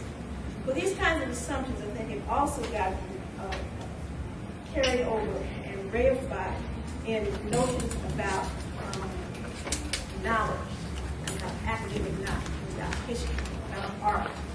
And so, because so many of us really don't know our history, and then when we take on sort of political positions of resistance, we're always sort of pushing against some definitions that some other people have made without fundamentally questioning the assumptions behind those definitions. There are, Lisa's an art historian on other things, right? And you can sort of correct me if I'm wrong. But that if you can look across so many movements in literature, in music, and in art, and the ability to stand back and say that somehow we can stamp them and say, this is European, this is white, this belongs to the Academy. I mean, the folks who came to the Globe Theater to watch Shakespeare were both the affluent and the everyday folks who stood outside on the ground to look at the comedies, and the tragedy. In many respects, looking at a movement like Cubism in modern art is very much influenced with an African influence. Looking at jazz is probably the only indigenous classical form of music in the United States that is sort of replete with African influences as well as some influences out of European traditions. This notion that there's some sort of clean cultural boxes into which we can take knowledge production and say it belongs to them is simply a false dichotomy. The whole notion of thinking about the role of the university, as Howard had talked about, and certainly the history, the most recent history that he described is absolutely correct. I'm a student at the University of Chicago, so I'm very clear on that role. But it's also that if you take a large enough of history to understand that the European university is an intellectual byproduct of the European Renaissance, and that you cannot understand the European Renaissance unless you understand the historical role of the Moors who conquered and ruled Spain for 700 years. Several years ago, I was in Spain for this international conference, and for some reason, because most of us are so unknowledgeable, really, about history, I was really quite naive. I knew that the Moors had a presence in Spain, but 700 years hadn't really calculated in my head. And I also didn't realize until I was there that the decline of the Moors culminated in 1492, right? And that Spain as a nation was not united as a nation until they were able to completely defeat the Moors and become united in 1492. So, and during that part of that 7-year period of the Moors' reign in Spain, much of Europe was in what they interestingly call the Dark Ages. I would call it the Light Ages. But in which the variety of forms of knowledge and artifacts that had emerged out of classical Greek and Roman culture were in the process of being destroyed. So the point, the other story I love to tell in history is the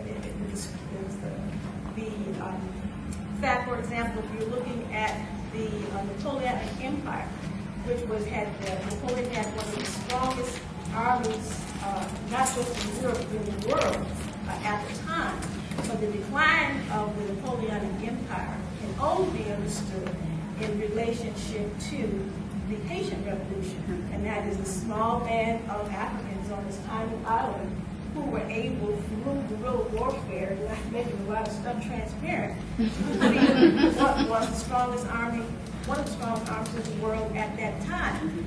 Consequently, you cannot also not understand the expansion of the United States, the whole availability of the southeastern portion of the United States through Louisiana Purchase came as a consequence of France's defeat as the fallout from the Haitian Revolution. You see where I'm going with this? So one of the ways I think in terms of thinking about this notion of aesthetic resistance, this is in part based in trying to understand something of the truth of the scope of history, and to resist assumptions that say that that culture represents a box, like we've got a file of. It's like, you know, when you go to these, I'm getting old, so I can't remember things. Places where they dead people, they all have little drawers. Mausoleum, right? So like a picture, that's a good metaphor. So like this mausoleum, and then we got all these little drawers, right? So we got the black drawer and the white drawer, and in the white drawer we got some little file folders for some different people. And we think that we can then, and the university reifies this at one level, to take both knowledge production and production of art forms and say that we give them legitimacy by virtue of saying that we can place them in this singular box, this singular drawer. We also have very much in our public language of talking about culture and difference. We use terms like mainstream. And so all the people who are supposed to be the colored people, right? So before I get to that, the whole notion of how we describe people, the term white people. So part of this paper is white, and there's nobody in this room who looks like it. There are people who are cream color and brown and all kinds of. There's no people who are white. There actually aren't any people who are black either. There actually aren't any people who are yellow. But in any case, excuse me, in our attempts to be more politically correct, we now want to use the term, again, people of color. The people of color is not a term that's used to include all of humanity. There's white people, and then there's people of color. There's the diversity. The diversity is supposed to be about the colored people. And if you want to address culture and learning, you're talking about the stuff that the colored people have. You want them to have it because you're good, multicultural, politically correct, right? And what all of our terminology does is to reinforce the notion that there are human beings, and then there are these other people.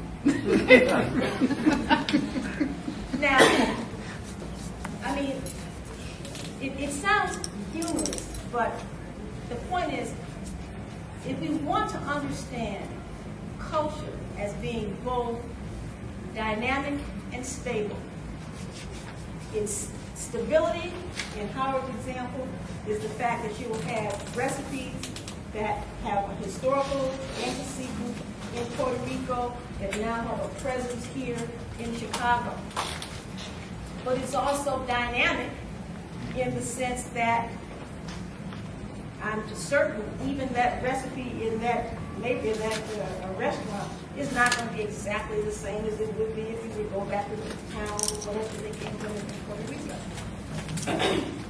Culture is powerful because it has a powerful ability to sustain ways of acting and believing and using language and creating art forms. But at the same time, it's also always in flux. Because as human beings, we're not just little open boxes with holes in our head. We come out of our mother's womb and then the family says, well, you more culture in your head. And then you get what, you know,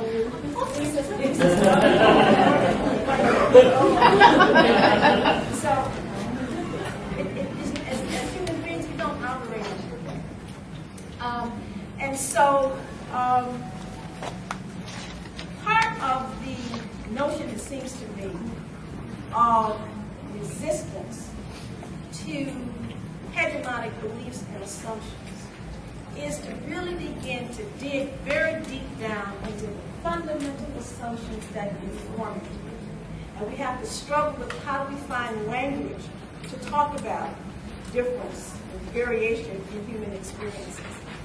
And to understand ultimately that science is on our side. Science is on our side because the fundamental, as human beings, when we are born, we are not like turtles. Right? Our mothers don't come to the beach, drop us off, and then go on our merry way because we can sort of sustain ourselves. As human beings, we are genetically, our genetics necessitates that we have strong, meaningful relationships with other human beings in social groups all across our lifespan. And that the fundamental task that we have as human beings is to learn how to read the internal states of other human beings, right? So the baby comes out, she's been living in a world where she didn't have to negotiate anything. Everything she needed came right through the umbilical cord.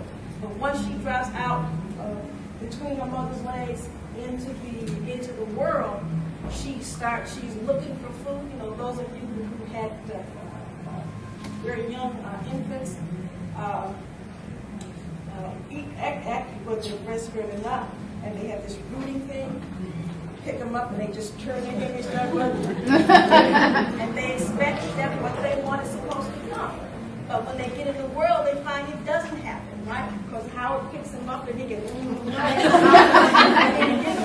so then they've got to figure out that Lisa and Howard are not the same people. And Howard's got them, and they want something, and Howard, you know, the milk and Howard doesn't have it. They've got to figure out, how do I get what I want? So early on, maybe it's what I do is I cry. As I gather more language, I learn how to talk, say, Daddy, you know, put me down, give me my Lisa, whatever the case may be. But we're engaged in that push all across our lifetime. That is why this notion you're talking about, the bi-directional nature of learning between a teacher and a student, that happens between a parent and a child. It happens if I'm walking out of here and I want to get the policeman to tell me how do I get to my car or whatever. We are always engaged in this process of trying to make sense of the differences, points of similarity between us and other human beings. In education, we play a lot of emphasis in terms of thinking about issues of cultural learning and what kids know and value. So in Latino communities, there are a whole host of issues, for example, around language and bilingual issues. In the other communities, the African American bi-dialectical issues, etc. And then we allow people to create like some little special thing. So if the kid speaks Spanish at home and is coming to school, has to learn English. There's something really, some weird new little special thing we've got to make right now. Well, most places in the world, people speak multiple languages. Most places, most places in the world that have nations contiguous to them, where people speak another national language, especially people along the border, speak more than one language. And there's school systems all over the world that adjust to this. Kids in China, which is a place that we think about as being a homogenous nation, which is made up of, has hundreds of ethnicities. people who speak completely different languages, many of which are totally unintelligible to one another. When a kid comes, Chinese kid comes to school, most of them have to learn Mandarin as a new language. So this is not a new phenomenon. Those of you new students in graduate school, you're learning a new language too. And if you're early in your graduate career, whatever that discipline you're in, you don't know how to speak it yet. You see what I'm saying? So, you know, connecting new learning to things people know is a basic scientific principle. It's not some special problem that poor kids and poor kids have. Dealing with issues having to do with multiple languages and what multiple languages will bring you both as resources as well as challenges. It's not some new little special thing. Affluent kids who are entering graduate school in a new discipline are learning a new language, just like that kid who may live in Humboldt Park and speak Spanish at home that's coming into school. We have allowed institutions who presume that they have power. That's another very important thing. I think back to what I call, many of us call the African Holocaust. One of the great ironies of the United States is that it's born on the backs of two Holocausts. On the one hand, the United States represents probably one of the greatest experiments in human history in terms of democracy. But it was born on the back of two Holocausts. It's a great irony of our growth. But if you look in terms of the Africans, for example, who were enslaved, and I don't use the term slave owner precisely because in terms of this aesthetic of resistance, though the people who had been placed in positions of enslavement did not see themselves in the way that the people who thought they owned. They didn't see themselves as property being owned. How do we know that they did not see themselves as property being owned? Because they were told that they learned how to read. Those of you in library science, if they had books, they would have hands chopped off. What do people do? They would go into their cabins in the dark of the night, under, in the walls and under the ground. They would hide books and bring them out at night under risk of death. They were told you can't marry. They created something called jumping the broom, just like what you're talking about with the restaurants. Why did they do this? Because they did not see themselves as property. And therefore, if what I do or you do is to use the term slave owner, then we are imputing to those people power that the people who were placed in that position did not see themselves as having. So, the overall point that I'm trying to make, and then I'm going to close out so that we can engage in some conversation, is that power is never power is always negotiated.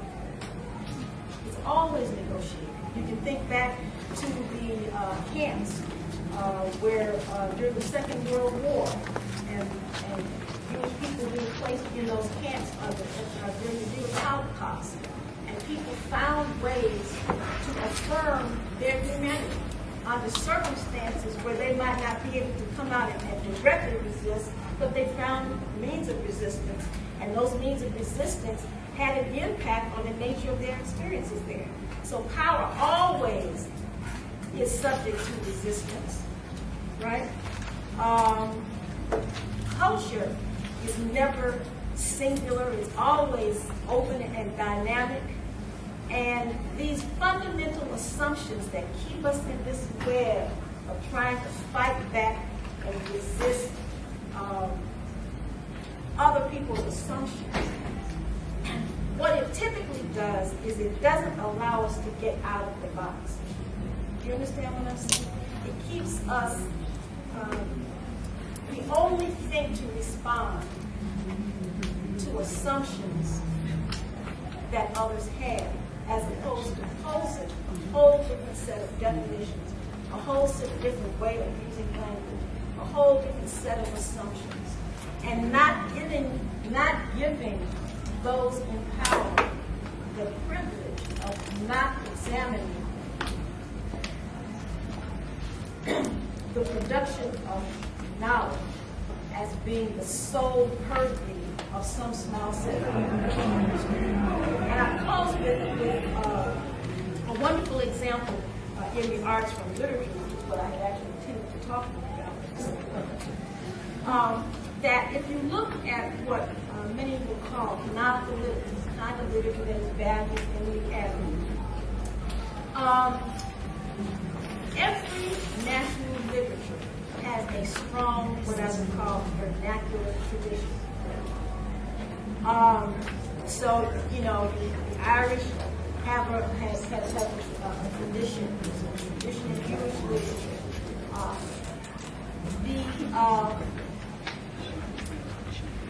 The great South American writer, Gabriel Marquez, tells the story of, he writes in a tradition called magical realism. And he tells the story of, talks about the kinds of stories that his grandmother used to tell him.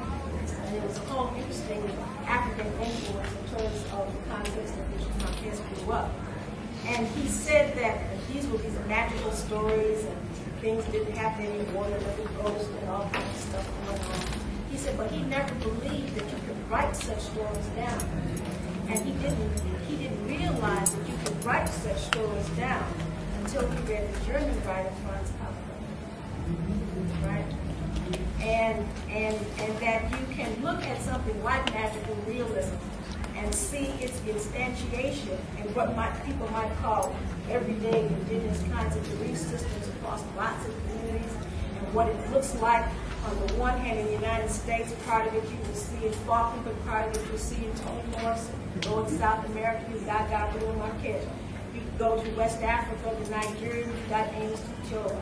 And all of them are sort of wrestling with these sort of fundamental assumptions that all human societies do about the relationship between those of us who walk on the earth and that which is a part of a non-spiritual world that we don't understand very well. And that's a universal kind of phenomenon that as human beings we wrestle with. And we have all kinds of wonderful, great literatures that deep down inside of that phenomenon from the perspective of people who are poor, people who are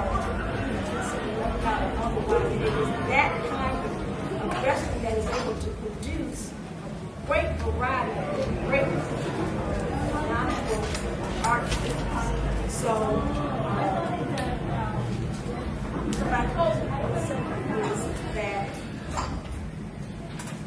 the notion of the scientific, the canonical, as being representative of some high kind of knowledge instantiated in the university that only some people have access to or whatever, is a story. It's a fabrication.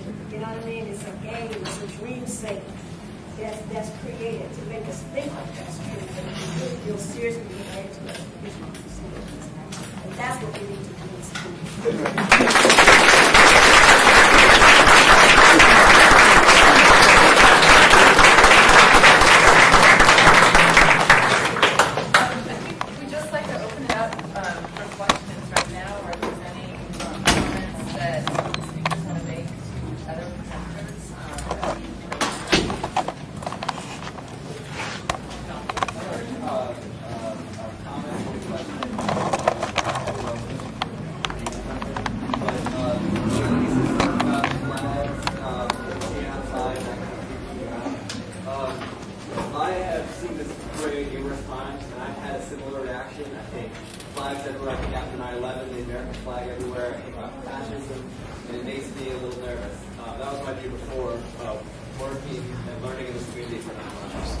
One of the things, and someone please correct me, because I very well can get this wrong, but I think it's a good thing to discuss.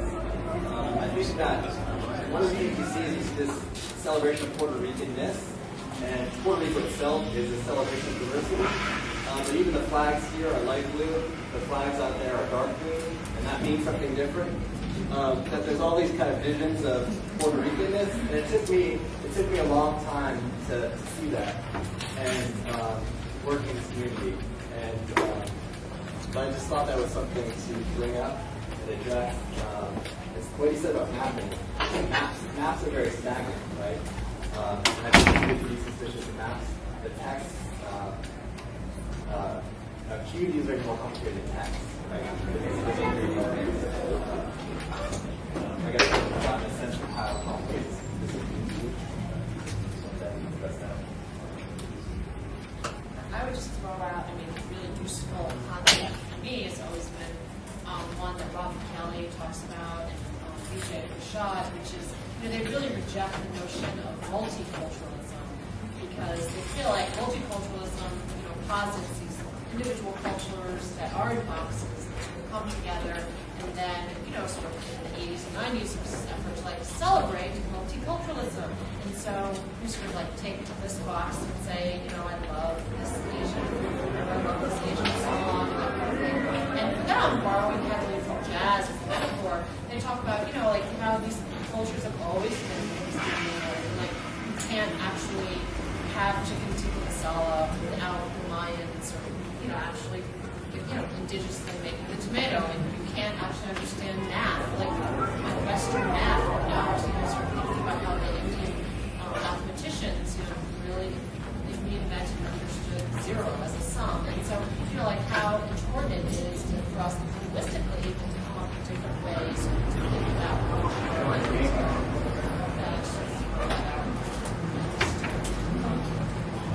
what does the light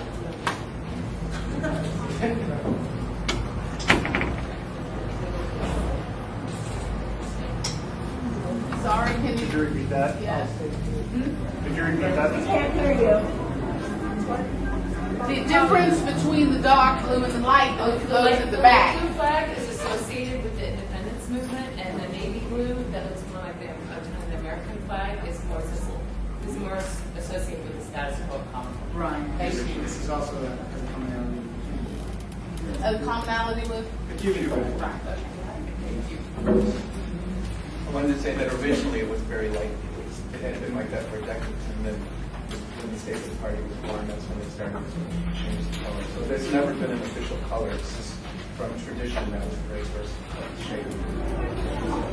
I think there's a really nuance. There's a difference between the flag represents its resistance and the nationalist, fascist flag model that sort of does Yeah.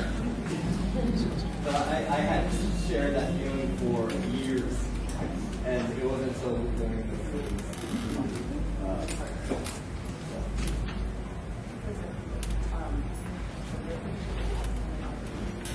Yeah, and I do have a comment. I've always thought that whenever you have, and this is pretty universal, whenever you have somebody who's colonized or people, one of the processes that tries that I think the colonizer tries to do is to give a person some kind of inferiority complex. And I think that in the process of this, it's one of the best things that people can do is to celebrate what they have. So I do see a difference between waving a bunch of American flags in the United States during an invasion of Iraq and Puerto Ricans who are fighting for independence. So this is a struggle between affirming your worth as a human being. It's the same thing with, I think we could see that if somebody were to jump up and celebrate their heterosexuality. There's a difference between lesbians and gays in the parade today, floating the rainbow flag and the Puerto Rican flag, and another float saying, okay, I'm celebrating my heterosexuality. I think once you've been oppressed and once you're trying to resist, one of the best things that you can do is to wave that flag.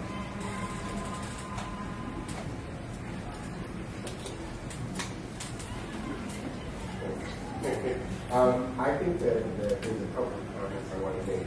One is alluded to what Howard said, because I do think in Dr. Lee's mentions it's also those of us that are activists are also part of not only redefining the culture and nationality like that. How do we interpret Puerto Ricanness or whatever we got this to be more than this John mentioned, so learning this and first we'll talk about the issue of homophobia and transphobia in our respective community. How do we organize community sectors at the grassroots level to take up this not only redefinition, but become part of a larger vision of a larger struggle for redemption? I also believe, and I agree with Dr. Lee, the issue of multiculturalism. seems to both at the community level and at the board level 20 years ago, the assumption was that there was a tabula rasa. Right? And now let's just get along and let's forgive it and past. And the world doesn't work like that, whether or not we want it to. And there are a series of power social conditions that are built on that premise. So I believe communities like ours, I don't believe everyone who raised a flag at the community level. I don't believe everyone in the parade is pro-independence. I absolutely believe everyone who is waving the 14th flag is saying, I am proud of being what I am. That is in the process of being defined. Right? And that's true in every one of our communities to the extent that the activist sectors can make it so. I would just add that I think that one important aspect of that, for those of us who are activists, we get with institution building. And that it's about virtue of the kinds of institutions that we build in the relationships, to some extent, how our institutions, community-based institutions, are sufficiently open themselves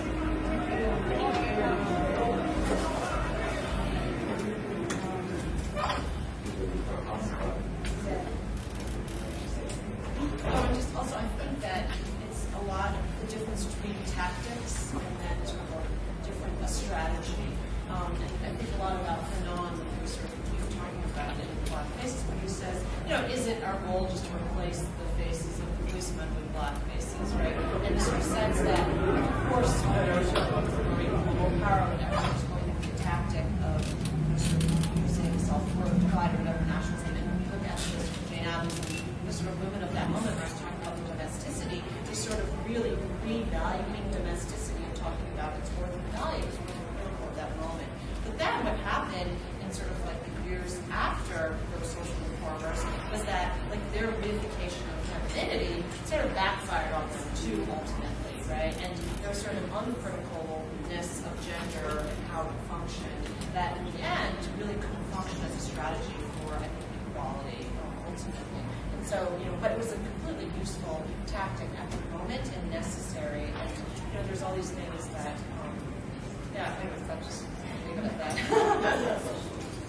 But I think it goes back to this fundamental issue of understanding and respecting ultimately both the nature of that which is stated and that which is variation in communities for me and African Americans, on the one hand respecting the ongoing emotions around respect for others, but also understanding the silences and what they bring. It's really what we typically don't have are enough critical discussions about those kinds of complex nuances within our community. And one of the reasons often I think is that if you stay caught in this web of resisting definitions that somebody else has made of us, we can't get to that because we have to make Puerto Ricanness or Africanness or whatever the group is, and we have to make it homogeneous in a way so that we can resist the assumptions that the other people have. But if you start with the notion of the fundamental question in some sense around race about the experience of colonization is that, and that's for me where, as a person, that's the sense the great lesson that I take from people who experience what I call their holocaust. People who are able to get up every day, put one foot in front of the next, experiencing the experiences that none of us can even imagine, because they never assumes assumptions that the slave owners or the colonials or whoever the other was, never assumed the whole power. That's a way because the other thing is that white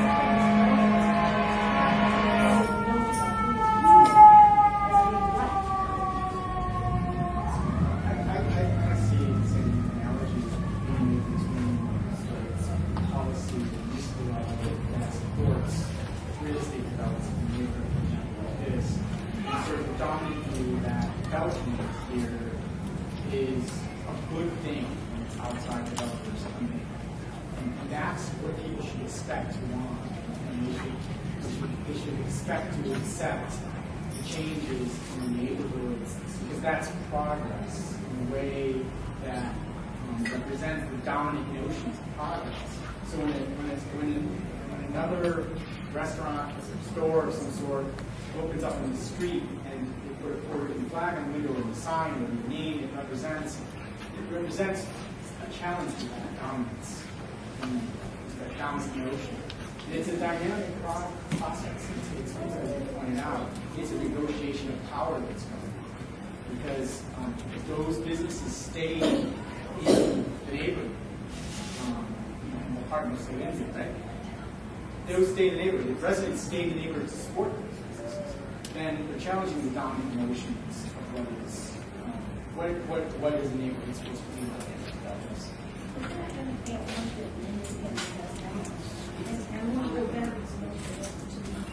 One of the things, and I say this because I've been involved with this for 40 years. We have institutions how long time ago.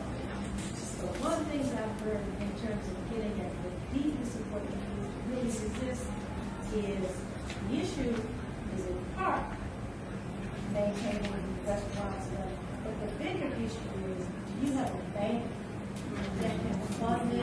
You have a bank that can fund, that can build new buildings so that low-income people can live in can stay here. In other words, the aesthetics of resistance at one level, as long as it stays aesthetic, the people in power really don't mind. You want Puerto Rican flag? You want to have 2 or 3 Puerto Rican restaurants? Yeah, we still going. They got to come to us to get their funding. We're going to build it. We get that to you. That's right. You want to pick it up, you go to the white man's bank down there and get the money to do it. And then we'll encapsulate it and market it. Because ultimately, you can look at it from an international perspective. You will say that Chinese, Japanese, that's their back, that's little tiny island, and they stand on an economic toe-to-toe. Chinese own a good portion of the United States bill, right? And you only can dance with this dude if you are playing that game. But as long as it's about the cute little, I think it look, thus we're making progress. I guess this is way too long.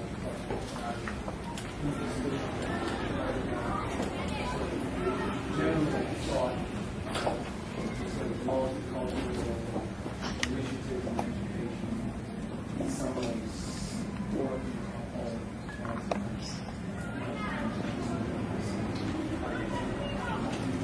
From my perspective, we have African service, we have four in Chicago.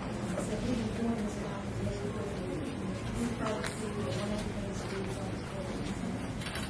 And I take the position that we should have African-centered education in every public school around the United States. Here, here. I think it would be very helpful. You see, integration, multicultural, all of this stuff has been part of the thing that really says we're really going to stay like, we'll let you drink a little bit of your stuff. But it's not about completely putting the whole story around that says, let's study. See, most cultures say, we don't just want to study the European Renaissance. We want to study what the people on the English, what content, what they are. We want to study what all of the people. So very good people say, yes, let's study the European Renaissance. Let us understand the role of the Black Moors in the development and sustenance of the European Renaissance. Let's understand, we want to understand the expansion of the United States. Let's understand the role of Asians in that. That's not the typical multicultural story. Multicultural story, you get a little bit of your story, and I get a little bit of my story. None of it involves us, but that's a completely different orientation to say that all of us human beings on the world have been around here long enough and influenced one another in some way. And you don't have any, you don't have the soul, you don't own it all. That's not what we want to come to discussions. To your point, I think that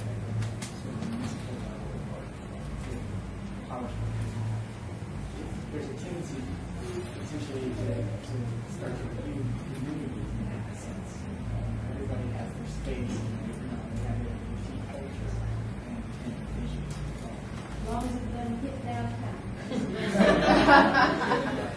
But I think what you just said too sort of doesn't contradict, but sort of questions this other sense which a lot of people say, which is like it's the banks that matter, it's not sort of the art or the literature, because exactly what you just said is, I mean, in the sort of the question of like who's keeping accounts.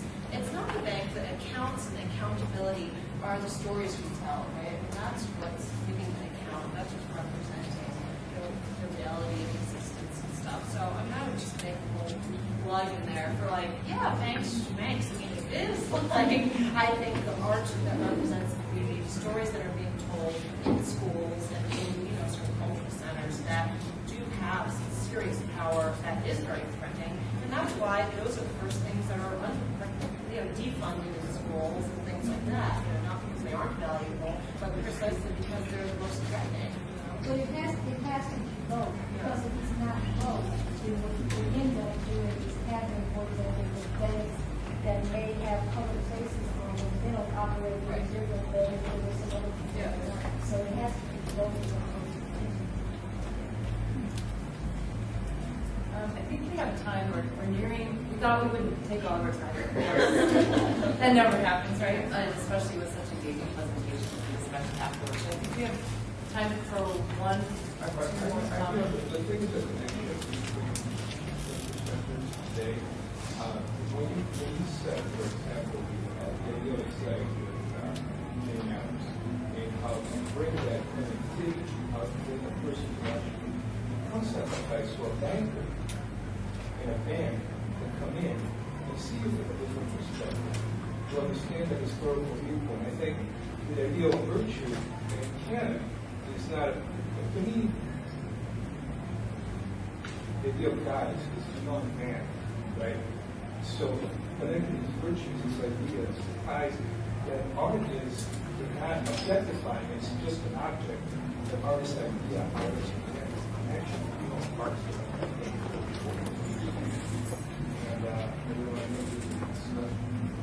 And I think we talked a little bit last night as well, this morning, last night, but in talking about the aesthetics of resistance in these spaces, I mean, yeah, there are these great cultural spaces, but there are also banks and funders and politicians and activists on the ground level kind of all working together towards that vision as well. So, for example, that lot across the street, we talked yesterday about how it's going to be new Banco Popular, and that is, and this project right here is subsidized housing funded through the government, but also then this is great space for awareness conference. So finding these kind of connections between that is really wonderful. And I don't know if it's on the same I want to say, but well, I think I relate, so I'm sorry because I honestly wanted to hear this discussion, but one of the things as you were speaking about this notion of multiculturalism, that sort of I was a little bit hearing this morning the discussion after people came back from the presentation. And I got a little bit scared because the whole idea of multiculturalism really informs the way we think. And it's very dangerous in a lot of ways because we haven't defined, as you did so well, that notion of multiculturalism. And it's like, at the end, someone spoke about the hyphenated American. Well, Puerto Ricans never call themselves Puerto Rican Americans. It's an insult to call Puerto Rican Americans. And I say this because this is very, you must understand the relationship between Puerto Rico and the United States. And I can get you a fifth generation Puerto Rican, fifth generation, doesn't speak any Spanish, has no concept of being a Puerto Rican. But yes, where are you? I said, I am a Puerto Rican. They will never say, I am a Puerto Rican American. So that implies that there's something in there that we got to be very careful about. And the idea also that somehow we're all of us are in this together is not true also. And we got to be careful with that. Because a person who comes here with a very wealthy background from any third world country has a privileged position vis-a-vis a black person, a Native American in this country. We got to watch those things very carefully as we have these courses about what we need to do. So one of the things that I believe is very powerful about the community informatics is the discussion that was had about the relationship between Newberry Library, the high school, and obviously that John, as a part of community informatics, was able to negotiate. That's very important because it doesn't speak to the idea that Newberry is a powerful institution that has historically used knowledge to storehouse it and leave people out of that knowledge, just like ancient pyramids, right? So the idea is that in a community that was once surrounded by Puerto Ricans in the late 40s, this institution existed, and it never engaged Puerto Ricans in it. But through this incredible relationship that we developed, through the community informatics, there was this sort of negotiations that take place. And I think it's very important that we are very careful about even the idea of a dialogue between a major institution. And I told this yesterday to the Associate Chancellor that it was every time we've held this event, one of the very important people of the university has actually come here. And that's a powerful message that the university sent. It's not the same thing as sending your assistant to the assistant to the assistant to come here.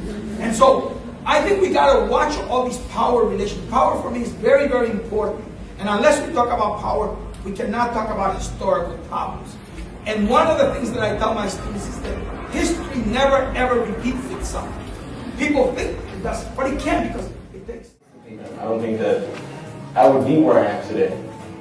I don't think I would be making, or even be thinking about going to Columbia College and making films on the side, and then writing my own radio programs.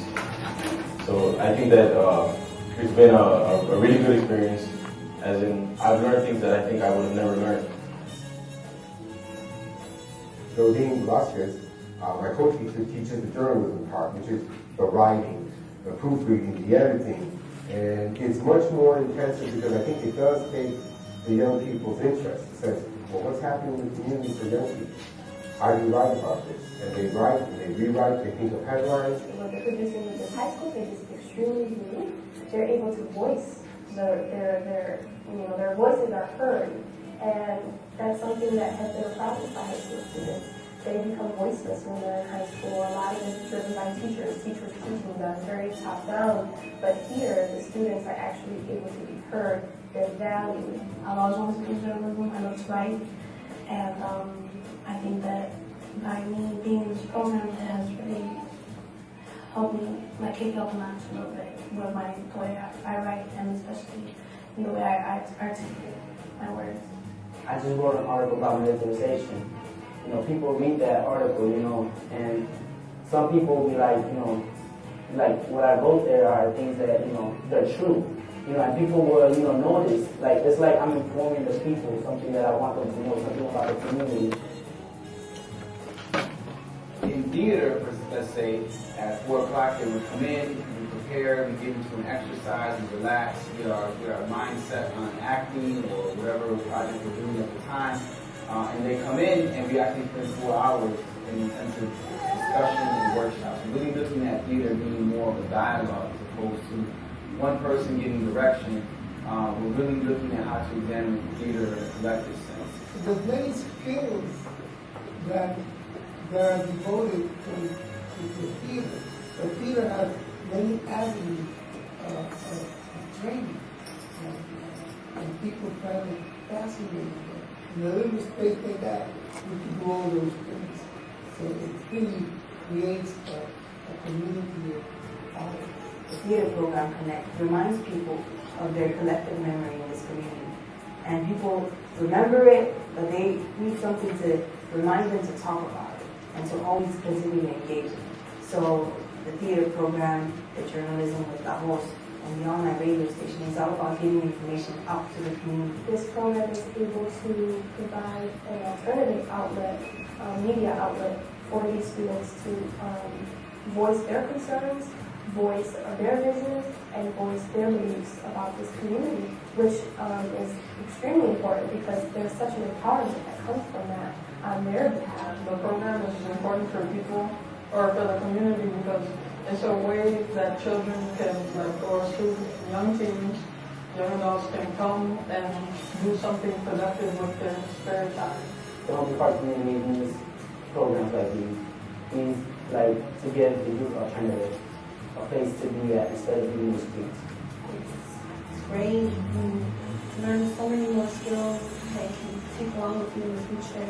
It's been a really good experience, as in I've learned things that I think I would have never learned. Young people that are engaged in this program, being the leaders of the future in the area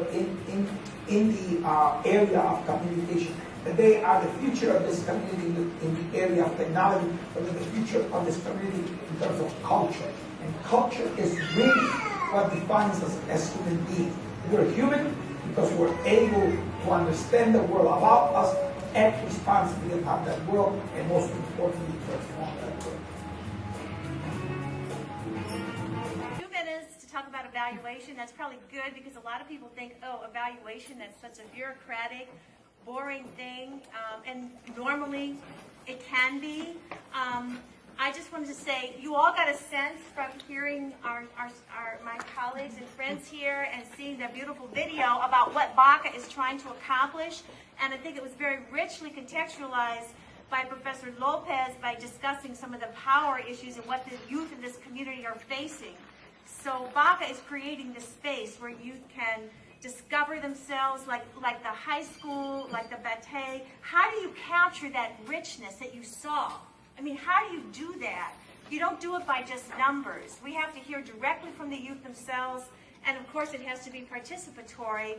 And I really learned what participatory research is by coming to this community. I want to say that there's all kinds of forums trying to teach communities how to do CVPR, community-based participatory research. You know what to do and you value it. So we are, in a very humble way, trying to capture the experiences of these youth matched against the goals of what you saw BACA is trying to accomplish. We can say that, just very briefly, what we're learning from the youth, first of all, they desperately need this program and they want it expanded to others. That's what they're telling us in these group debriefings that we're doing this week. They're very much more aware of what's going on in their community, of the marginalization that's going on, but now they have some language to ask why and to critically reflect together. Now, not everybody's the same space on that because that's a process, right? That's a process. Initially, when we did these surveys, which we're doing a second wave right now this week, youth told us that they don't have someone to discuss issues in the community and what's happening with their community with. They weren't really sure that they could do anything about it. Now there's much more that sense of efficacy that they can. They're feeling that they didn't necessarily have any support around school, when not either at school or after school. And so that's another issue that has to be addressed. And you can't just take, someone who's gone for 15 years without that and all of a sudden in a few weeks transform that. But there is a process that's unfolding. And that's why we have to keep this beautiful program going. To speak about the hegemony in evaluation, I just wanted to quote something here. I picked up my Johns Hopkins alumni magazine on urban violence, and I'm going to give this to Professor Lopez because this speaks to the disconnect between the academy when people like me who are less informed, I'm learning from the community, do these evaluations independently and then don't capture community voice, this white woman of Johns Hopkins is talking about violence, and here's what she says. If we can find potentially violent kids earlier, we can point them towards a wider array of services. And this is not about just pouring services into kids or attaching kids to decontextualized programs. This is about giving them that space where their realities are validated. The only validity that counts is ecological validity.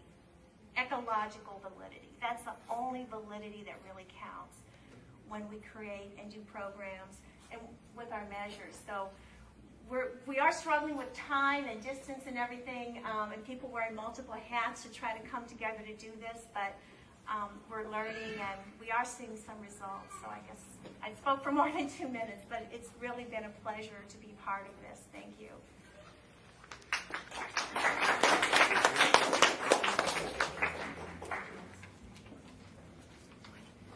Okay, right now we're just going to go into the question and answer session. So if anybody has any questions, now's the time. Yes. I guess for any or all of you, what was the most surprising thing that's happened so far in Baca? Has anything happened that you weren't expecting? Well, for myself, this is actually my first year working in Baca. So pretty much everything came as a surprise because I really came in kind of from someone who's used to doing youth ministry, which is similar but very different. But I mean, there are many good surprises. It's, sometimes you struggle with students, but a lot of times it really is a beautiful thing to struggle hard with somebody, but then see them bear fruit and kind of grow. We actually asked the youth that question in evaluation in our group debriefings, and they have beautiful narratives to tell. I was going to read something, but we don't have time for that. But basically, they were saying things like just to see their own potential for creativity unfold before them, to have these tools. They're not like using technology for the sake of using the technology, but they're really just using it to discover things about themselves and their community, which is a really developmental process. So they had specific things to say about that, and they had no trouble articulating that, no trouble answering, so that's a very beautiful thing to hear, that they themselves were taken by surprise, and it was a good thing. Well, for me, excuse my raspy voice. It's been a very long and crazy weekend. But for me, it was a very interesting process, because beforehand, especially with the participatory democracy element, I was used to doing workshops on door knocking, community building, and asset deficit development with multi-college students, like from the Paul Stain Center, as well as UIC Northeastern, and the other community residents who were mothers and who had families, who were much older. It was very interesting and very different to have these kind of classes with youth who are 16, 17, but all of which are from this community. Christopher Henderson actually lives a block away from here, and myself living a block away from here. And so having all this youth from this community, kind of discovering a lot of these historical processes that we're able to articulate, such as gentrification. They all see it, they all experience it, but to put a name to it, to actually kind of challenge it through door knocking, through talking to other residents, doing interviews, video interviews, taking photographs, and really trying to search a kind of solution to the issue of gentrification. Was very interesting and surprising, but not too surprising, because I realized the youth of this community have always been very active in trying to transform this community. So it was also a very beautiful experience to see fellow Puerto Rican youth in this community again addressing the issues that affect them.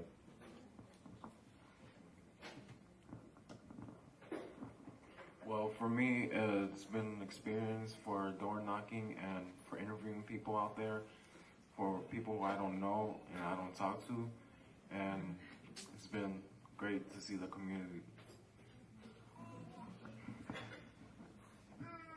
Anything else? Any questions? You guys, like in my program, I'm kind of dealing with this idea of windows and mirrors, like the idea that we can really reflect our communities, but we don't necessarily open the windows to go out to other communities. How do you guys address that issue? Because I think it's a powerful media and things going on, but how is that addressed kind of to the greater Chicago community?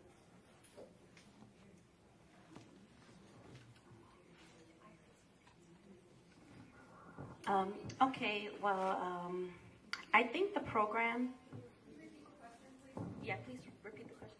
Well, I was saying, like, a lot of programs deal with mirrors. They look at their own community, but a lot of times they don't look at the windows or open the windows for other communities to see what's going on to that particular community. So I was wondering how Baca addresses looking at bringing these issues beyond just this community, but spreading it across the world, or Chicago at least.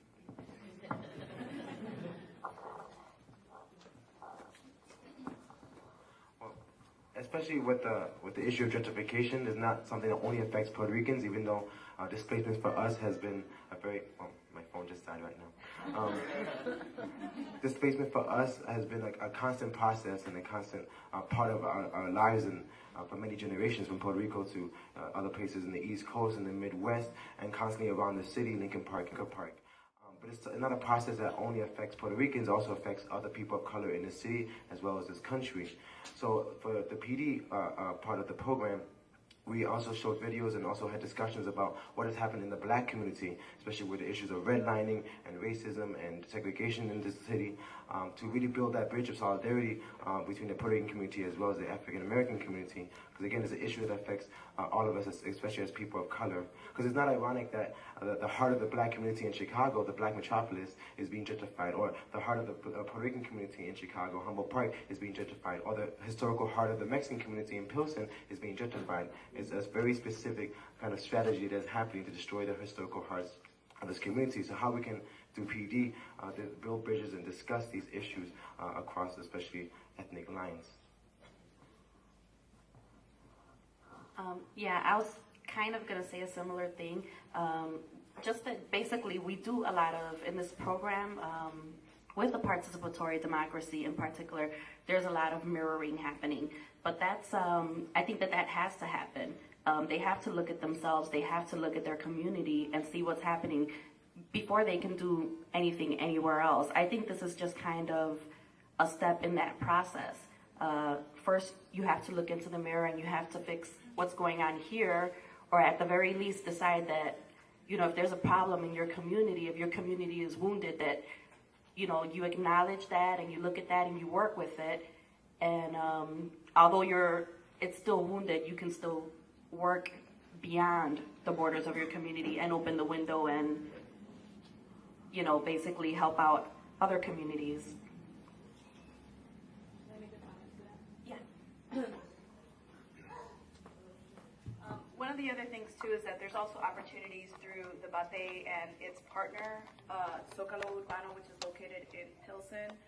There's also trips to New York that the youth of this community do every year to kind of share those experiences with other youth.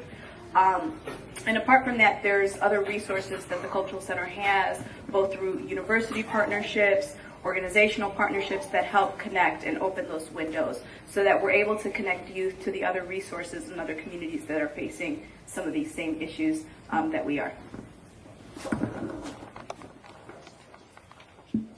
Thank you. My question is about your relationship with the schools. Yeah, I'd like to hear a little bit more about the way in which attendance to BACA has an impact on being a student in a high school. Yeah, and also for those kids who maybe they've dropped out, maybe they've left or what have you, to hear a little bit more about how BACA perhaps helps them to make other kinds of choices. Does that make sense? Yeah.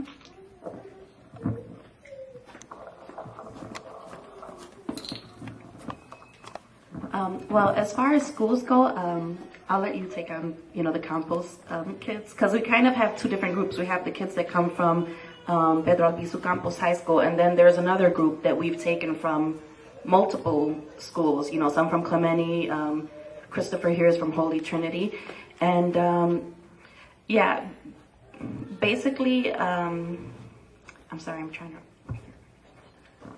to, Well, we have tutoring in the program. There's a homework study period during which we had tutors coming on a regular basis to help students, complete homework assignments.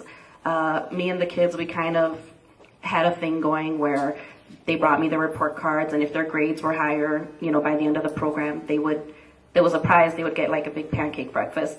So there's, I don't know if that answers your question, but yeah, and as far as kids because we did have kids that came in and left the program, it's not like they disappeared into the abyss. We still have contact with these kids, and, we have other events that it's like, hey, would you like to come to this?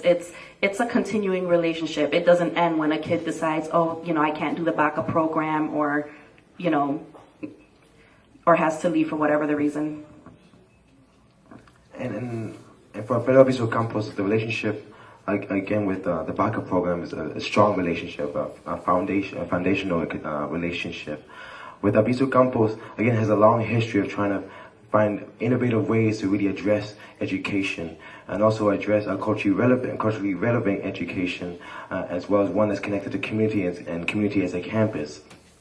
So again, it was not kind of a hard process to really build that connection between BACA and the ideas of BACA and with Pedro Albizu Campos High School, because really the same ideas, again, of addressing the entire youth, the entire child, the idea of understanding their diverse experiences and understanding their context in this community. There's no coincidence that actually one of the students who were arrested, one of the people arrested yesterday in my building, was a student who was in BACA, a photography student, who was arrested with the assistant director of Albizu Campos High School. And there's no coincidence that he lived with the assistant director, because Albizu Campos has always opened their doors, the staff has always opened their doors to youth when they need a place to stay and live, and also have a sense of mentorship with the staff and the teachers of the high school. And so it's no coincidence that those two were arrested together as well with the counselor of our high school.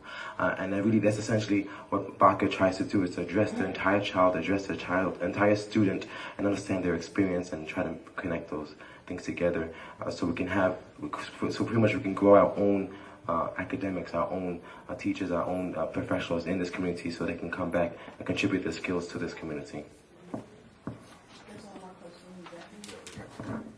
I'm sorry, we have to cut the questions. Because our next presenter has to run to the airport. So what I'm going to ask is everybody please give a round of applause to BACA fans.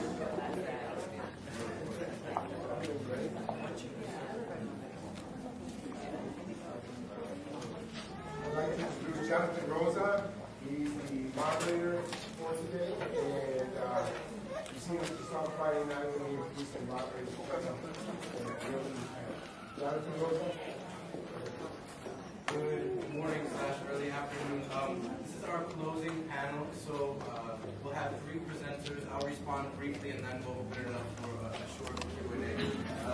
First we have Dr. Soraya Lastra from the University of Urabo in Puerto Rico. She's the director of the Center for Community Informatics.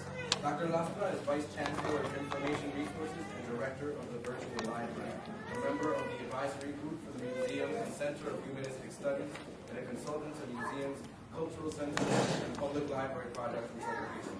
Her work focuses on community knowledge. Dr. Soraya Lastra.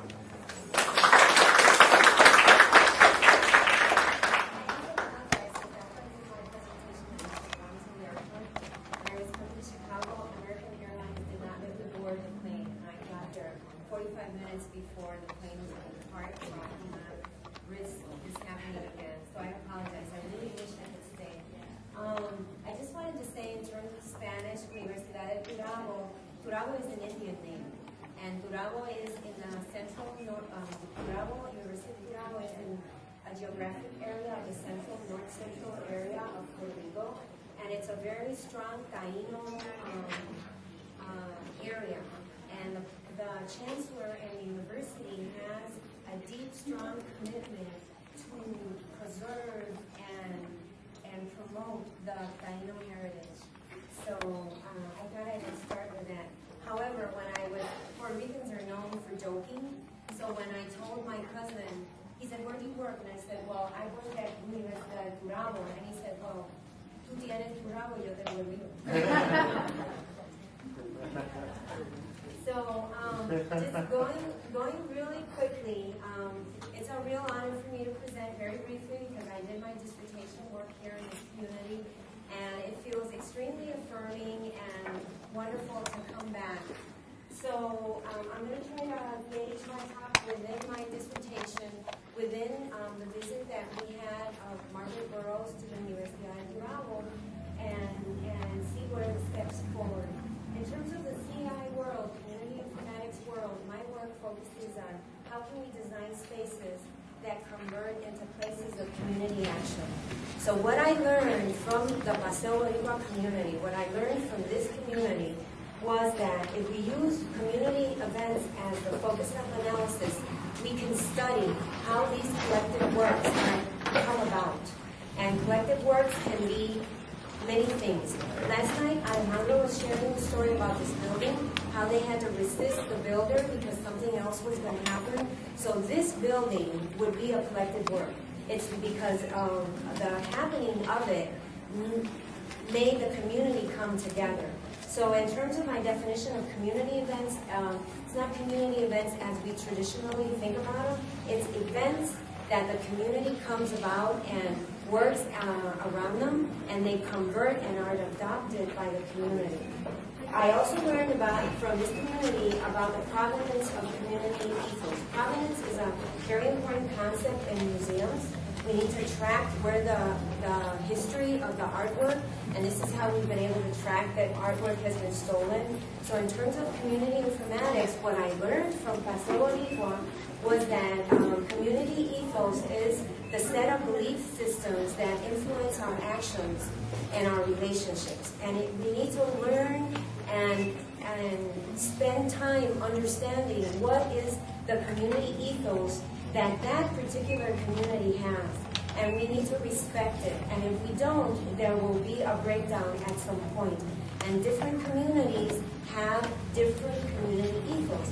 It was very interesting that at the beginning, when I was trying to get participants, it was not easy for me to find Alejandro, Jose, and this group. And many of the Puerto Ricans that I would interview, my focus was, what are you reflecting in terms of the problem of gentrification? And I met several people for 6 months, and many did not reflect at all. They said, well, the Puerto Ricans have always moved, so we will just move again. And it was very hard for me because I thought, well, this is not what I'm looking for, because if they're not going to reflect, if they're not internalizing, if there's not a preoccupation about displacement, then these are not the participants that I'm looking for in my study. So it wasn't until after 6 months later that I walked into, it was used to, Café Colao was called Café Borican Bakery. Borican Bakery. And Alejandro, of course, why? And I went back to my notes, my field notes, looking at the dates. Why was it so hard for me to find Jose and Alejandro? Because in 1999, they were working on Vieques. So it seems like every time I would visit the community, they were out in Vieques, or they were in Washington, or they were in Vieques. But that particular day, there was someone at Café Borican, and when I expressed what I was looking for, he said, he answered me, he said, lady, you've come to the right place. So he introduced me to Zenaida, and Zenaida was the pathway to Jose. But getting to understand that community ethos was very important, because this particular group, then when I started interviewing, said, well, why do we have to move? Why do the Puerto Ricans always have to move? We don't want to move. This was a different voice. This was a very strong, different voice. But the other thing that I understood and learned from them was that not necessarily the voices that represented the community, the Puerto Rican community, were Puerto Ricans. So the cultural background, the cultural classifications started breaking down. So if we start doing community work and we come in with traditional definitions of, if it's Puerto Rican, they all have to be Puerto Rican, then there are some voices that are Puerto Rican that do not represent the Puerto Rican culture. And some of them may have yesterday been wrapped around in the flag. So it becomes, it's very complex what this culture is. And some of us feel that we're Puerto Rican and our language is hybrid. We mix. Some of us are Puerto Rican and we don't speak Spanish. So traditional classifications will not help us when we're trying to understand the community ethos. We need to understand the source of the beliefs, the actions, and the relationships. And then also, in terms of validation process, the validation process comes through an augmentation and strengthening of relationships. What that means is we can have a wonderful project or we can have a wonderful system, but if we come into a community and we leave and we haven't augmented our relationships with them, and we haven't strengthened the relationship with them, and they're not our friends, they're not part of us, then we really haven't connected, and the project down the line may potentially have a failure, because when you're not around, when your system isn't around, who's going to adopt it? Who's going to continue with the project? So, this was part of my dissertation work. Afterwards, I started reading Howard Becker's work, which I think is very appropriate for this conference. In Art World, Howard Becker talks about how can we study the artworks, and he says that if you look at the collective works, and all artistic work, like all creativity, depends on joint effort activity of a number of people. Bringing it to the community, I thought it was really interesting when Pittman yesterday said, looking at the murals, he said it wasn't important, it's not only who have led the murals, it's not only the Puerto Rican artists who have led the murals, it's also the non-Puerto Rican artists who helped. So when we study the murals, it's not just who did it, but it's what they did and when. And that's how we're approaching the collective work. In terms of the comparison, Becker says we can compare these art worlds and understand the flow of information, and using the terminology for this conference, how the knowledge is created. He says we can contrast the work of art worlds of the professionals, artists, name artists, folk artists. Thus, the art world is part of the system of professions. So in terms of Pittman put it yesterday very well when he said, how can there be, in terms of the comparative process, the question is how can there be a Puerto Rican art world mural phenomenon so strong in Chicago, more so than in New York and in Philadelphia? So right there is a really interesting comparative process. How come it is so strong here, and why not so much in New York and Philadelphia? Or even when he was talking about the erasure of many of those African American murals here in Chicago. In my work, this is what I found. The community ethos, going back to that definition, there was a very strong component in this community historically, since the 1940s, traditionally, in terms of preservation of the culture and the conservation of the culture. And that's a very strong ethos, and it permeates in everything, in every activity. So looking at that, the interesting question is looking at the different community events. How are these community events being produced here in Paseo Bonito? So how do I bring this to Margaret Burroughs' visit? Well, the visit was sponsored, going to a collective joint effort. The visit was sponsored and coordinated by the joint effort with the Puerto Rican Cultural Center, the Graduate School of Library and Information Science, and the Vice Chancellorship of Information Resources in Curabo. Margaret Burroughs is a champion of what Becker calls the primary purpose of the art world, to continually define and validate and maintain the cultural category of art.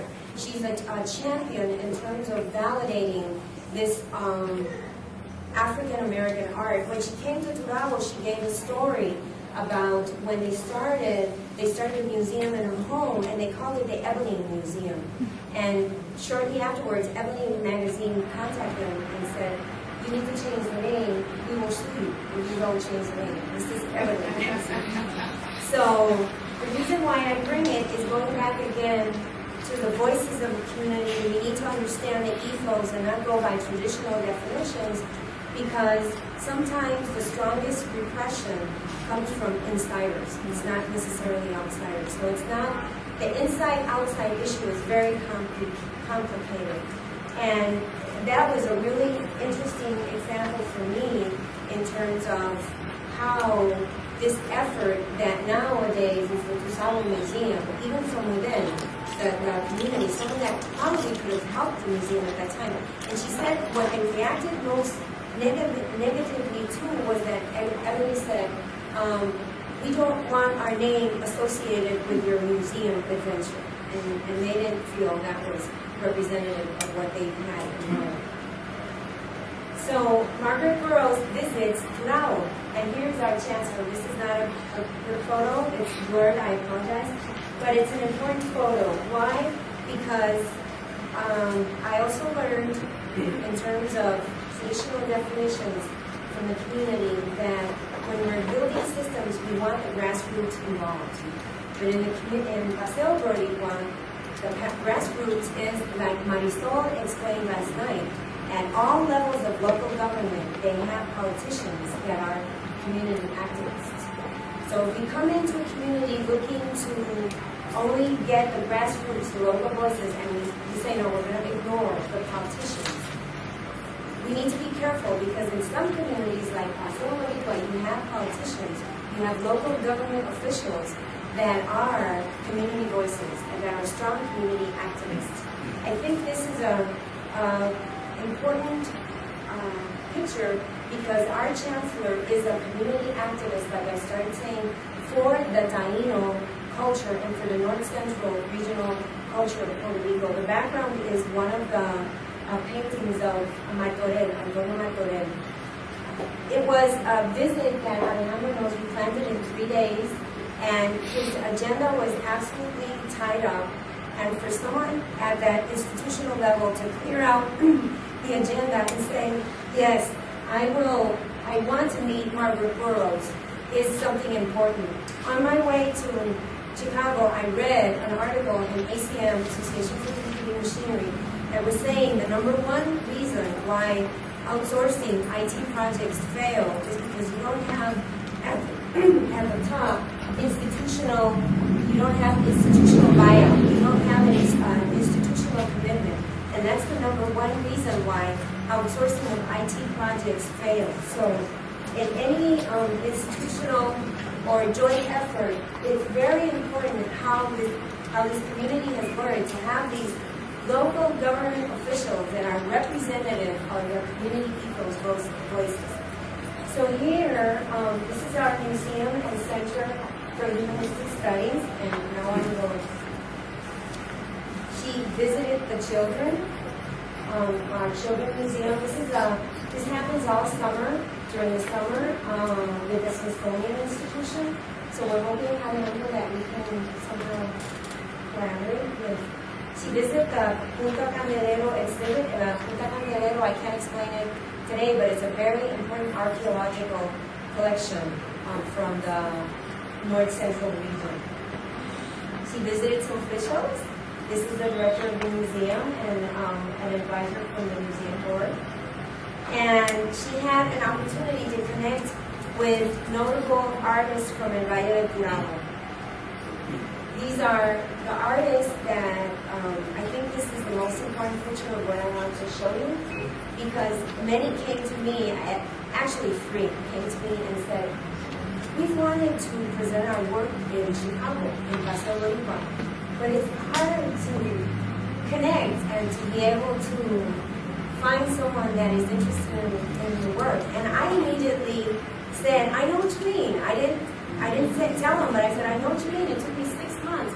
So I know what it is to come to this place, and it seems like that it would be so easy, certainly with this building now and with the center, in the location, it would be easier. But some of these artists would be interested in collaborating and presenting here, and then the artists from Chicago could present there. So in terms of the flow, how does it happen? Well, it happens, Gamaliel gave me his CD, so I will bring the CD to them. And this is how a community event and the flow of knowledge happens and how joint efforts come about. So I think this picture is very telling of the success of the visit. And what did she began to do, well, she observed the art and made direct connections with the artists from Valle del Curao. She visited our museum. She examined Punta Candelero archaeological collection, and she attended a workshop by Dr. Arcadio Díaz Quiñones, that he was actually there. So she was part of the workshop. She met with our chancellor, and when she met with our chancellor, she engaged him, she immediately engaged him into this effort of developing this Puerto Rican museum. She shared her artwork and read poems, and she visited various museums. Museo de las Américas, if you go to Puerto Rico, you should go to these three. You need to go to Museo de las Américas, Galería Nacional, y Museo de la Herencia Africana. And she visited our UT Children's Library, which we're opening this month. The governor of Puerto Rico is coming, and when the governor comes and sees our center that we're opening, we will convey to them that it's modeled after your center here in Chicago. So, what's next? Well, what's next is a visit from University of Curao with Pastor Boricua and Ann Bishop, and I congratulate you for the conference.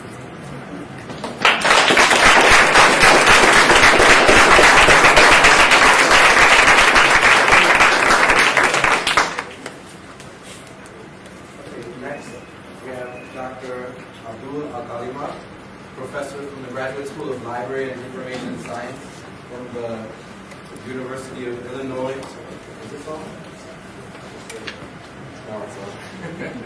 From the University of Illinois and African American Studies and Research Program for Urbana-Champaign. Dr. Al-Kalima moderates the largest African American Studies discussion list, H-Afro-Am, and created and edits Malcolm X, a research site, as well as E-Black Studies. He is a member of the editorial boards of Information, Communication, and Society, SciRev, and the Black Scholar. His research interests include digital inequality, community informatics, and African American intellectual history.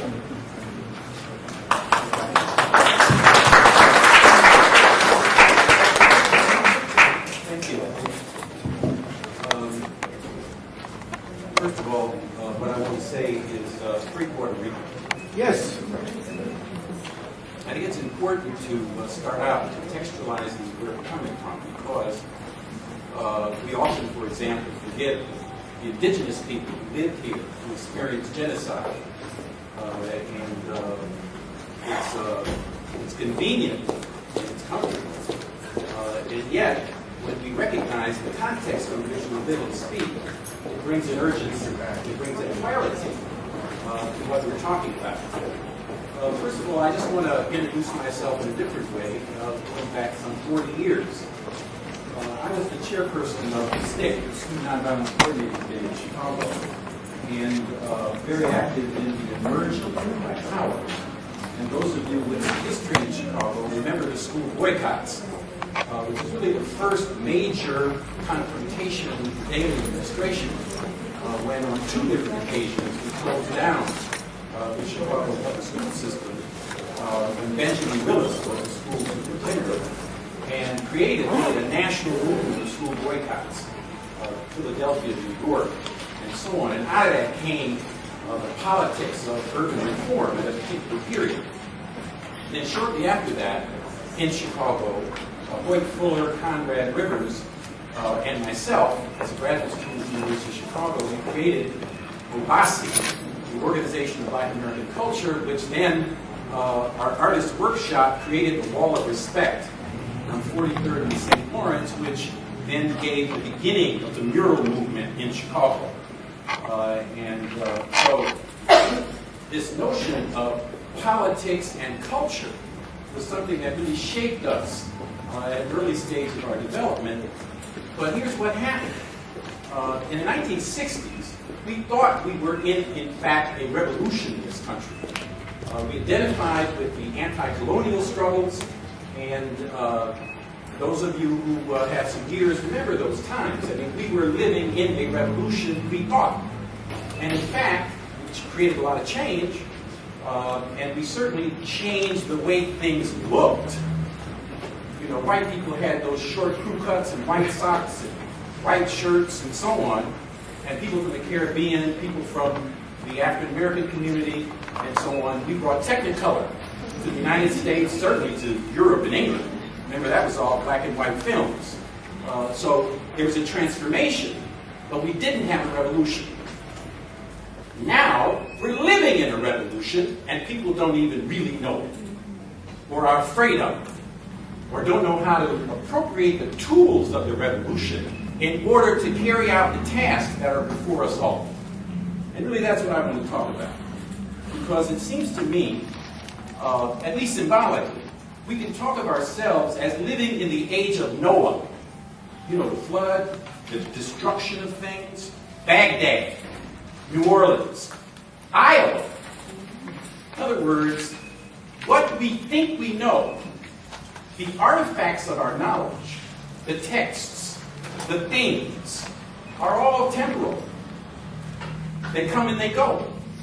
And so the question is, how can we appropriate what we think we have from our history and our current experience in order to preserve it, as in the spirit of Noah? I don't think that our ark will be built of wood. I think, as an informatics person, that right now what we face is the contradiction between the actual and the virtual. The actual and the virtual. Because we can now preserve everything, at least in the context of the tools we have, of what we've known historically and what we experience today. So the crisis of the revolutionary moment right now is the question of moving our human experience from the actual to the virtual. The ruling classes of the world have already done this. It's a done deal. The global economy is virtual. All of us carry plastic and deal with the tools of the digital world as opposed to just cash in our pocket. Although in our communities, cash is what really works. Bring some plastic in a lot of places, they look at you like you're crazy. But that's not the global economy we all know we live in. Take your automobile. It's about computer chips.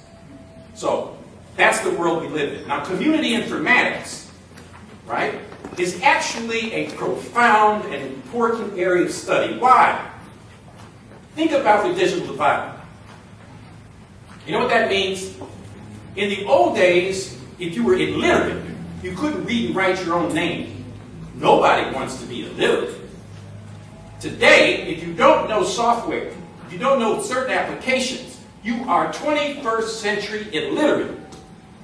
Now, I know that's hard to speak. You want to value people, you want to give them their props and all that, but nobody wants to be illiterate. People like in Malcolm's autobiography, remember he talked about the man who put a newspaper under his arm, worked at a bank, he was illiterate, but he wanted people to think he knew how to read. Right? Freedom requires literacy.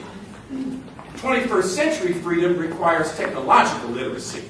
Community informatics is about trying to get communities in the world to be competitive with the corporate capitalist dominant forces of the world.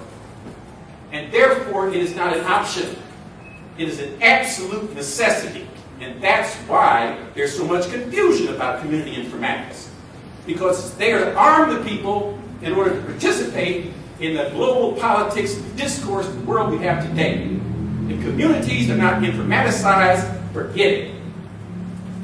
Okay. Now, we talked about space. Now, the sociologist, Emmanuel Castells, he talks about the space of place, physical places, and the space of flows in the sense of cyberspace, in the sense of the informatics, in the sense of the internet. Place and flows.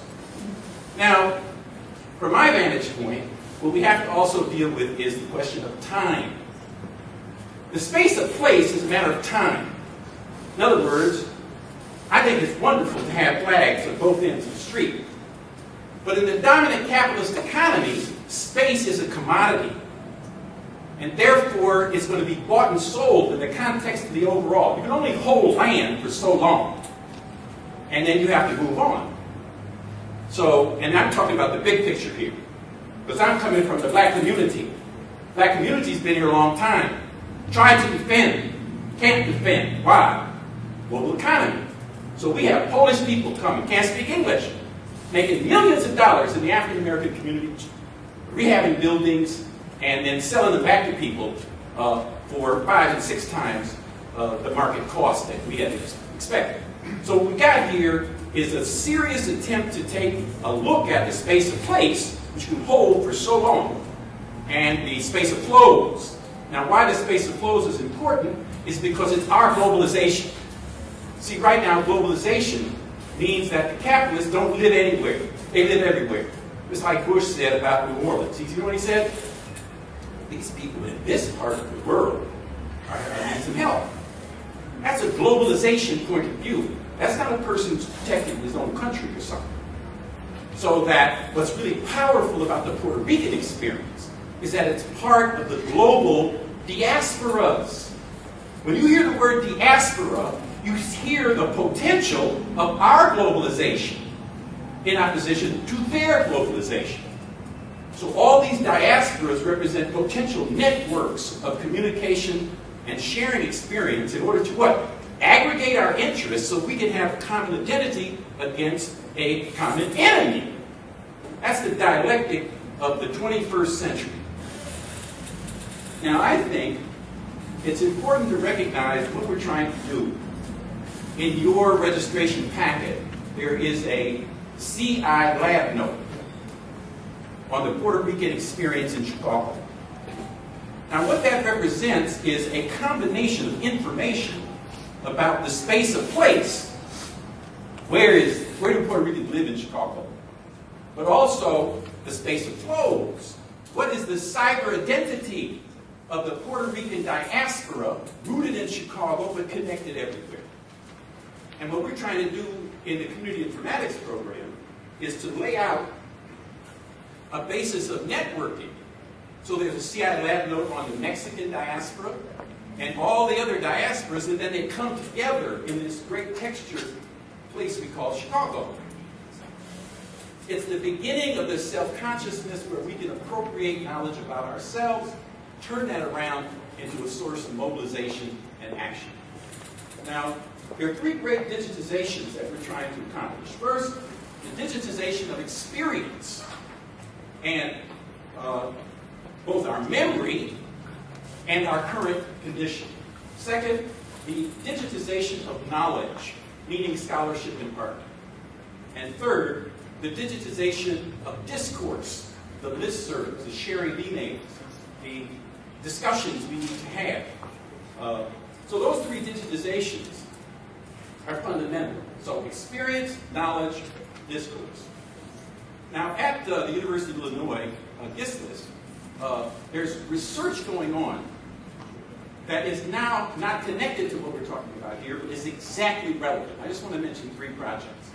First, for example, see, in the past, everything's based on scarcity and commodification. I'm going to write a book about Puerto Ricans. I'm going to put together an anthology. Well, there's a front cover and a back cover. You can only put so many pages in the book. But if we took that to the digital realm, every essay written in Chicago by a Puerto Rican or about Puerto Ricans can be in our database. Every essay.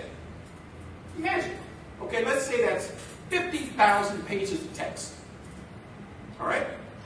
No individual in any community, be it here or at a university, can sit and read 50,000 pages of text and have that kind of recall. We now have a program at the university that's about digital data mining. In other words, we now have the ability to appropriate knowledge from everybody's text, not just the text of the ones who were chosen, even if we chose everybody. Second, there is the same project with music.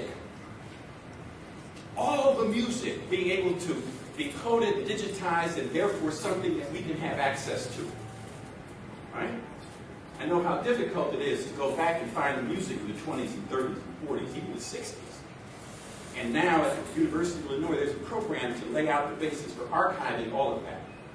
And third project, museums, turns out, don't have a common set of classification tools so we can have a national understanding of what's in all the museums. And so there's a project at the university to create the standardization of metadata with these classification tools, or these tags, so we can have some understanding of what's in all the museums. So what I'm trying to say here is that, make no mistake about it, universities are fundamental, research is fundamental, but the problem is that these are technical areas, and we need to find the Puerto Ricans, the African Americans, the Mexicans, the Guatemalans, everybody else to get in these technical areas. Because when you go to the university and you go to the technical areas, everybody there is white. Everybody. And when you go to where people are playing music and having fun and being into sports, that's where we are. Now, I'm down with that, but I'm not down with being not present at the technical research moment. So all these tools I just described, which we need, we're not there yet. So, on behalf of the University of Illinois, right, I mean, everybody ought to come. We're looking for all your students that are making B's or better in mathematics and in computer science, because this is the 21st century, and we need people with those technical tools. Last thing I want to mention is that this is the most democratic moment in the history of higher education in the United States because of these digital tools. The most democratic moment. And therefore, we should be very optimistic. But I can't stop speaking without mentioning a book that everybody here ought to read. Before the Iraq War, a man wrote a book called The Clash of Civilizations. It's an article in Foreign Affairs, and then it became a book, laying the basis for the kind of activity that went on in Iraq. A man's name is Samuel Huntington. He's director of the Center for Strategic Studies at Harvard. His current book is called Who Are We? It's a book about American identity. He says that we don't have to worry about black people. We got them. We don't have to worry about a lot of people. We got them. What we got to worry about are these Latinos. Yes. First of all, they don't all learn how to speak English. Second of all, they all got relatives somewhere else, and they relate to them. On and on and on. That book is the basis for building the wall. That book is the basis for the vigilantes going to the border. And therefore, we have to arm ourselves with understanding, keeping an eye on the enemy, because they certainly got their eye on us. The moment is about digitizing our experience. A scanner costs $90, $100. If you don't digitize, you don't exist. This all that you see here is temporal. What can exist is if we make this digital record in the spirit of Noah, so that when the world can be reconstructed, we can reconstruct it with the DNA of the Puerto Rican experience. Just like we're trying to do the DNA of the African American experience. And we're losing right now. We can win, but currently we're losing.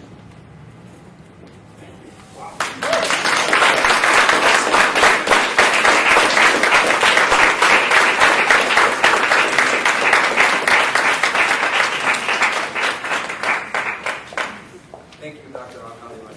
Our last presenter, certainly not least, Dr. Jacqueline Lasso. Assistant Professor in the Department of Modern Languages, also the incoming Faculty Director of the Community Service Studies minor, and she also teaches in Latin American and Latino Studies program at DePaul University. Dr. Lasso's work focuses on dramatic representations of social justice issues in the Latino community. Her works include the play The Block, El Bloque, a young Lord story. Dr. Jacqueline Lasso. I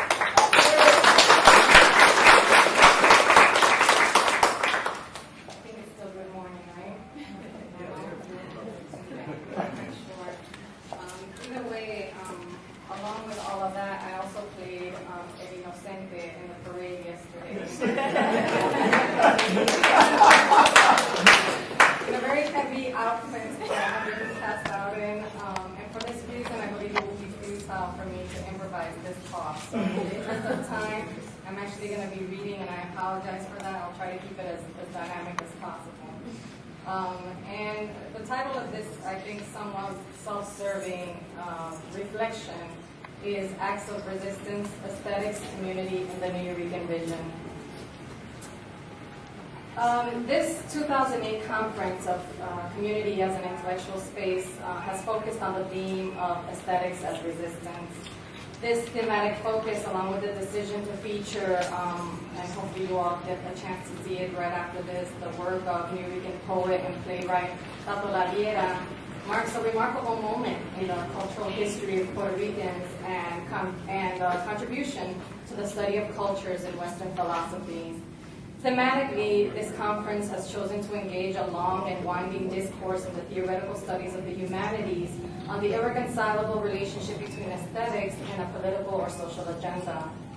In our most recent intellectual history, if you will, theorists have gone as far as to posit precisely minority literatures and post-colonial theories which have so profoundly impacted philosophical approaches to non-Western cultural production as a source for the disintegration of the study of aesthetics.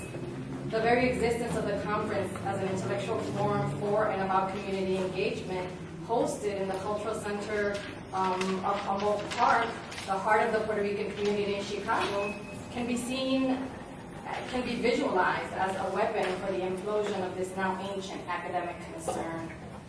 The commissioning by the conference co-host of Puerto Rican Cultural Center of Tato Laviera to write a three-part theatrical history of the Puerto Rican community in Chicago, which is being featured in the conference finale, sweeps the dust aside and begins again with a very typical U.S. Puerto Rican appreciation for the beauty, the agony, and the pounding inertia of our arts. What I have called in my work the Nuyorican aesthetic. Aesthetics has meant different things to different people. Critics have used aesthetics to define beauty and art, to define the role of art in society, and to define cultures. The writers of the artistic movement that emerged from the 1960s and 1970s politicization of U.S.-born or raised Puerto Rican youths from the inner cities brought the elements of theater, performance, and poetry together to create a new form of expressive culture. While some critics still argue a solely ghetto-based urban positionality characteristic to the Nuyorican literature aesthetic, it is now easier to appreciate the universal application of Nuyorican stylistics. Nuyorican poetry, for example, has in fact become a self-defined genre and an aesthetic. It is not simply a thematic approach. In fact, throughout the decades, Puerto Rican arts and literature in the U.S. has undergone a significant evolution in its thematics beyond the ghetto, beyond New York, beyond a masculinist nationalist project, and toward the complex polyphony that is characteristic of contemporary cultural production. At the beginning, New York City was the locus of menace for the articulation of a Nuyorican aesthetic. By all accounts, New York City in the 1970s was the primary residence of the majority of Puerto Ricans living outside of the island of Puerto Rico. During these difficult years, the pre-war U.S. metropolis, including cities like New York, Chicago, and Detroit, saw their tax bases depleted as wealthy white residents moved to the suburbs. This is kind of hard to imagine now from the perspective of those of us visualizing gentrification, kind of the opposite of what was happening then. Urban centers became centers of poverty and inequality, where those left out of home ownership by racism and post-industrial economic restructuring resided. One particular neighborhood that suffered greatly from this situation was the Lower East Side of Manhattan, known as Loisaida, to its primarily Puerto Rican population at the time. It is within this particular environment and historical context that the Nuyorican arts and activism movement emerged. Loisaida became the home to the innovative Nuyorican community activism and arts movement that emphasized the cultivation of cultural awareness and positive alternatives for individuals and the community. Observers refer to the emergence of this Nuyorican artistic movement as El Gran Florecimiento in New York City. It includes the generation of writers called Nuyorican, to which Jesus Tato Laviera belongs. Juan Flores interprets their writing as an arrival to the expressions corresponding to a colonial minority group without intentions of assimilating into the United States mainstream. While previous writers explored issues of migration and the sense of living in an intermediary space between cultures and languages, This generation began to negotiate what they understood to be a permanent stay in the United States. They were now forced to negotiate along new understandings of race, class, and space. One of the primary elements that emerged from the Nuyorican philosophy of el gran florecimiento was the cultivation and expression of a distinct Nuyorican culture. Artists grappled to understand and communicate what was Nuyorican-ness, something different from and yet the same as the values and cultures of Puerto Rico. It was related to